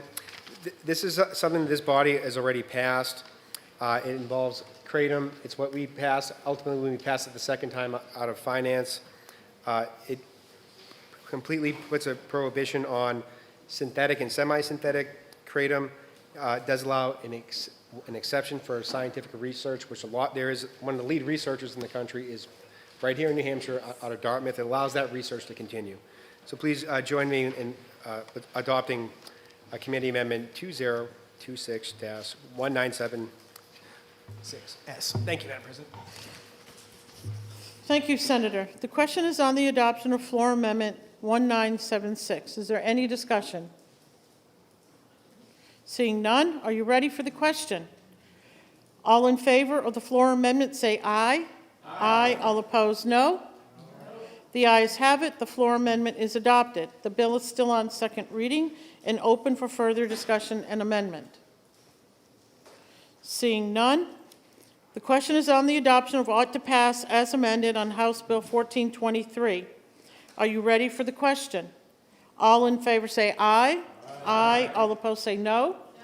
The ayes have it. The motion is adopted and the bill is ordered to third reading. The Senate will be attentive to the clerk. Everybody's laughing. I like it. Thank you, Madam President. The Committee on Judiciary, to which was referred, House Bill 1709 FN, an act prohibiting certain unlawful present felons from occupying or renting real property. Having considered the same, the committee recommends that the bill is ought to pass by a vote of 3-2. Senator Abbas for the committee. Senator Abbas. Thank you, Madam President. I move HB 1709-FN ought to pass. HB 1709 would prohibit certain unlawfully present individuals with prior felony convictions from occupying or renting real property and authorizes sheriffs to take such individuals into custody during the service of a writ of possession. The bill seeks to address a public safety concern and ensure that individuals with serious criminal histories or convicted felons who are unlawfully present are not occupying housing in the state. I respectfully ask that you join members of the Senate Judiciary Committee in voting HB 1709-FN ought to pass. Thank you, Madam President. Thank you, Senator. The bill is now on second reading. Is there any discussion? And I recognize Senator Birdsall to present a floor amendment. Thank you, Madam President. I move floor amendment 2026-1939S and would like to speak to my amendment. Yes, you may. Thank you, Madam President. This bill, the pet vendor bill, has passed this body before, just protecting pregnant dogs in shelters. So I ask you that go ahead and pass amendment, floor amendment 2026-1939S. Thank you, Madam President. Thank you, Senator. The question is on the adoption of floor amendment number 1939. Is there any discussion on the floor amendment? Okay. Are you ready for the question? All in favor of the floor amendment say aye. Aye. All opposed, no. The ayes have it. The floor amendment is adopted. The bill is still on second reading and open for further discussion and amendment. I call on Senator Pearl to present a floor amendment. Thank you, Madam President. I offer floor amendment 2026-1978S. You may speak to it. Thank you. Colleagues, this is the same bill that we passed as House Bill 1766, dealing with cruelty to livestock. I'm going to ask that we put it on this bill to make sure we give it another path to get through successfully to the governor. So I would appreciate your support. Thank you. Thank you, Senator. The question is on the adoption of floor amendment number 1978. Is there any discussion on the amendment? Seeing none, are you ready for the question? All in favor of the floor amendment say aye. Aye. All opposed say no. The ayes have it. The floor amendment is adopted. The bill is still on second reading and open for further discussion and amendment. Do you want to speak? He wants to speak? Okay, I recognize Senator Fenton. Thank you, Madam President. Parliamentary inquiry? Yes. Thank you. If I know that the Sheriff's Association had written a letter in firm opposition to HB 1709, and if I know that the sheriffs believe that being employed as immigration agents erodes the separation of state and federal powers and erodes that public trust, and if I finally know that this proposal will not help the housing crisis but make it worse, would I now vote against the motion about to pass? Thank you, Senator. The question is on the adoption of ought to pass as amended on House Bill 1709. Are you ready for the question? All in favor say aye. Aye. All opposed say no. The ayes have it. The motion is adopted and the bill is ordered to third reading. I'm sorry? Okay. We'll be in a 3-minute recess.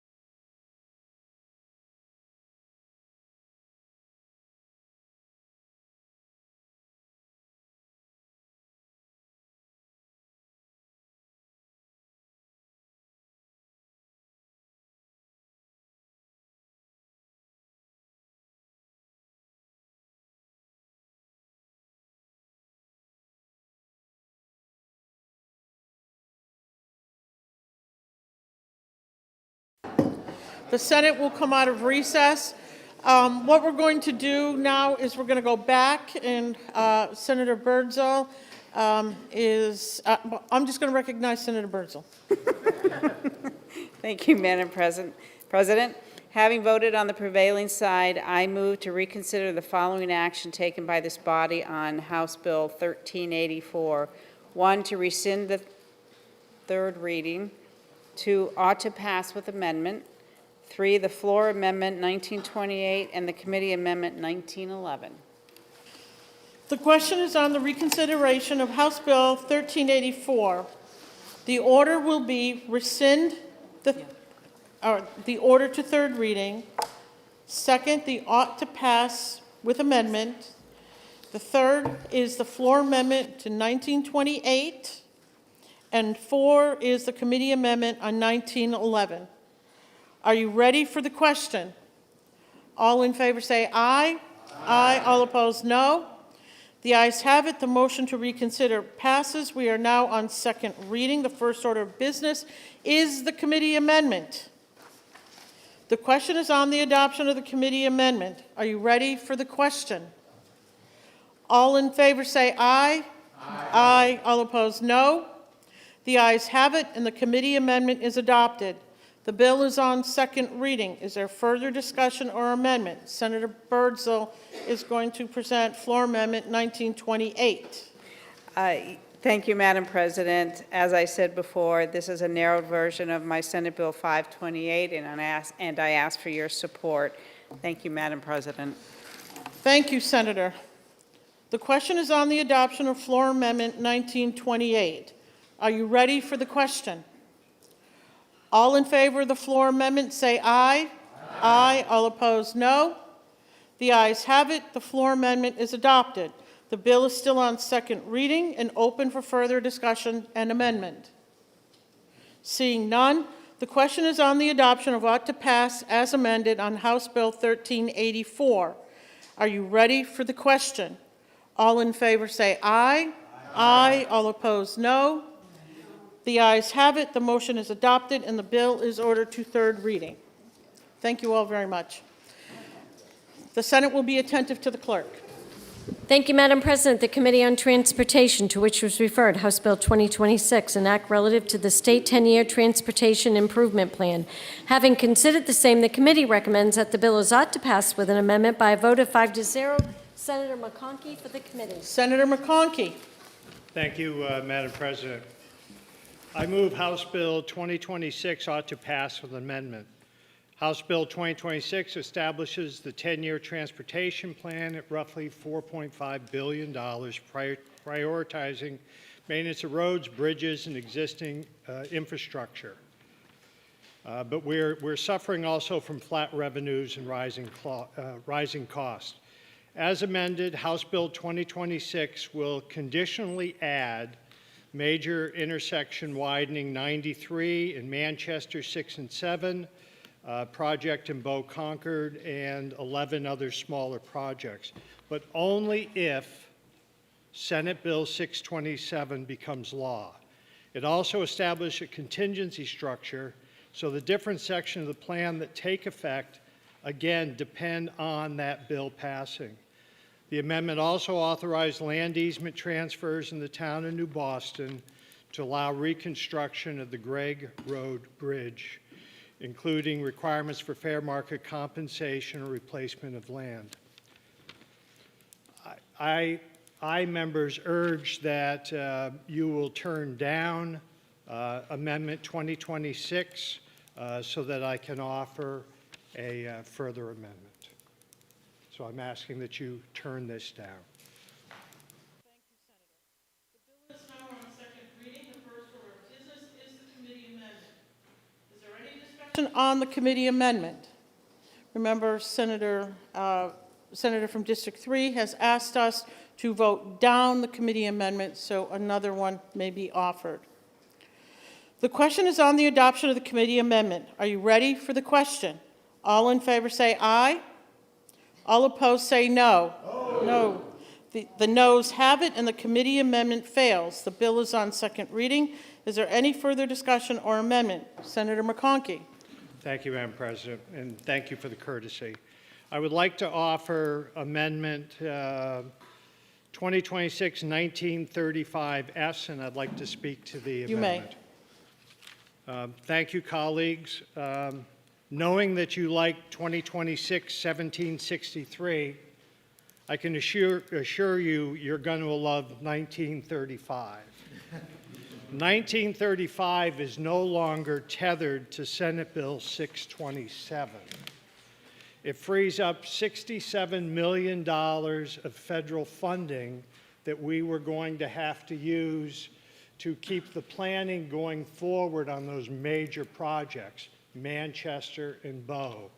And when we free up that money, because now there's a revenue coming in from tolls paid by out-of-state friends of ours as they travel, we get $67 million of regional projects that benefit everyone in this room and keeps that system whole going forward. So I ask that you support this and pass this, ought to pass. Thank you. Thank you, Senator. The question is on the adoption of floor amendment 1935. Is there any discussion on the amendment? Seeing none, are you ready for the question? All in favor of the floor amendment say aye. Aye. All opposed, no. The ayes have it. The floor amendment is adopted. The bill is still on second reading and open for further discussion and amendment. The question is on the adoption of ought to pass as amended on House Bill 2026. Are you ready for the question? All in favor say aye. Aye. All opposed say no. No. The ayes have it. The motion is adopted and the bill is ordered to third reading. The Senate will be attentive to the clerk. Thank you, Madam President. The Committee on Judiciary, to which was referred House Bill 609FN, an act relative to general court's authority over the sale, purchase, ownership, or use, possession, transportation, licensing, permitting, taxation, and other matter pertaining to firearms, stun guns, tasers, pepper spray devices, knives, and other self-defense tools. Having considered the same, the committee recommends that the bill is ought to pass with an amendment by a vote of 3-2. Senator Abbas for the committee. Senator Abbas. Thank you, Madam President. I move HB 609-FN ought to pass with amendment. HB 609 involves preemption laws that exist in our state. However, I'm going to ask that you vote down the committee amendment so a floor amendment can be introduced. Thank you, Madam President. Thank you, Senator. The bill is now on second reading. The first order of business is the committee amendment. Is there any discussion on the committee amendment?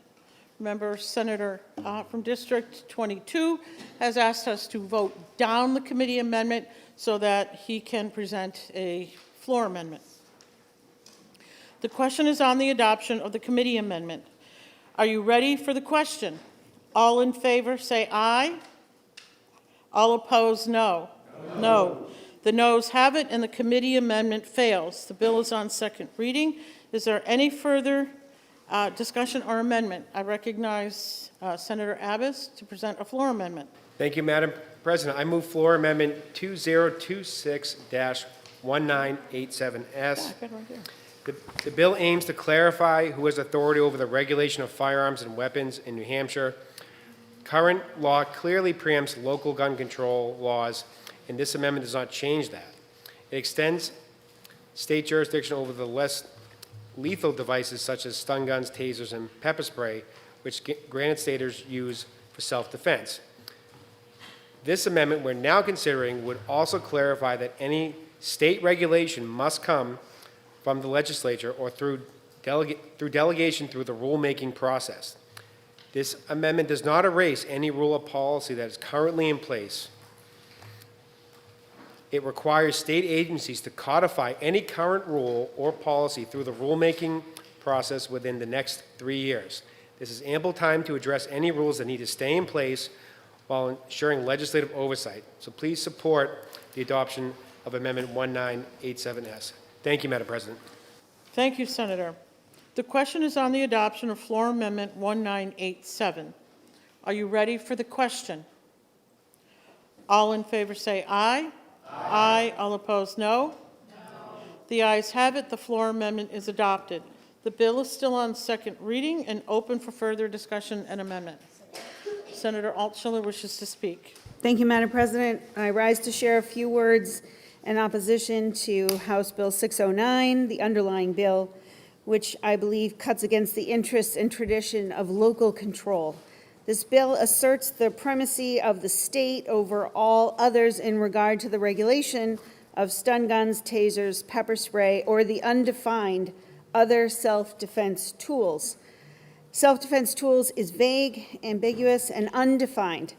This establishment of a broad power of the state over our towns and cities is unacceptable. Can I walk around with a baseball bat with nails sticking out now that my town's hands are tied? Can I walk around Eagle Square or Market Square where the cattle prod and now the city of Concord or Portsmouth are out of luck because I call it a self-defense tool?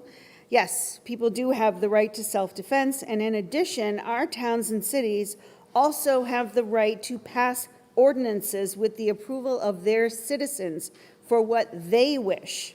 Let's not put one of those above the other. I think our municipalities have demonstrated time and time again that they can govern responsibly. In fact, we all need to remember that the leaders of our municipalities are our friends and neighbors that we elected. It is simply unjust to punish them and usurp the power of our cities and towns yet again. This proposal is neither in the best interest of safety or local control. I urge you not to support the pending motion. Thank you, Madam President. Thank you, Senator. The bill is still on second reading and open for further discussion or amendment. Senator Abbas to speak for a second time. Thank you, Madam President. Just for clarification purposes, the municipalities are already preempted from passing ordinance of this nature. They're not allowed to do this under the existing law. This is clarifying that law. Thank you, Madam President. Thank you, Senator. The bill is still on second reading and open for further discussion or amendment. Seeing none, the question is on the adoption of ought to pass as amended on House Bill 609. Are you ready for the question? All in favor say aye. Aye. All opposed, no. The ayes have it. The motion is adopted, and the bill is ordered to third reading. Now we are going to move to bills that have been removed from the table. Senator Perkins-Coker? Madam President, may we have a 1-minute recess, please? Yes, we're in recess for 1 minute.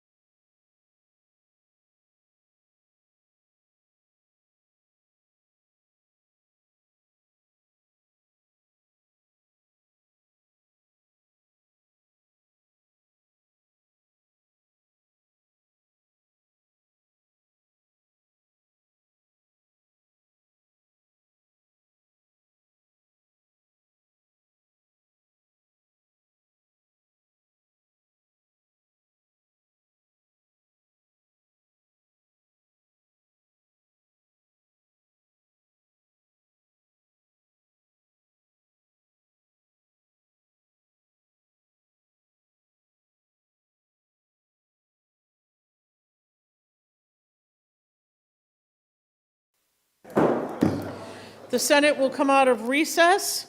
I recognize Senator Lang. Thank you, Madam President. I move to remove House Bill 1336 from the table. The motion is to remove House Bill 1336 from the table. It is a non-debatable motion. All in favor say aye. Aye. All opposed say no. No. The ayes have it, and the motion to remove passes. I'm sorry, Senator. A question. Yes. Because these were FN bills, were they not subject to having had to be acted on 2 weeks ago? Or waived, or sent to finance? I'm going to call on Senator Gray to answer that question. Thank you. I did ask the staff about the bills, and both of them were waived. I'm sorry. Did we see them waived on an FN report? Yeah. Thank you. If you'd like a copy, staff can provide it. Thank you. Okay, where we're going to start here is on bill. Is it now on the second reading? You're on Okay. the second, because you're on the committee amendment. Okay, the bill is on the first order is on second reading. The first order of business is the committee amendment. Is there any discussion on the committee amendment? Senator Murphy. Madam President, it was my duty to introduce the bill last week. I'd like to give that introduction now, if I may. I'm sorry, I didn't. I'd like to introduce the bill, if I may. I didn't introduce it last week. We went right to the table. Okay, why don't we have the clerk then read it into the record, and then I will call on you. Yes, ma'am. Okay, Thank you. Okay. Mm-hmm. Thank you, Madam President. The Committee on Commerce, to which was referred, House Bill 1336 FN, an act relative to regulated conditional deposits. Having considered the same, the committee recommends that the bill is ought to pass with an amendment by a vote of 3-2. Senator Murphy for the committee. Senator Murphy. Thank you, Madam President. I move House Bill 1336 ought to pass with amendment. This bill would allow for the use of regulated conditional deposits by landlords and tenants, legalize the use of circular funds by security deposit assistant organizations, and clarify that advanced rental payments are not held in escrow. An RCD would help to offset potential risk associated with a tenant. This is a win-win situation for a tenant who might be marginal in a very competitive rental market, and a landlord who might need an additional guarantee before mitigating a higher risk landlord-tenant situation. This bill would thus help tenants find a home who would otherwise face a difficult search for a willing landlord. The committee amendment would make it explicit that any security deposit funds advanced by a municipality shall be returned after the termination of a tenancy. Given the tight criteria established around the use of these RCDs and the ability for third-party payers to receive their money back, a majority of the Commerce Committee asks for your support on the motion of all to pass with amendment on House Bill 1336. Thank you, Madam President. Thank you, Senator. The bill is now on second reading. The first order of business is the committee amendment. Is there any discussion on the committee amendment? Senator Reardon. Thank you, Madam President. I rise in opposition to HB 1336. The median rental for an apartment in the state of New Hampshire is well over $2,000 a month.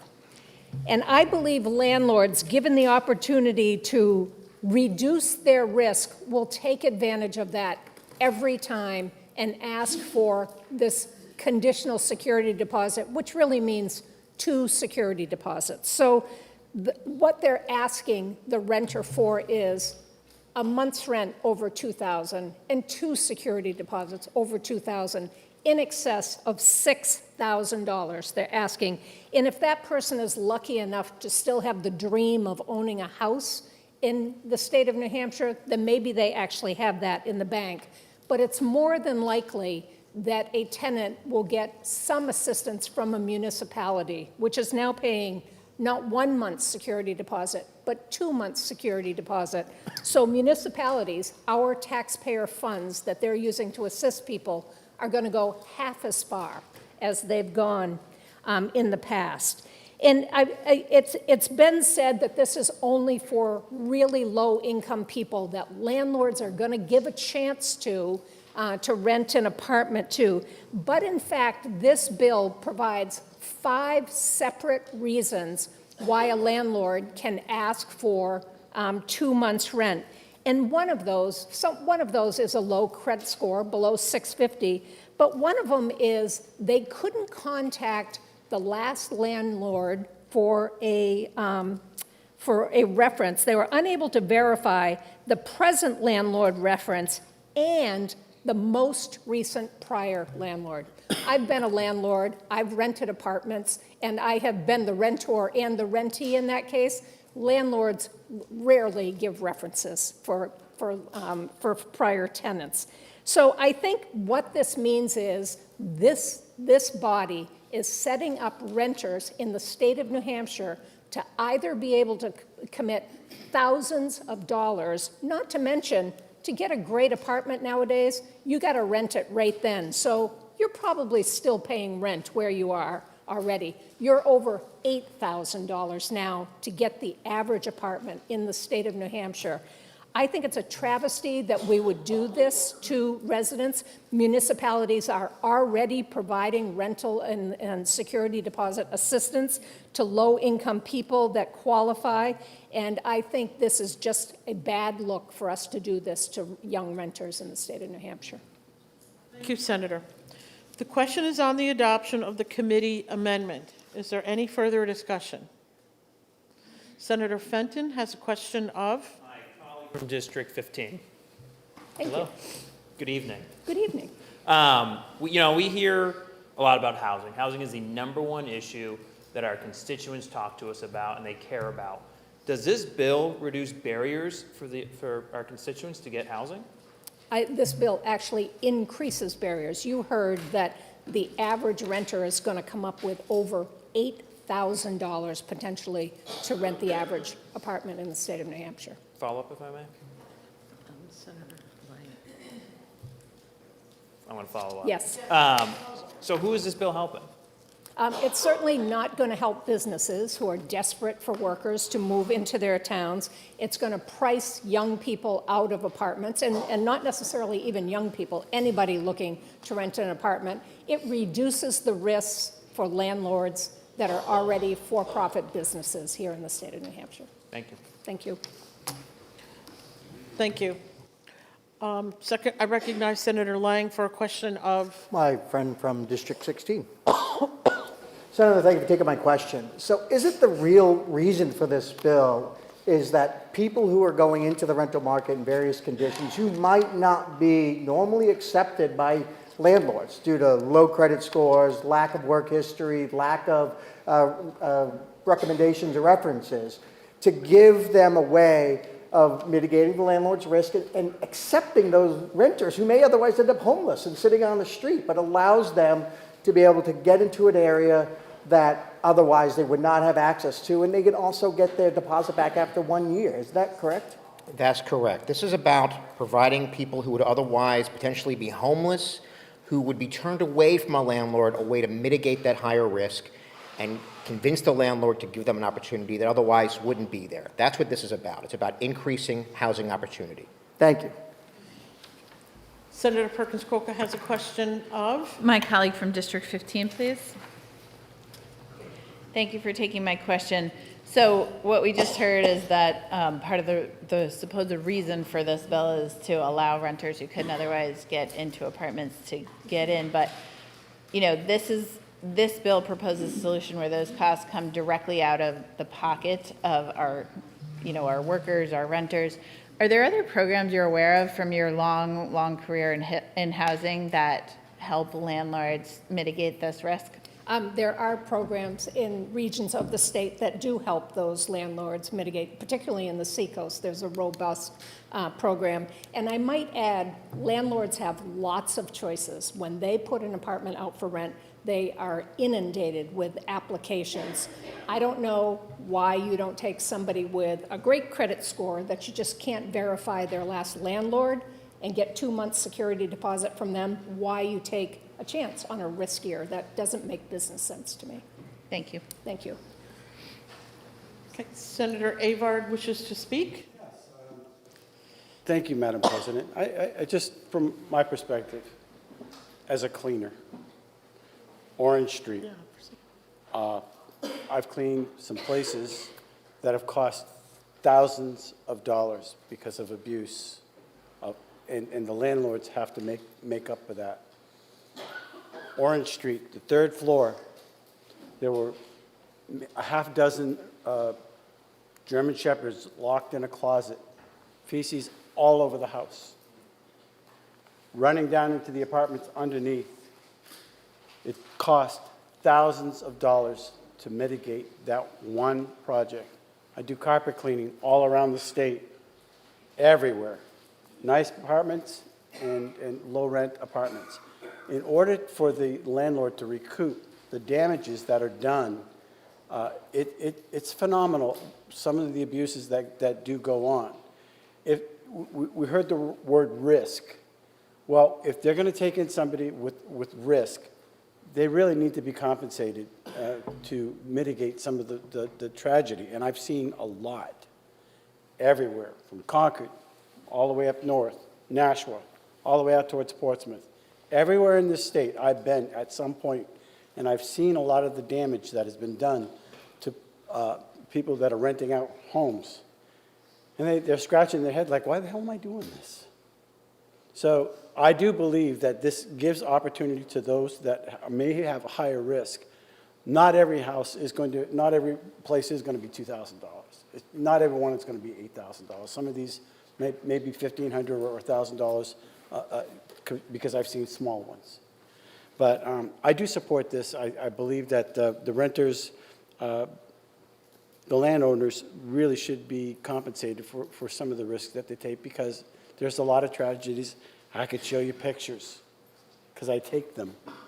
And I think it's fair for them if they're going to take the risk.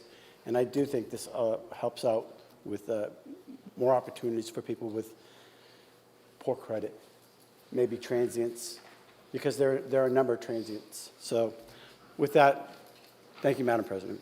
Thank you, Senator. The bill is now on second reading. The first order of business is the committee amendment. Senator Perkins Coker has a question of my colleague from District 16, if he'll take it. Intra-party.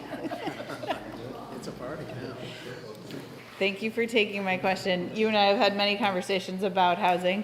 And the argument that's being offered is that this bill would help those who may not otherwise be able to get an apartment find an apartment. But I think part of the challenge is that some of these individuals cannot afford the apartment already. So how, in your vision, is someone who is already struggling to find an apartment and pay a rent and pay a security deposit now having more access to apartments because the cost has gone up?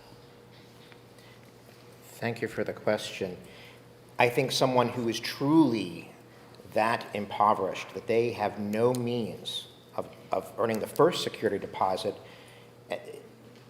they are already on the verge of hopelessness and homelessness.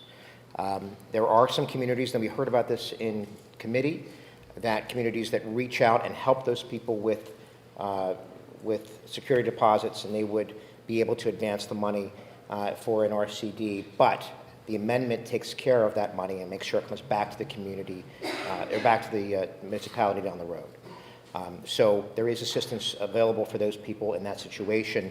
Again, these are people that the landlords would otherwise turn away and not ever consider renting to. This allows them the opportunity to perhaps, if they can access the funds, perhaps they can have that opportunity to have housing in any case.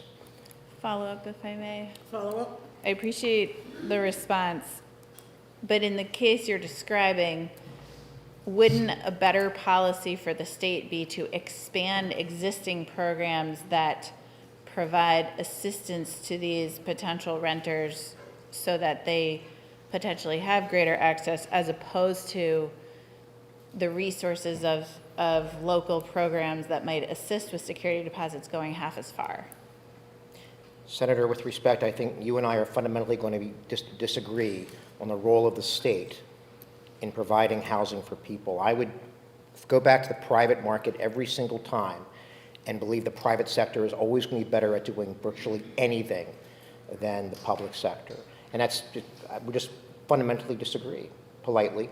And I believe that the private sector is always going to do a better job of providing housing or really any other good or service than the public sector. Thank you. Which is where we find ourselves today. Thank you. Thank you.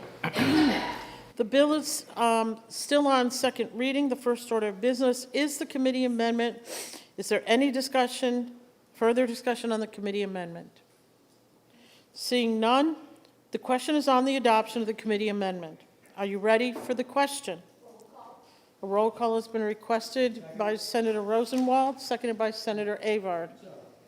On the committee amendment.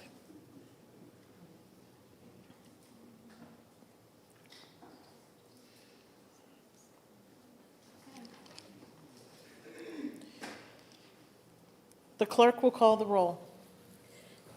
Senator Rochefort? Yes. Senator Lang? Yes. Senator McConkey? Yes. Senator Waters? No. Senator Prentice? No. Senator Gray? Yes. Senator Innes? Yes. Senator Ward? Yes. Senator Rishardi's excused. Senator Fenton? No. Senator McHugh? Yes. Senator Avard? Yes. Senator Rosenwald? No. Senator Reardon? No. Senator Murphy? Yes. Senator Pearl? Yes. Senator Sullivan? Yes. Senator Birdsall? No. Senator Birdsall? No. Okay. Senator Long? No. Senator Perkins Quokka? No. Senator Abbas? Yes. Senator Gannon? Yes. Senator Altschiller? No. And Senator Carson? Yes. There. 14-9. The ayes have it by a total of 14-9, and we have adopted the committee amendment. The bill is still on second reading. Is there any further discussion or amendment? Seeing none, the question is on the adoption of ought to pass as amended on House Bill 1336. A roll call has been requested by Senator Perkins Quokka, seconded by Senator Fenton.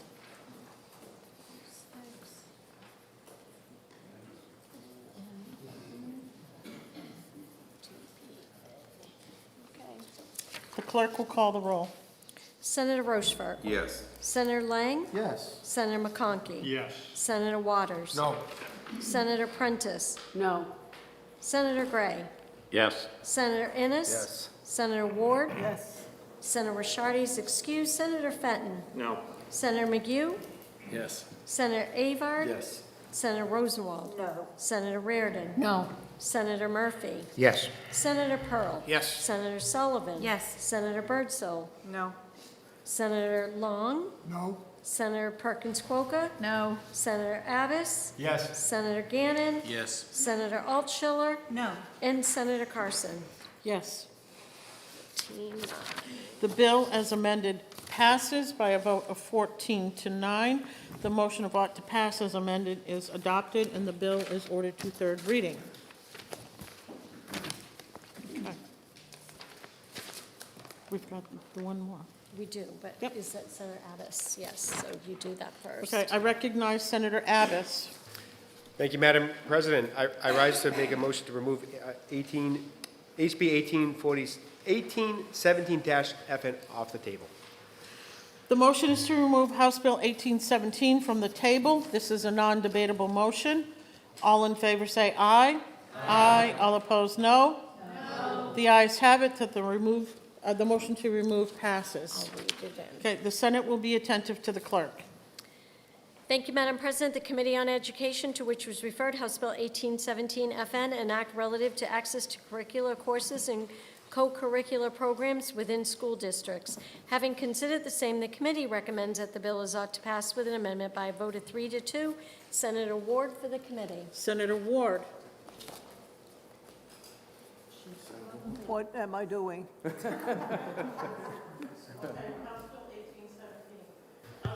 Yes, I see that, but I don't have anything. If I can make a parliamentary inquiry, I don't know what you want me to, I have absolutely no direction. can I have a, Okay. Madam President, I believe when this was tabled, I think the pending motion was on whether we should adopt a committee amendment, so we, It was immediately laid on the It table. was immediately laid on the table, so we have to start from the beginning.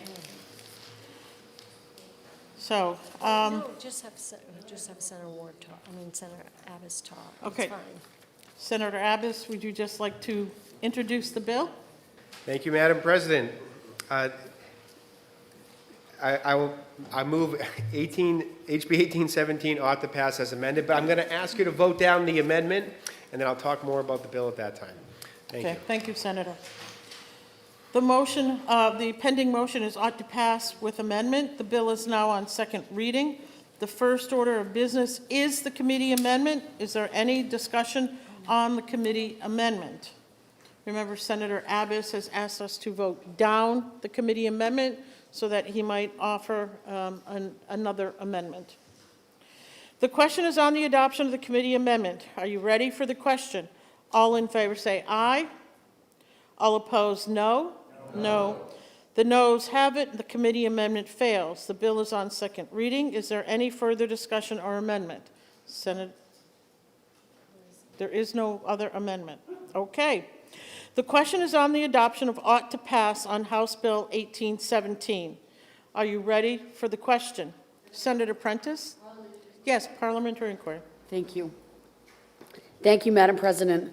If I know school districts lose adequacy aid from students leaving the district for EFA programs, and if I know that the current bill would allow this very same student to turn around and use school district resources without providing the district with any more funding, and if I know that the Department of Education said that this very issue violates the department's policies, would I now vote against the motion? It actually says would I now vote against the motion to take this bill off the table, but would I vote against this, the motion to pass? Thank you, Senator. Senator Sullivan for a Please, parliamentary inquiry. Madam President? Thank you. If I know that parents that use EFAs also pay local taxes, would I now support the committee recommendation of ought to pass? Thank you. Thank you, Senator. Roll call has been requested by Senator Fenton, seconded by Senator Prentice.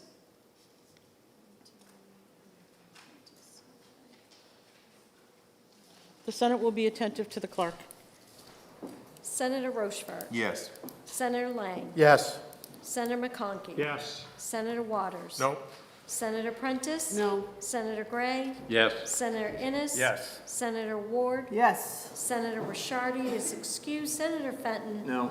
Senator McHugh. Yes. Senator Avard. Yes. Senator Rosenwald. No. Senator Reardon. No. Senator Murphy. Yes. Senator Pearl. Yes. Senator Sullivan. Yes. Senator Birdsell. Yes. Senator Long. No. Senator Perkins Quokka. No. Senator Abbas. Yes. Senator Gannon. Yes, ma'am. Senator Altschiller. No. And Senator Carson. Yes. The ayes have it by a vote of 15 to 8. The motion of ought to pass is adopted and the bill is ordered to third reading. Next, we're going to move on to the bills removed from the consent calendar. We are at the conclusion of the regular. Yes, we'll take a 2-minute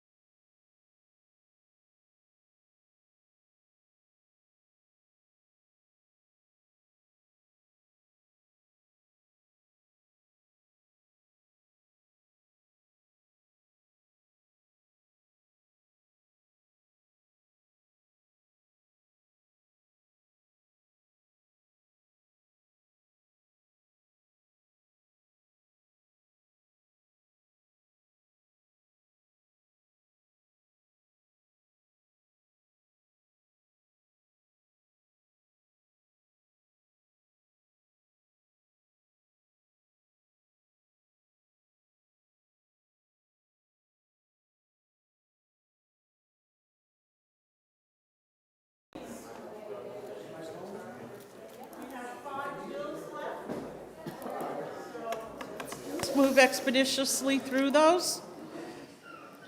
We are at the conclusion of the regular calendar, and we'll take up the bills that were removed from the consent calendar. The Senate will be attentive to the clerk.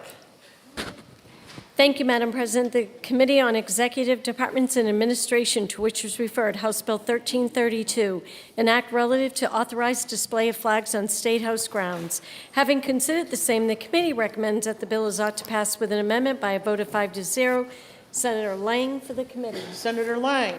Thank you, Madam President. I move House Bill 1332 ought to pass with amendment. House Bill 1332 provides that only those flags officially recognized by the federal government may be displayed on State House grounds. The legislation includes one exception for the Gold Star flag, which the governor may authorize to be displayed. The amendment redefines the bill language by changing the requirements to only fly federal flags recognized on from State House grounds to over the State House. This accommodates the continued use of the Lafayette flagpole, which for those of you, like even our committee didn't know, if you walk outside of the State House, it's on the right-hand side in that little grass area, there's a flagpole there. It allows the Lafayette flagpole in front of the State House to continue to be used for various historical events. We've seen the Pine Tree Riots flag up there. We've seen the Betsy Ross flag up there on Flag Day. So we want to allow that flagpole to be able to continue to be used for those historical events, but while maintaining that only above the State House will we find federally recognized flags. Thank you, Madam President. Thank you, Senator. The bill is now on second reading. The first order of business is the committee amendment. Is there any discussion on the committee amendment? Seeing none, the question is on the adoption of the committee amendment. Are you ready for the question? All in favor say aye. Aye. All opposed say no. The ayes have it, and the committee amendment is adopted. The bill is on the second reading. Is there any further discussion or amendment? Senator Altshuler. Thank you, Madam President. I rise to offer floor amendment 2026-1927S. This is the language of Senate Bill 596 that this body passed unanimously a couple of months ago. This was a constituent-led bill to begin a change of culture at Hampton Beach and Hampton Beach only. The Blue Ocean Society for Marine Conservation reported to us that cigarette butts are the most litter item found during organized beach cleanups, and our beaches aren't meant to be ashtrays. This bill imposes no fines, no penalties. It's just about education. The fiscal note acknowledged any cost for signage and implementation can be absorbed within the Department of Cultural Resources' existing budget. They anticipated it to be less than $10,000. Hampton Beach State Park is our stunning natural resource and a revenue driver for the state. We don't advertise it as a place to come smoke and put your butts out in the sand. In fact, smoking is not allowed at the Seashell Stage or anywhere on the beach where there are picnic areas, including the Hampton Beach State Park camping picnic areas, as they are all designated smoke-free zones to reduce litter and secondhand smoke. This bill says it's time that we catch up on the sand. Thank you, Madam President. Thank you, Senator. The question is on the adoption of floor amendment number 1927. Is there any discussion on the floor amendment? Seeing none, are you ready for the question? All in favor of the floor amendment say aye. Aye. All opposed, no? No. The noes have it. The floor amendment fails. Division, Madam President. Okay. Is there a second for the division? Seconded by Senator. Okay. Okay. Those of you who are in favor of floor amendment 1927, please stand.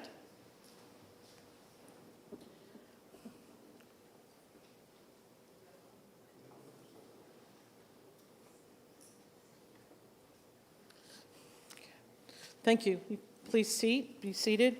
Those of you who are opposed to a floor amendment 1927, please stand.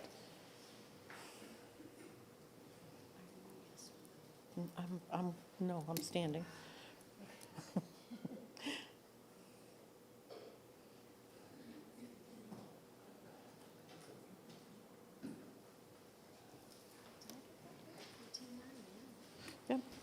Okay. The amendment has failed by a vote of 9 to 14.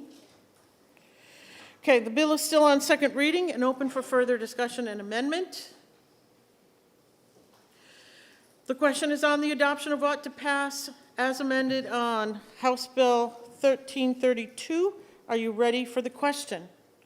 All in favor say aye. Aye. All opposed say no. The ayes have it. The motion is adopted, and the bill is ordered to third reading. The Senate will be attentive to the clerk. Thank you, Madam President. The Committee on Finance, to which was referred House Bill 155 FN, an act relative to business enterprise tax returns and appropriating funds to the Department of Health and Human Service for licensed nursing facilities. Having considered the same, the committee recommends that the bill is ought to pass with an amendment by a vote of 8-0. Senator Lang for the committee. Senator Lang. Thank you, Madam President. Oh, excuse me. I have Senator Lang here, but on here I have Senator Gray. So It's supposed to be Senator Lang. okay, so Madam President, I move ought to pass on House Bill 155 FN. This bill, the Finance Committee was amended by, the Finance Committee amended this bill by raising the filing threshold for the business enterprise tax from $198,000 to $375,000, thereby reducing the tax and administrative liability for over 3,500 mom and pop businesses in New Hampshire. House Bill 155 FN also allowed, as amended, which I'm going to talk about in a second, the Department of Health and Human Services to the ability to carry forward funds transferred into the 504 account line for the purpose of stabilizing Medicaid long-term care per diem rates for our New Hampshire nursing homes. I'm going to ask you to vote down the committee amendment. There was a little bit of confusion between the executive branch and the agency on how they wanted this bill to move forward and for the funding purposes. And they were originally okay with the language that came out of Ways and Means, which we all already passed and we already voted for when it went to finance. So I'm going to ask you to vote down the committee amendment to allow the bill to just go forward as it ought to pass. Thank you. thank you, Senator. The bill is now on second reading. The first order of business is the committee amendment. Is there any further discussion on the committee amendment? We have been asked by Senator Lang to vote down the amendment. So are you ready for the question? All in favor say aye. All opposed, no? No. The noes have it. The committee amendment fails. The bill is on second reading. Is there any further discussion or amendment? Seeing none, the question is on the adoption of ought to pass on House Bill 155. Are you ready for the question? All in favor say aye. Aye. All opposed, no. The ayes have it. The motion of ought to pass is adopted, and the bill is ordered to third reading. The Senate will be attentive to the clerk. Thank you, Madam President. The Committee on Finance, to which was referred House Bill 1323 FN, an act relative to parental alienation.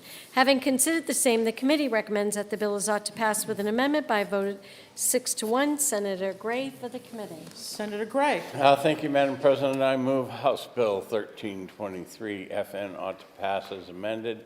House Bill 1323 FN, as amended, defines parental alienation and requires courts to consider evidence of such behavior in determining parental rights.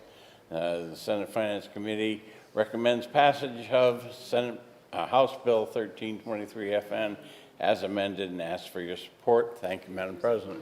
Thank you, Senator. The bill is now on second reading. The first order of business is the committee amendment. Is there any discussion on the committee amendment? Senator Long. Thank you, Madam President. I'd like to briefly reiterate some concerns surrounding House Bill 1323 relative to parental alienation. This bill has been strongly opposed by judges, New Hampshire legal assistants, Waypoint, New Hampshire Association for Justice, and a coalition against domestic and sexual violence. The concept as a whole has not been codified by any other state and is vehemently opposed by the District Attorneys Association and many more. So who exactly does this bill work for? I believe, and certainly not the children caught in, I believe it's the parents, and certainly not the children caught in the middle. This bill is plainly unnecessary. Existing law has numerous mechanisms to handle actual alienation. All this will do is encourage litigious behaviors, even more to the detriment of the courts, taxpayers' costs, and the children. It's even more concerning that this policy can result in children being put in the custody of an abuser 43% of the time, according to the Journal of Social Welfare and Family Law. We cannot in our right mind be trailblazers for a widely opposed policy that demonstrates, places children in danger, and encourages traumatic lawfare. We ought not experiment with the law in such a way with children as the guinea pigs. Let's please overturn the ought to pass motion on this bill and lay it to rest. Thank you, Madam President. Thank you, Senator. The question is on the adoption of the committee amendment. Is there any further discussion on the committee amendment? Senator Altshuler has a question? Or do you wish to speak? After the vote. Okay, thank you, Senator. The question is on the adoption of the committee amendment. Are you ready for the question? All in favor say aye. Aye. All opposed, no. No. The ayes have it, and the committee amendment is adopted. The bill is on second reading. Is there any further discussion or amendment? Senator Altshuler. Yes, I have a question from my colleague from District 20. Yes. 20. Quick math. Senator, do any other states have a rigid definition for parental alienation like we do here? No, no other state has this. We are the first. We would be the first. May I follow up, Madam May I President? follow up, Senator? Senator, divorce is often tense and litigious. Do you think this will enable parents to bring further claims against one another as soon as they suspect a child's hesitancy to split time with either parent? Yeah, I think it's inevitable.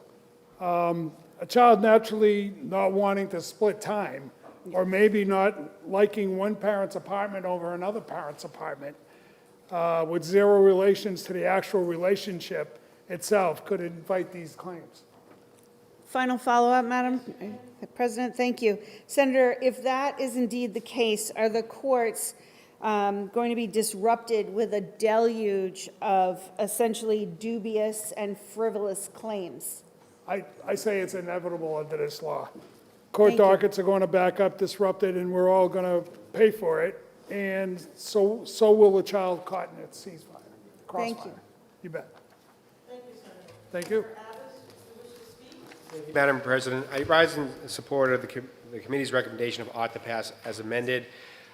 Just to clarify what's going on here, and I've worked extensively in my professional capacity on cases involving parental alienation. One thing this does, it has an expedited hearing, all right? Because when you have issues of alienation and you want to present that to the court, well, when a year and a half goes by or a year goes by before you get your day in court, that alienation has been reinforced during that entire time period. In both cases I worked on, my client was a victim of domestic violence, and they were also not being, their parental rights were obstructed due to alienation, both times. People are worried about this being abused as a litigation tactic. First of all, in litigation, a lot of tactics are abused, but there's already rules in place that involve frivolous filings, but specifically with this policy, the prevailing party can recover their legal fees. There was a lot of talk in the policy committee about leaving that in or taking that out. And we felt to avoid people just filing this over every time there was, a slight bit of belief that there may have been some alienation, we didn't want that to happen. So the prevailing party would be able to recover their legal fees. And it's to prevent frivolous filings, but also when there's not substantial evidence really to support the claim. So please join me, support the committee's recommendation of ought to pass as amended. Thank you, Madam President. Thank you, Senator. The question is on the adoption of the committee amendment. Are you ready for the question? All in favor say aye. Aye. All opposed, no. The committee amendment is adopted. The bill is on second reading. Is there any further discussion or amendment? Senator Prentice is recognized for a floor amendment. Yes, I am. Thank you. Okay. I thought, good evening, here I stand. Yes, I am introducing floor amendment 2026-1982.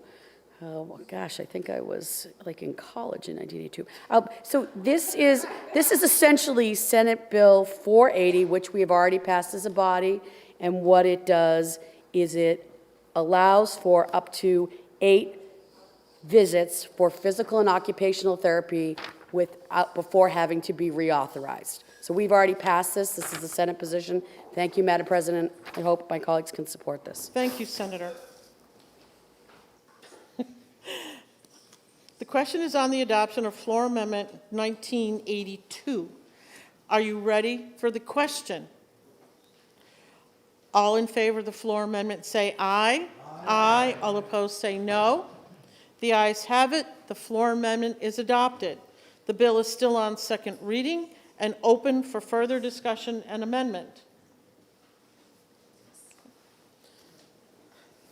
I recognize Senator Birdsall to bring forward a floor amendment. Thank you, Madam President. I move Floor Amendment 1981. I was still in the Coast Guard then. Oh, quiet you. This was Senate Bill 48, our children's mental health coverage. It passed this body unanimously, I believe, and it is the wraparound program, which the House interim studied this morning. So I would, it is the Senate position, and I'd appreciate passing this body again. Thank you, Madam President. Thank you, Senator. The question is on the adoption of Floor Amendment 1981. Are you ready for the question? All in favor say aye. Aye. All opposed, no. The ayes have it. The floor amendment is adopted. The bill is still on second reading and open for further discussion and amendment. Seeing none, the question is on the adoption of ought to pass as amended on House Bill 1323.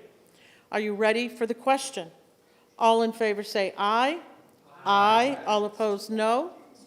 The ayes have it. The motion is adopted and the bill is ordered to third reading. Thank you. The Senate will be attentive to the clerk. Thank you, Madam President. The Committee on Health and Human Services, to which was referred House Bill 1735 FN, an act permitting treatment of certain severe illness under the Right to Try Act. Having considered the same, the committee recommends that the bill be referred to interim study by a vote of 3-2. Senator Prentice for the committee. Senator Prentice. Thank you, Madam President. House Bill 1735. This bill permits treatment of certain severe illnesses under the Right to Try Act. The majority of the committee finds it best not to move forward with the legislation at this time, as the Right to Try Act was just recently passed, and it's important to take a measured approach built on evidence and practice. Thank you, Madam President. Thank you, Senator. The motion is to refer to interim study. Is there any discussion? Senator Sullivan. Thank you, Madam President. I rise to oppose the interim study recommendation on HB 1735.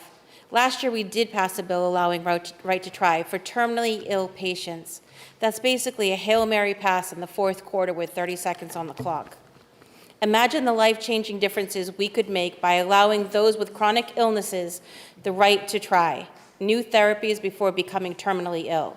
What about our constituents who live with chronic illnesses, chronic fatigue, chronic pain? Don't we owe it to them to allow them the opportunity to do their own research and make their own decisions? Sorry, whoever wrote this has terrible handwriting. When it comes to these potentially life-changing opportunities, at the end of the day, every single medication or therapy is a trial. Everything has risk. Every medication has adverse effects. But when a patient finds the right course of treatment, it can not only extend their life expectancy, but also their quality of life. I believe our constituents deserve that opportunity. Thank you, Madam President. Thank you, Senator.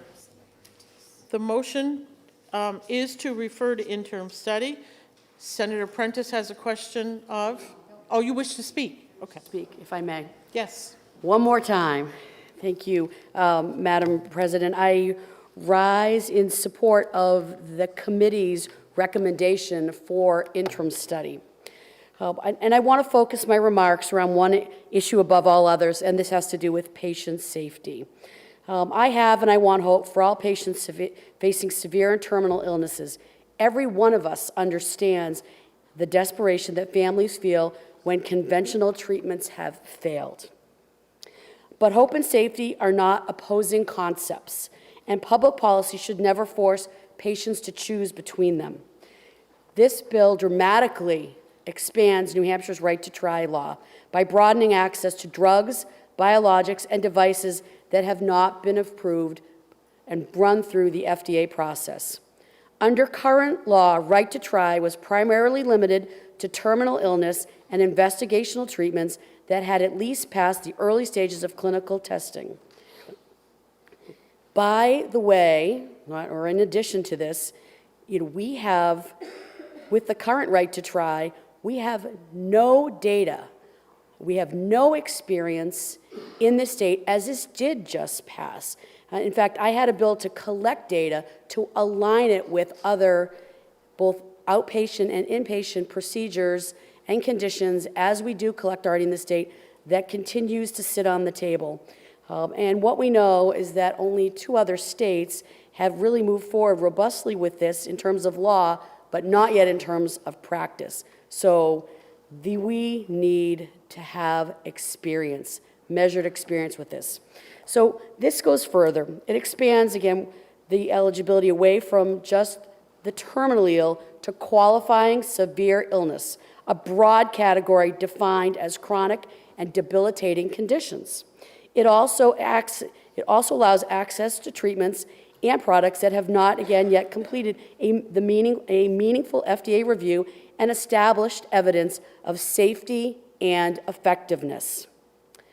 And that is where patient safety concerns become very real for me. The FDA process exists for a reason. Yes, it's lengthy. I understand that. And there is expanded access. There is a compassionate care provision within this. But clinical trials are not bureaucracy for bureaucracy's sake. They are how we determine proper dosing, side effects, interactions, complications, and whether a treatment actually works. This bill weakens some of those guardrails. It also grants broad immunity protections to manufacturers, providers, facilities, pharmacists, and others involved in administering these treatments so long as they have not engaged in willful or reckless misconduct. This means patients may have very limited legal recourse if something does go wrong. And we must remember that patients with severe illness are among the most medically vulnerable people in our healthcare system. These are individuals and families that are often making very difficult decisions under extraordinary emotional stress. This is precisely when strong guardrails matter the most. Innovation has value. Access has value. But when dealing with highly experimental treatments, individualized investigational therapies, and medically fragile patients, careful oversight matters. So here, members of the Senate, I'm asking you to continue in supporting, compassionate care and clinical trials. But let us be cautious about expanding pathways and innovation without the appropriate guardrails. And lastly, as I close out my comments and asking us to stay with the committee's recommendation of interim study, I want to point out that, I am not without compassion, and actually some who are for this have, either said that straight out to me or alluded to it, not in this body, but in other, in conversations with, Granite Staters or those who are activists on this behalf. I've lost 2 friends in the last 4 years to Lou Gehrig's disease. Okay. I lost a dear friend and a colleague to cancer who was awaiting a special matching protocol. That is not expanded access, but is close to what expanded access is. So I'm not without compassion and personal experience in this area, but still I am guided by safety principles and guardrails. Let us take the Right to Try Act that we now have on the books. Let that work. Let's gather evidence and know what this actually means, and then move forward in a meaningful approach in the future based on that. Thank you, Madam President and colleagues. Thank you, Senator. The motion is to refer to interim study. Is there any further discussion? Senator Murphy. Very, very brief, knowing the hour is late. And I didn't plan to speak on this bill, but I do feel strongly about it. Those of you that pay attention to things that come out of my mouth at some point or another, you may begin to hear some consistent themes. I own my body. I decide what is right for me. You each own your bodies. You decide what is right for you. These are people with severely debilitating illness. Is there some risk with some of these medications? Of course there is. But who gets to decide to take the risk or not? I know if it were me in that situation, I would want the ability to be informed and take the risk. And that's all this bill does. It gives people in very serious situations, debilitating illnesses, it gives them the chance to have hope and make the decision for themselves. And I would hope that we could respect that. So I oppose the motion. Thank you, Madam President. Thank you, Senator. The motion is to refer to interim study. Senator Birdsall? To table. Okay. Okay, hold on. The motion to lay on the table is non-debatable. All in favor of the motion say aye. Aye. All opposed, no? No. The ayes have it. The motion has been adopted. Okay, can I get a drum roll here, folks? All right. Last bill. The Senate will be attentive to the clerk. Thank you, Madam President. The Committee on Judiciary, to which was referred House Bill 1279, an act relative to the use of physical force in defense of a person. Having considered the same, the committee recommends that the bill is ought to pass with an amendment by a vote of 4 to 1. Senator Abbas for the committee. Senator Abbas. Thank you, Madam President. I rise to move HB 1279 ought to pass with amendment. This bill would clarify the right to self-defense by adding defense of others and expanding this fundamental protection to a person's vehicle as well as the dwelling. The committee amendment removes the addition of vehicle from the bill, as the committee felt adding a vehicle was too large of an expansion of the stand your ground law. So please join me in support the committee's recommendation of ought to pass amendment. And Madam President, if I may speak further just very briefly. Very briefly, Senator. Understand, as the law today, I just want everyone to know, if you are at your house or on your property, you can use, if someone's committing a felony and using unlawful force against you, you are actually permitted to use deadly force in defense of yourself, but not another person. So I look at it as, I have young children in my house. I would not be able to use that force to protect them, but I could use it to protect myself. That's a glaring hole in the wall, and this needs to be addressed. I think this clarifies, makes the existing law better. So please join me, support the committee's recommendation of ought to pass as amended. Thank you. Thank you, Senator. The bill is now on second reading. The first order of business is the committee amendment. Is there any discussion on the committee amendment? Okay, seeing none, the question is on the adoption of the committee amendment. Are you ready for the question? All in favor say aye. Aye. All opposed say no. The ayes have it, and the committee amendment is adopted. The bill is on second reading. Is there any further discussion or amendment? I recognize Senator Prentice. Senator Prentice was looking for her amendment. Okay. Yeah.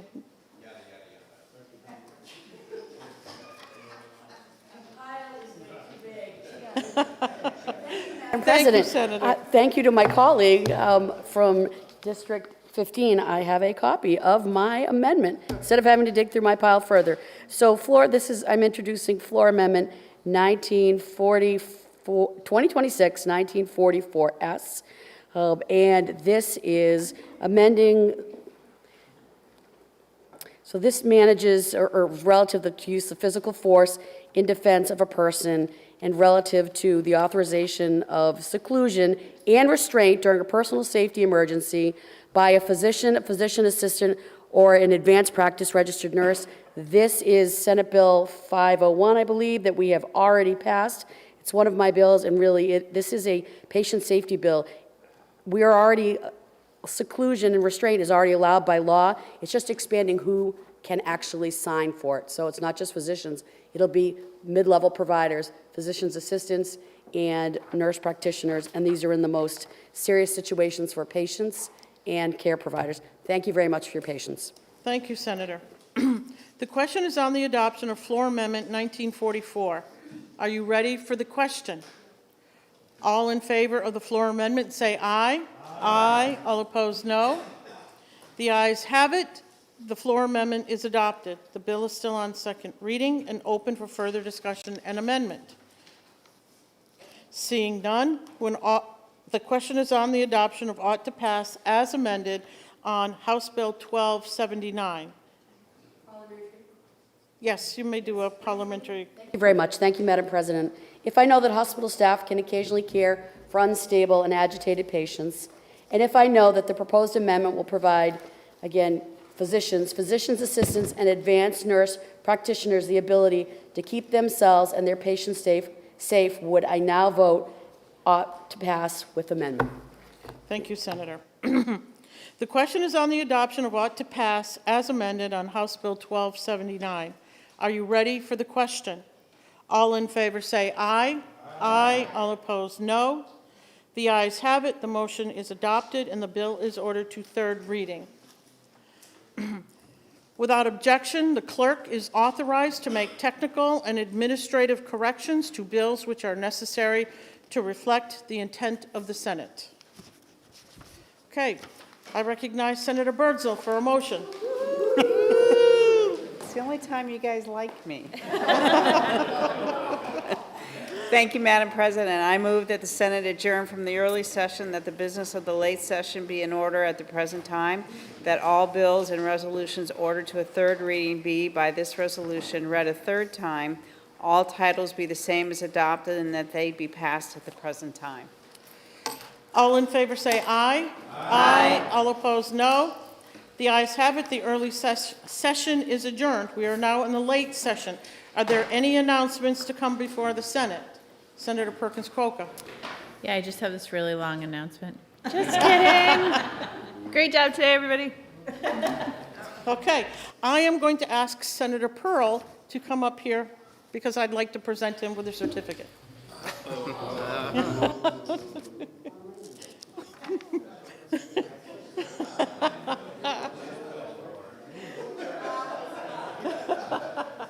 Please. I would like to present Senator Pearl with the 2026 Bradley Special Award.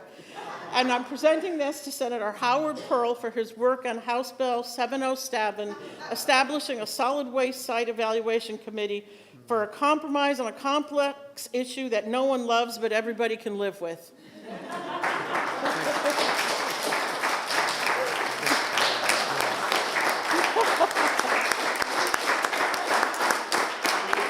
I prepared a 45-minute thank you. Thank you very much. Thank you. It's an honor, it really is. Thank you, Senator, for all your hard work. Are there any further announcements to come before the Senate? Senator Gannon? I would like to thank the senator from District 5, who for probably the 5th or 6th year has helped me get a good bill across, a bipartisan thing. You helped me every step of the way getting the prosthetic bill. Thank you very much. Appreciate it. Thank you. Thank you. Are there any further announcements? Okay. Without objection, all personal privileges or unanimous consent shall be entered into the permanent journal of the Senate. I recognize Senator Birdsall for a motion. Thank you, Madam President. I move that the business of the day being completed, that the Senate recess to the call of the chair for the purposes of introducing legislation, re-referring bills to committee, scheduling hearings, sending and receiving messages, vacating bills, processing enrolled bill reports and amendments, and forming committees of conference. And when we recess to the call of the chair. All in favor say aye. Aye. All opposed, no. The ayes have it. The Senate is in recess to the call of the chair.